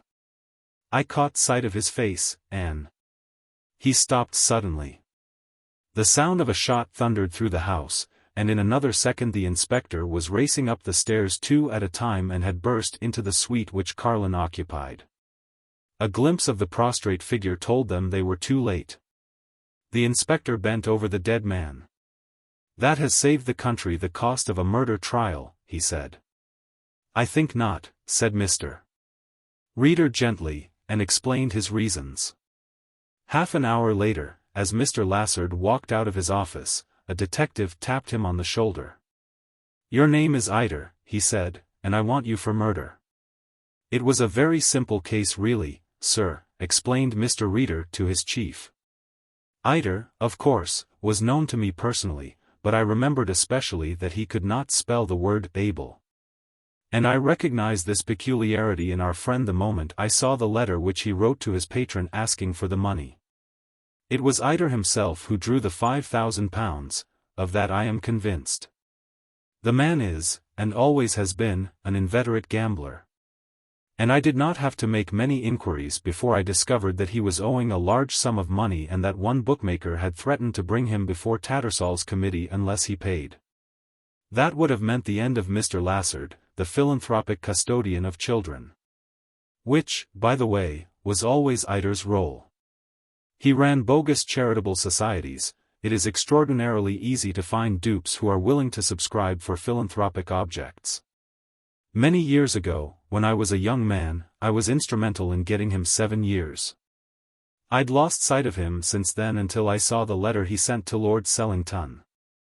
Unfortunately for him, one line ran, "I shall be glad if you are able to let my messenger have the money," and he spelt "able" in the Ider way. I called on him and made sure. And then I wrote to his lordship, who apparently did not open the letter till late that night. Ider had called on him earlier in the evening and had had a long talk with him. I only surmised that Lord Sellington had expressed a doubt as to whether he ought to leave his nephew penniless, scoundrel though he was. And Ida was terrified that his scheme for getting possession of the old man's money was in danger of failing. Moreover, my appearance in the case had scared him. He decided to kill Lord Sellington that night, took aconitine with him to the house and introduced it into the medicine, a bottle of which always stood on Sellington's desk. Whether the old man destroyed the will which disinherited his nephew before he discovered he had been poisoned, or whether he did it after, we shall never know. When I had satisfied myself that Lassard was Ida, I sent a letter by special messenger to Stratford Place. That was the letter delivered by special messenger? Mr. Reader nodded. It is possible that Sellington was already under the influence of the drug when he burnt the will. And burnt too the 4 bills which Carlin had forged and which the old man had held over his head as a threat. Carlin may have known his uncle was dead. He certainly recognized the inspector when he stepped out of the cab, and, thinking he was to be arrested for forgery, shot himself. Mr. Reader pursed his lips and his melancholy face grew longer. I wish I had never known Mrs. Carlin. My acquaintance with her introduces that element of coincidence which is permissible in stories but is so distressing in actual life. It shakes one's confidence in the logic of things. The investors. There are 7 million people in Greater London and each one of those 7 millions is in theory and practice equal under the law and commonly precious to the community. So that, if one is willfully wronged, another must be punished, and if one dies of premeditated violence, his slayer must hang by the neck until he be dead. It is rather difficult for the sharpest law eyes to keep tag of 7 million people, at least 1 million of whom never keep still and are generally unattached to any particular domicile. It is equally difficult to place an odd 20,000 or so who have domiciles but no human association. These include tramps, aged maiden ladies in affluent circumstances, peripatetic members of the criminal classes and other friendless individuals. Sometimes uneasy inquiries come through to headquarters. Mainly they are most timid and deferential. Mr. X has not seen his neighbor, Mr. Y, for a week. No, he doesn't know Mr. Y. Nobody does. A little old man who had no friends and spent his fine days pottering in a garden overlooked by his more gregarious neighbor. And now Mr. Y potters no more. His milk has not been taken in. His blinds are drawn. Comes a sergeant of police and a constable who breaks a window and climbs through, and Mr. Y is dead somewhere, dead of starvation or a fit or suicide. Should this be the case, all is plain sailing. But suppose the house empty and Mr. Y disappeared. Here the situation becomes difficult and delicate. Miss Elver went away to Switzerland. She was a middle-aged spinster who had the appearance of being comfortably circumstanced. She went away, locked up her house and never came back. Switzerland looked for her. The myrmidons of Mussolini, that hatefully efficient man, searched North Italy from Domodossola to Montecatini. And the search did not yield a thin-faced maiden lady with a slight squint. And then Mr. Charles Boyson Middlekirk, an eccentric and overpowering old man who quarreled with his neighbors about their noisy children, he too went away. He told nobody where he was going. He lived alone with his 3 cats and was not on speaking terms with anybody else. He did not return to his grimy house. He too was well off and reputedly a miser. So was Mrs. Athbel Marting, a dour widow who lived with her drudge of a niece. This lady was in the habit of disappearing without any preliminary announcement of her intention. The niece was allowed to order from the local tradesman just sufficient food to keep body and soul together, and when Mrs. Marling returned, as she invariably did, the bills were settled with a great deal of grumbling on the part of the payer, and that was that. It was believed that Mrs. Marting went to Boulogne or to Paris or even to Brussels. But one day she went out and never came back. 6 months later her niece advertised for her, choosing the cheapest papers, having an eye to the day of reckoning. Queer sort of thing, said the public prosecutor, who had before him the dossiers of 4 people, 3 women and a man, who had so vanished in 3 months. He frowned, pressed a bell and Mr. Reader came in. Mr. Reader took the chair that was indicated, looked owlishly over his glasses and shook his head as though he understood the reason for his summons and denied his understanding in advance. "What do you make of these disappearances?" asked his chief. "You cannot make any positive of a negative," said Mr. Reader carefully. "London is a large place full of strange, mad people who live such, commonplace lives that the wonder is that more of them do not disappear in order to do something different from what they are accustomed to doing. Have you seen these particulars?" Mr. Reader nodded. "I have copies of them," he said. Mr. Salter very kindly. The public prosecutor rubbed his head in perplexity. "I see nothing in these cases, nothing in common, I mean. 4 is a fairly low average for a big city." 27 in 12 months, interrupted his detective apologetically. 27, are you sure? The great official was astounded. Mr. Reader nodded again. They were all people with a little money. All were drawing a fairly large income, which was paid to them in banknotes on the 1st of every month. 19 of them were, at any rate. I have yet to verify 8, and they were almost reticent as to where their revenues came from. None of them had any personal friends or relatives who were on terms of friendship, except Mrs. Marting. Beyond these points of resemblance there was nothing to connect one with the other. The prosecutor looked at him sharply, but Mr. Reader was never sarcastic. Not obviously so, at any rate. "There is another point which I omitted to mention," he went on. "After their disappearance no further money came for them. It came for Mrs. Marting when she was away on her jaunts, but it ceased when she went away on her final journey." "But 27, are you sure?" Mr. Reader reeled off the list, giving name, address and date of disappearance. "What do you think has happened to them?" Mr. Reader considered for a moment, staring glumly at the carpet. "I should imagine that they were murdered," he said, almost cheerfully, and the prosecutor half rose from his chair. "You are in your gayest mood this morning, Mr. Reader," he said sardonically. "Why on earth should they be murdered?" Mr. Reader did not explain. The interview took place in the late afternoon, and he was anxious to be gone. For he had a tacit appointment to meet a young lady of exceeding charm who at 5 minutes after 5 would be waiting on the corner of Westminster Bridge and Thames Embankment for the Lee car. The sentimental qualities of Mr. Reader were entirely unknown.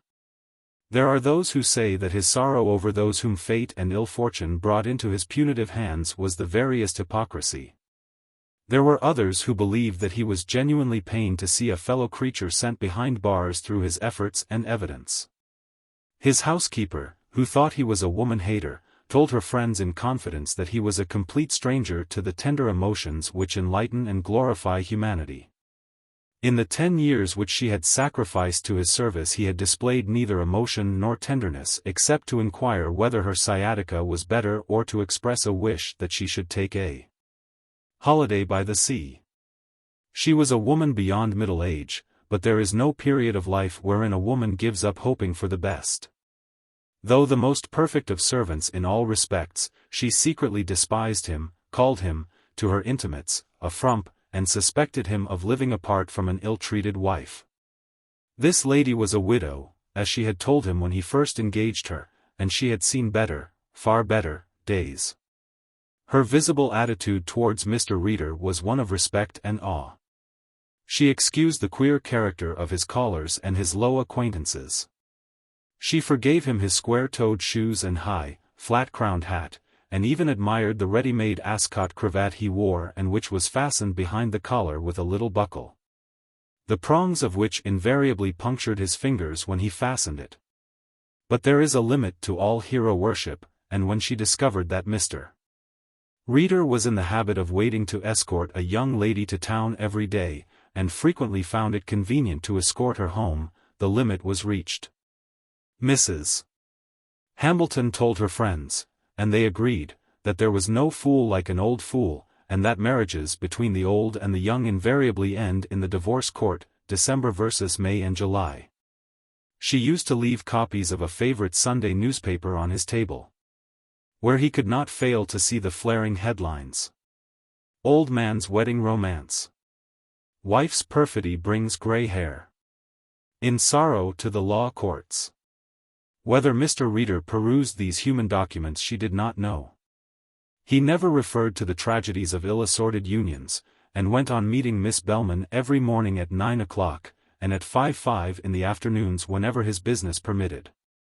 He so rarely discussed his own business or introduced the subject that was exercising his mind that it was remarkable he should make even an oblique reference to his work. Possibly he would not have done so if Miss Margaret Bellman had not introduced, unwillingly, a leader of conversation which traced indirectly to the disappearances. They had been talking of holidays. Margaret was going to Cromer for a fortnight. I shall leave on the 2nd. My monthly dividends, doesn't that sound grand, are due on the 1st. Reader slewed round. Dividends in most companies are paid at half-yearly intervals. Dividends, Miss Margaret? She flushed a little at his surprise and then laughed. You didn't realize that I was a woman of property, she bantered him. I receive £10 a month. My father left me a little house property when he died. I sold the cottages 2 years ago for £1,000 and found a wonderful investment. Mr. Reader made a rapid calculation. You are drawing something like 12.5%, he said. That is indeed a wonderful investment. What is the name of the company? She hesitated. I'm afraid I can't tell you that. You see, well, it's rather secret. It is to do with a South American syndicate that supplies arms to, what do you call them, insurgents. I know it is rather dreadful to make money that way, I mean out of arms and things, but it pays terribly well and I can't afford to miss the opportunity. Reader frowned. But why is it such a terrible secret, he asked. Quite a number of respectable people make money out of armament concerns. Again she showed reluctance to explain her meaning. We are pledged, the shareholders, I mean, not to divulge our connection with the company, she said. That is one of the agreements I had to sign. And the money comes regularly. I have had nearly £300 of my 1,000 back in dividends already. Humph, said Mr. Reader, wise enough not to press his question. There was another day tomorrow. But the opportunity to which he looked forward on the following morning was denied to him. Somebody played a grim joke on him, the kind of joke to which he was accustomed, for there were men who had good reason to hate him. And never a year passed but one or the other sought to repay him for his unkindly attentions. Your name is Reader, ain't it? Mr. Reader, tightly grasping his umbrella with both hands, looked over his spectacles at the shabby man who stood at the bottom of the steps. He was on the point of leaving his house in the Brockley Road for his office in Whitehall, and since he was a methodical man and worked to a timetable, he resented in his mild way this interruption which had already cost him 15 seconds of valuable time. You're the fellow who shopped at Walker, ain't you? Mr. Reader had indeed shopped many men. He was by profession a shopper, which, translated from the argot, means a man who procures the arrest of an evildoer. Ike Walker he knew very well indeed. He was a too clever, forger of bills of exchange, and was at that precise moment almost permanently employed as orderly in the convict prison at Dartmoor.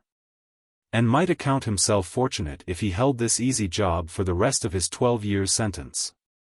His interrogator was a little hard-faced man wearing a suit that had evidently been originally intended for somebody of greater girth and more commanding height. His trousers were turned up noticeably, his waistcoat was full of folds and tucks which only an amateur tailor would have dared, and only one superior to the criticism of his fellows would have worn. His hard, bright eyes were fixed on Mr. Reader, but there was no menace in them so far as the detective could read. Yes, I was instrumental in arresting Ike Walker, said Mr. Reader, almost gently. The man put his hand in his pocket and brought out a crumpled packet enclosed in green-oiled silk. Mr. Reader unfolded the covering and found a soiled and crumpled envelope. That's from Ike, said the man. He sent it out of stir by a gent who was discharged yesterday. Mr. Reader was not shocked by this revelation. He knew that prison rules were made to be broken, and that worse things have happened in the best regulated jails than this item of a smuggled letter. He opened the envelope, keeping his eyes on the man's face, took out the crumpled sheet and read the 5 or 6 lines of writing. Dear reader. Here is a bit of a riddle for you. What other people have got, you can have. I haven't got it, but it is coming to you. It's red hot when you get it, but you're cold when it goes away. Your loving friend, Ike Walker. Doing a 12 stretch because you went on the witness stand and told a lot of lies. Mr. Reader looked up and their eyes met. Your friend is a little mad, one thinks, he asked politely. He ain't a friend of mine. A gent asked me to bring it, said the messenger. On the contrary, said Mr. Reader pleasantly, he gave it to you in Dartmoor prison yesterday. Your name is Mills, you have 8 convictions for burglary, and will have your 9th before the year is out. You were released 2 days ago, I saw you reporting at Scotland Yard. The man was for the moment alarmed and in 2 minds to bolt. Mr. Reader glanced along Brockley Road, saw a slim figure, that was standing at the corner, crossed to a waiting tramcar, and, seeing his opportunity vanish, readjusted his timetable. Come inside, Mr. Mills. I don't want to come inside, said Mr. Mills, now thoroughly agitated. He asked me to give this to you and I've give it. There's nothing else. Mr. Reader crooked his finger. Come, Bertie, he said, with great amiability. And please don't annoy me. I am quite capable of sending you back to your friend Mr. Walker. I am really a most unpleasant man if I'm upset. The messenger followed meekly, wiped his boots with great vigor on the mat and tiptoed up the carpeted stairs to the big study where Mr. Reader did most of his thinking. Sit down, Mills. With his own hands Mr. Reader placed a chair for his uncomfortable visitor, and then, pulling another up to his big writing table, he spread the letter before him, adjusted his glasses, read, his lips moving. And then leaned back in his chair. I give it up, he said. Read me this riddle. I don't know what's in the letter, began the man. Read me this riddle. As he handed the letter across the table, the man betrayed himself, for he rose and pushed back his chair with a startled, horrified expression that told Mr. Reader quite a lot. He laid the letter down on his desk, took a large tumbler from the sideboard, inverted it and covered the scrawled paper. Then. Wait, he said, and don't move till I come back. And there was an unaccustomed venom in his tone that made the visitor shudder. Reader passed out of the room to the bathroom, pulled up his sleeves with a quick jerk of his arm and, turning the faucet, let hot water run over his hands before he reached for a small bottle on a shelf, poured a liberal portion into the water and let his hands soak. This done, for 3 minutes he scrubbed his fingers with a nail brush, dried them, and, removing his coat and waistcoat carefully, hung them over the edge of the bath. He went back to his uncomfortable guest in his shirt sleeves. Our friend Walker is employed in the hospital, he stated rather than asked. What have you had there, scarlet fever or something worse? He glanced down at the letter under the glass. Scarlet fever, of course, he said, and the letter has been systematically infected. Walker is almost clever. The wood of a fire was laid in the grate. He carried the letter and the blotting paper to the hearth, lit the kindling and thrust paper and letter into the flames. Almost clever, he said musingly. Of course, he is one of the orderlies in the hospital. It was scarlet fever, I think you said? The gaping man nodded. Of a virulent type, of course. How very fascinating. He thrust his hands in his pockets and looked down benevolently at the wretched emissary of the vengeful Walker. You may go now, Mills, he said gently. I rather think that you are infected. That ridiculous piece of oiled silk is quite inadequate, which means quite useless, as a protection against wandering germs. You will have scarlet fever in 3 days, and will probably be dead at the end of the week. I will send you a wreath. He opened the door, pointed to the stairway, and the man slunk out. Mr. Reader watched him through the window, saw him cross the street and disappear round the corner into the Lewisham High Road, and then, going up to his bedroom, he put on a newer frock coat and waistcoat, drew on his hands a pair of fabric gloves and went forth to his labors. He did not expect to meet Mr. Mills again, never dreaming that the gentleman from Dartmoor was planning a bust which would bring them again into contact. For Mr. Reader the incident was closed. That day news of another disappearance had come through from police headquarters, and Mr. Reader was waiting at 10 minutes before 5 at the rendezvous for the girl who, he instinctively knew, could give him a thread of the clue. He was determined that this time his inquiries should bear fruit. But it was not until they had reached the end of Brockley Road, and he was walking slowly up towards the girl's boarding house, that she gave him a hint. "Why are you so persistent, Mr. Reader?" she asked, a little impatiently. "Do you wish to invest money? Because, if you do, I'm sorry I can't help you. That is another agreement we made, that we would not introduce new shareholders." Mr. Reader stopped, took off his hat and rubbed the back of his head. His housekeeper, watching him from an upper window, was perfectly certain he was proposing and had been rejected. "I am going to tell you something, Miss Bellman, and I hope, that I shall not alarm you." And very briefly he told the story of the disappearances and the queer coincidence which marked every case, the receipt of a dividend on the 1st of every month. As he proceeded, the color left the girl's face. "You are serious, of course," she said, serious enough herself. "You wouldn't tell me that unless—" "The company is the Mexico City Investment Syndicate. They have offices in Portugal Street." "How did you come to hear of them?" asked Mr. Reader. "I had a letter from their manager, Mr. De Silvo. He told me that a friend had mentioned my name, and gave full particulars of the investment." "Have you that letter?" She shook her head. "No. I was particularly asked to bring it with me when I went to see them. Although, in point of fact, I never did see them," smiled the girl. "I wrote to their lawyers. Will you wait? I have their letter." Mr. Reader waited at the gate whilst the girl went into the house and returned presently with a small portfolio, from which she took a quarto sheet. It was headed with the name of a legal firm, Bratcher and Bratcher, and was the usual formal type of letter one expects from a lawyer.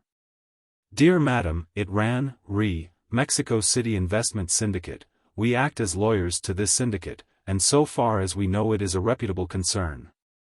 We feel that it is only due to us that we should say that we do not advise investments in any concern which offers such large profits, for usually there is a corresponding risk. We know, however, that this syndicate has paid 12.5% and sometimes as much as 20%, and we have had no complaints about them.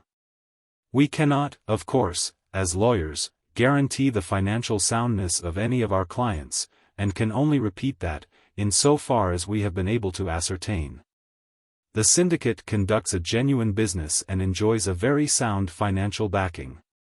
Yours faithfully, Bratcher and Bratcher." "You say you never saw De Silvo?" She shook her head.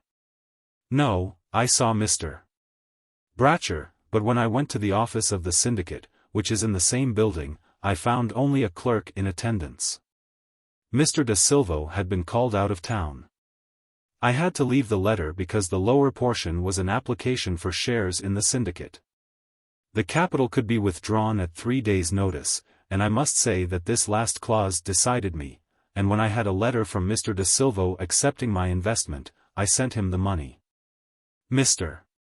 Reader nodded.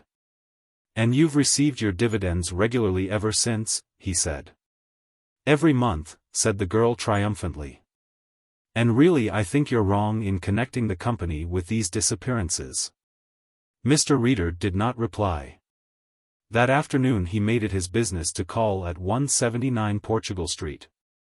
It was a 2-story building of an old-fashioned type. A wide flagged hall led into the building. A set of old-fashioned stairs ran up to the top floor, which was occupied by a China merchant. And from the hall led 3 doors. That on the left bore the legend Bratcher and Bratcher, solicitors, and immediately facing was the office of the Mexican syndicate. At the far end of the passage was a door which exhibited the name John Baston, but as to Mr. Baston's business there was no indication. Mr. Reader knocked gently at the door of the syndicate and a voice bade him come in. A young man, wearing glasses, was sitting at a typewriting table, a pair of dictaphone receivers in his ears, and he was typing rapidly. "No, sir, Mr. De Silvo is not in. He only comes in about twice a week," said the clerk. "Will you give me your name?"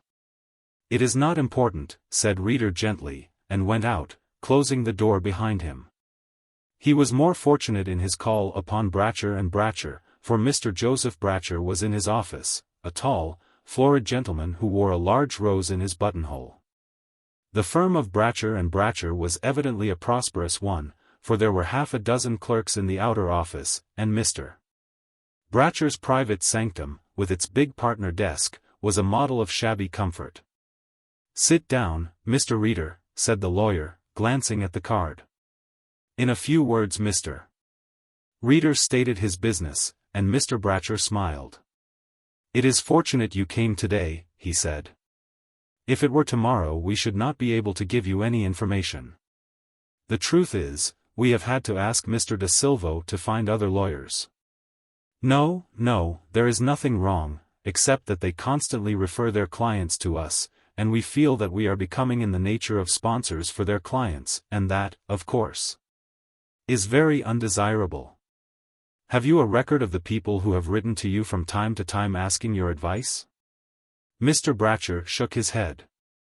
"It is a curious thing to confess, but we haven't," he said. "And that is one of the reasons why we have decided to give up this client. 3 weeks ago, the letter book in which we kept copies of all letters sent to people who applied for a reference most unaccountably disappeared. It was put in the safe overnight, and in the morning, although there was no sign of tampering with the lock, it had vanished. The circumstances were so mysterious, and my brother and I were so deeply concerned, that we applied to the syndicate to give us a list of their clients, and that request was never complied with." Mr. Reader sought inspiration in the ceiling. "Who is John Baston?" he asked, and the lawyer laughed. "There again I am ignorant. I believe he is a very wealthy financier, but, so far as I know, he only comes to his office for 3 months in the year, and I have never seen him." Mr. Reader offered him his flabby hand and walked back along Portugal Street, his chin on his breast, his hands behind him dragging his umbrella, so that he bore a ludicrous resemblance to some strange-tailed animal. That night he waited again for the girl, but she did not appear, and although he remained at the rendezvous until 5:30 he did not see her. This was not very unusual, for sometimes she had to work late, and he went home without any feeling of apprehension. He finished his own frugal dinner and then walked across to the boarding-house. Miss Bellman had not arrived, the landlady told him, and he returned to his study and telephoned first to the office where she was employed and then to the private address of her employer. "She left at 4:30, was the surprising news. "Somebody telephoned to her and she asked me if she might go early." "Oh," said Mr. Reader blankly. He did not go to bed that night, but sat up in a small room at Scotland Yard, reading the brief reports which came in from the various divisions. And with the morning came the sickening realization that Margaret Bellman's name must be added to those who had disappeared in such extraordinary circumstances. He dozed in the big Windsor chair. At 8 o'clock he returned to his own house and shaved and bathed, and when the public prosecutor arrived at his office he found Mr. Reader waiting for him in the corridor. It was a changed Mr. Reader, and the change was not due entirely to lack of sleep. His voice was sharper. He had lost some of that atmosphere of apology which usually enveloped him. In a few words he told of Margaret Bellman's disappearance. "Do you connect De Silvo with this?" asked his chief. "Yes, I think I do," said the other quietly, and then, there is only one hope, and it is a very slender one, a very slender one indeed. He did not tell the public prosecutor in what that hope consisted, but walked down to the offices of the Mexican syndicate. Mr. Da Silva was not in. He would have been very much surprised if he had been. He crossed the hallway to see the lawyer, and this time he found Mr. Ernest Bratcher present with his brother. When Reader spoke to the point, it was very much to the point. I am leaving a police officer in Portugal Street to arrest Da Silva the moment he puts in an appearance. I feel that you, as his lawyers, should know this, he said. But why on earth, began Mr. Bratcher, in a tone of astonishment. I don't know what charge I shall bring against him, but it will certainly be a very serious one, said Reader. For the moment I have not confided to Scotland Yard the basis for my suspicions. But your client has got to tell a very plausible story and produce indisputable proof of his innocence to have any hope of escape. I am quite in the dark, said the lawyer, mystified. What has he been doing? Is his syndicate a fraud? I know nothing more fraudulent, said the other shortly. Tomorrow I intend obtaining the necessary authority to search his papers and to search the room and papers of Mr. John Baston. I have an idea that I shall find something in that room of considerable interest to me. It was 8 o'clock that night before he left Scotland Yard, and he was turning towards the familiar corner, when he saw a car come from Westminster Bridge towards Scotland Yard. Somebody leaned out of the window and signalled him, and the car turned. It was a two-seater coupe and the driver was Mr. Joseph Bratcher. We found Da Silva, he said breathlessly as he brought the car to a standstill at the curb and jumped out. He was very agitated and his face was pale. Mr. Reader could have sworn that his teeth were chattering. There's something wrong, very badly wrong, he went on. My brother has been trying to get the truth from him, my God. If he has done these terrible things I shall never forgive myself. Where is he? Asked Mr. Reader. He came just before dinner to our house at Dulwich. My brother and I are bachelors and we live there alone now, and he has been to dinner before. My brother questioned him and he made certain admissions which are almost incredible. The man must be mad. What did he say? I can't tell you. Ernest is detaining him until you come. Mr. Reader stepped into the car and in a few minutes they were flying across Westminster Bridge towards Camberwell. Lane House, an old-fashioned Georgian residence, lay at the end of a countrified road which was, he found, a cul-de-sac. The house stood in grounds of considerable size, he noted as they passed up the drive and stopped before the porch. Mr. Bratcher alighted and opened the door, and Reader passed into a cosily furnished hall. One door was ajar. Is that Mr. Reader? He recognized the voice of Ernest Bratcher, and walked into the room. The younger Mr. Bratcher was standing with his back to the empty fireplace, there was nobody else in the room. Da Silva's gone upstairs to lie down, explained the lawyer. This is a dreadful business, Mr. Reader. He held out his hand and Reader crossed the room to take it. As he put his foot on the square Persian rug before the fireplace, he realized his danger and tried to spring back, but his balance was lost. He felt himself falling through the cavity which the carpet hid, lashed out and caught for a moment the edge of the trap. But as the lawyer came round and raised his foot to stamp upon the clutching fingers, Reader released his hold and dropped. The shock of the fall took away his breath, and for a second he sprawled, half lying, half sitting, on the floor of the cellar into which he had fallen. Looking up, he saw the older of the two leaning over. The square aperture was diminishing in size. There was evidently a sliding panel which covered the hole in normal times. We'll deal with you later, Reader, said Joseph Bratcher with a smile. We've had quite a lot of clever people here. Something cracked in the cellar. The bullet seared the lawyer's cheek, smashed a glass chandelier to fragments, and he stepped back with a yell of fear. In another second the trap was closed and Reader was alone in a small brick-lined cellar. Not entirely alone, for the automatic pistol he held in his hand was a very pleasant companion in that moment of crisis. From his hip pocket he took a flat electric hand lamp, switched on the current and surveyed his prison. The walls and floor were damp, that was the first thing he noticed. In one corner was a small flight of brick steps leading to a locked steel door, and then, "Mr. Reader." He spun round and turned his lamp upon the speaker. It was Margaret Bellman, who had risen from a heap of sacks where she had been sleeping. "I'm afraid I've got you into very bad trouble," she said, and he marveled at her calm. "How long have you been here?" "Since last night," she answered. "Mr. Bratcher telephoned me to see him and he picked me up in his car. They kept me in the other room until tonight, but an hour ago they brought me here." "Which is the other room?" She pointed to the steel door. She offered no further details of her capture, and it was not a moment to discuss their misfortune. Reader went up the steps and tried the door. It was fastened from the other side, and opened inward, he discovered. There was no sign of a keyhole. He asked her where the door led and she told him that it was to an underground kitchen and coal cellar. She had hoped to escape, because only a barred window stood between her and freedom in the little room where she was kept. "But the window was very thick," she said, "and of course I could do nothing with the bars." Reader made another inspection of the cellar, then sent the light of his lamp up at the ceiling. He saw nothing there except a steel pulley fastened to a beam that crossed the entire width of the cellar. "Now what on earth is he going to do?" he asked thoughtfully, and as though his enemies had heard the question and were determined to leave him in no doubt as to their plans, there came the sound of gurgling water. And in a second he was ankle deep. He put the light onto the place whence the water was coming.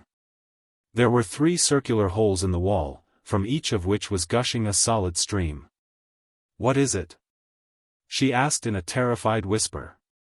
"Get on to the steps and stay there," he ordered peremptorily, and made investigation to see if it was possible to staunch the flow.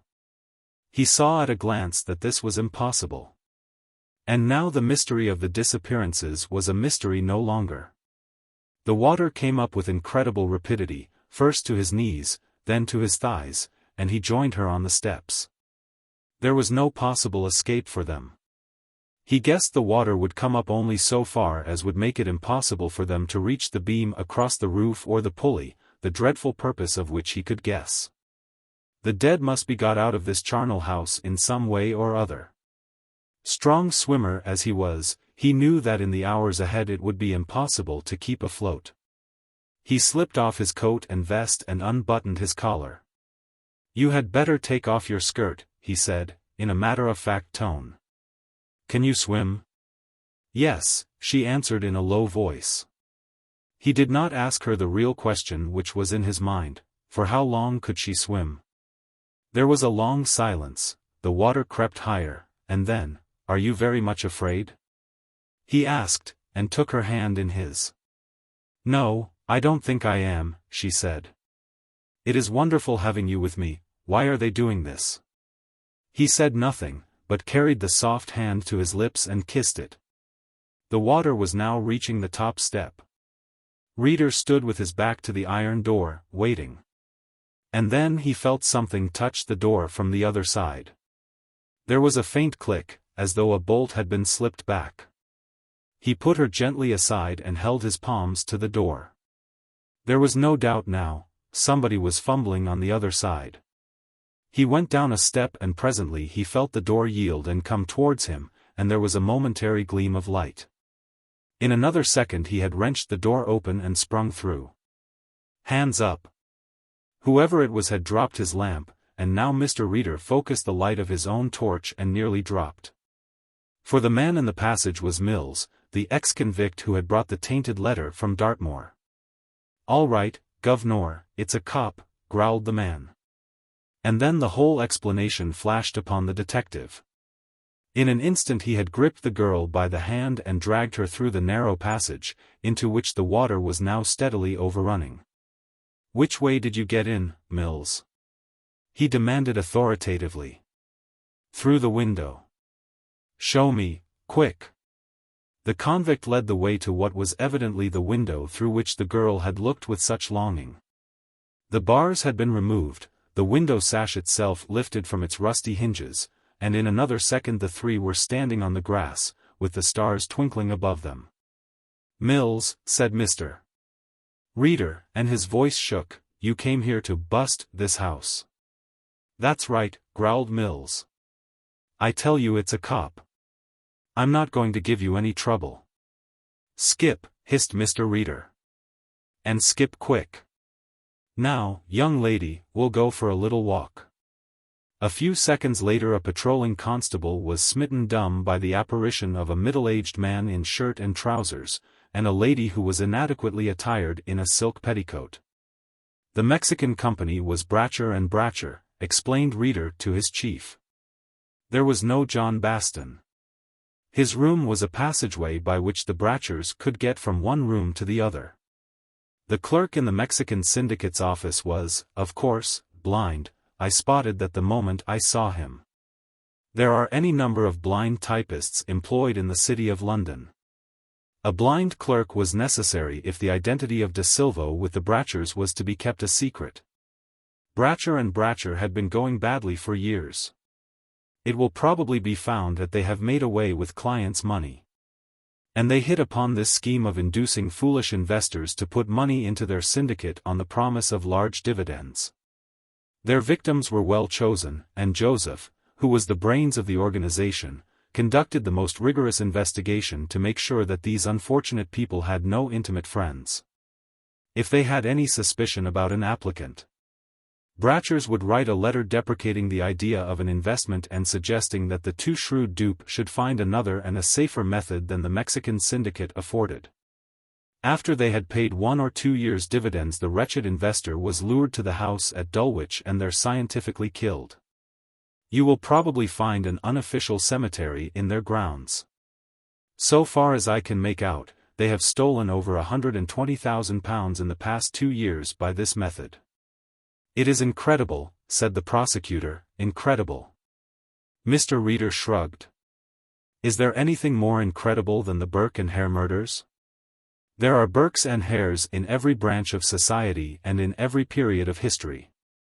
Why did they delay their execution of Miss Bellman?" Mr. Reader coughed. "They wanted to make a clean sweep, but did not wish to kill her until they had me in their hands. I rather suspect," he coughed again, "that they thought I had an especial interest in the young lady." "And have you?" asked the public prosecutor. Mr. Reader did not reply.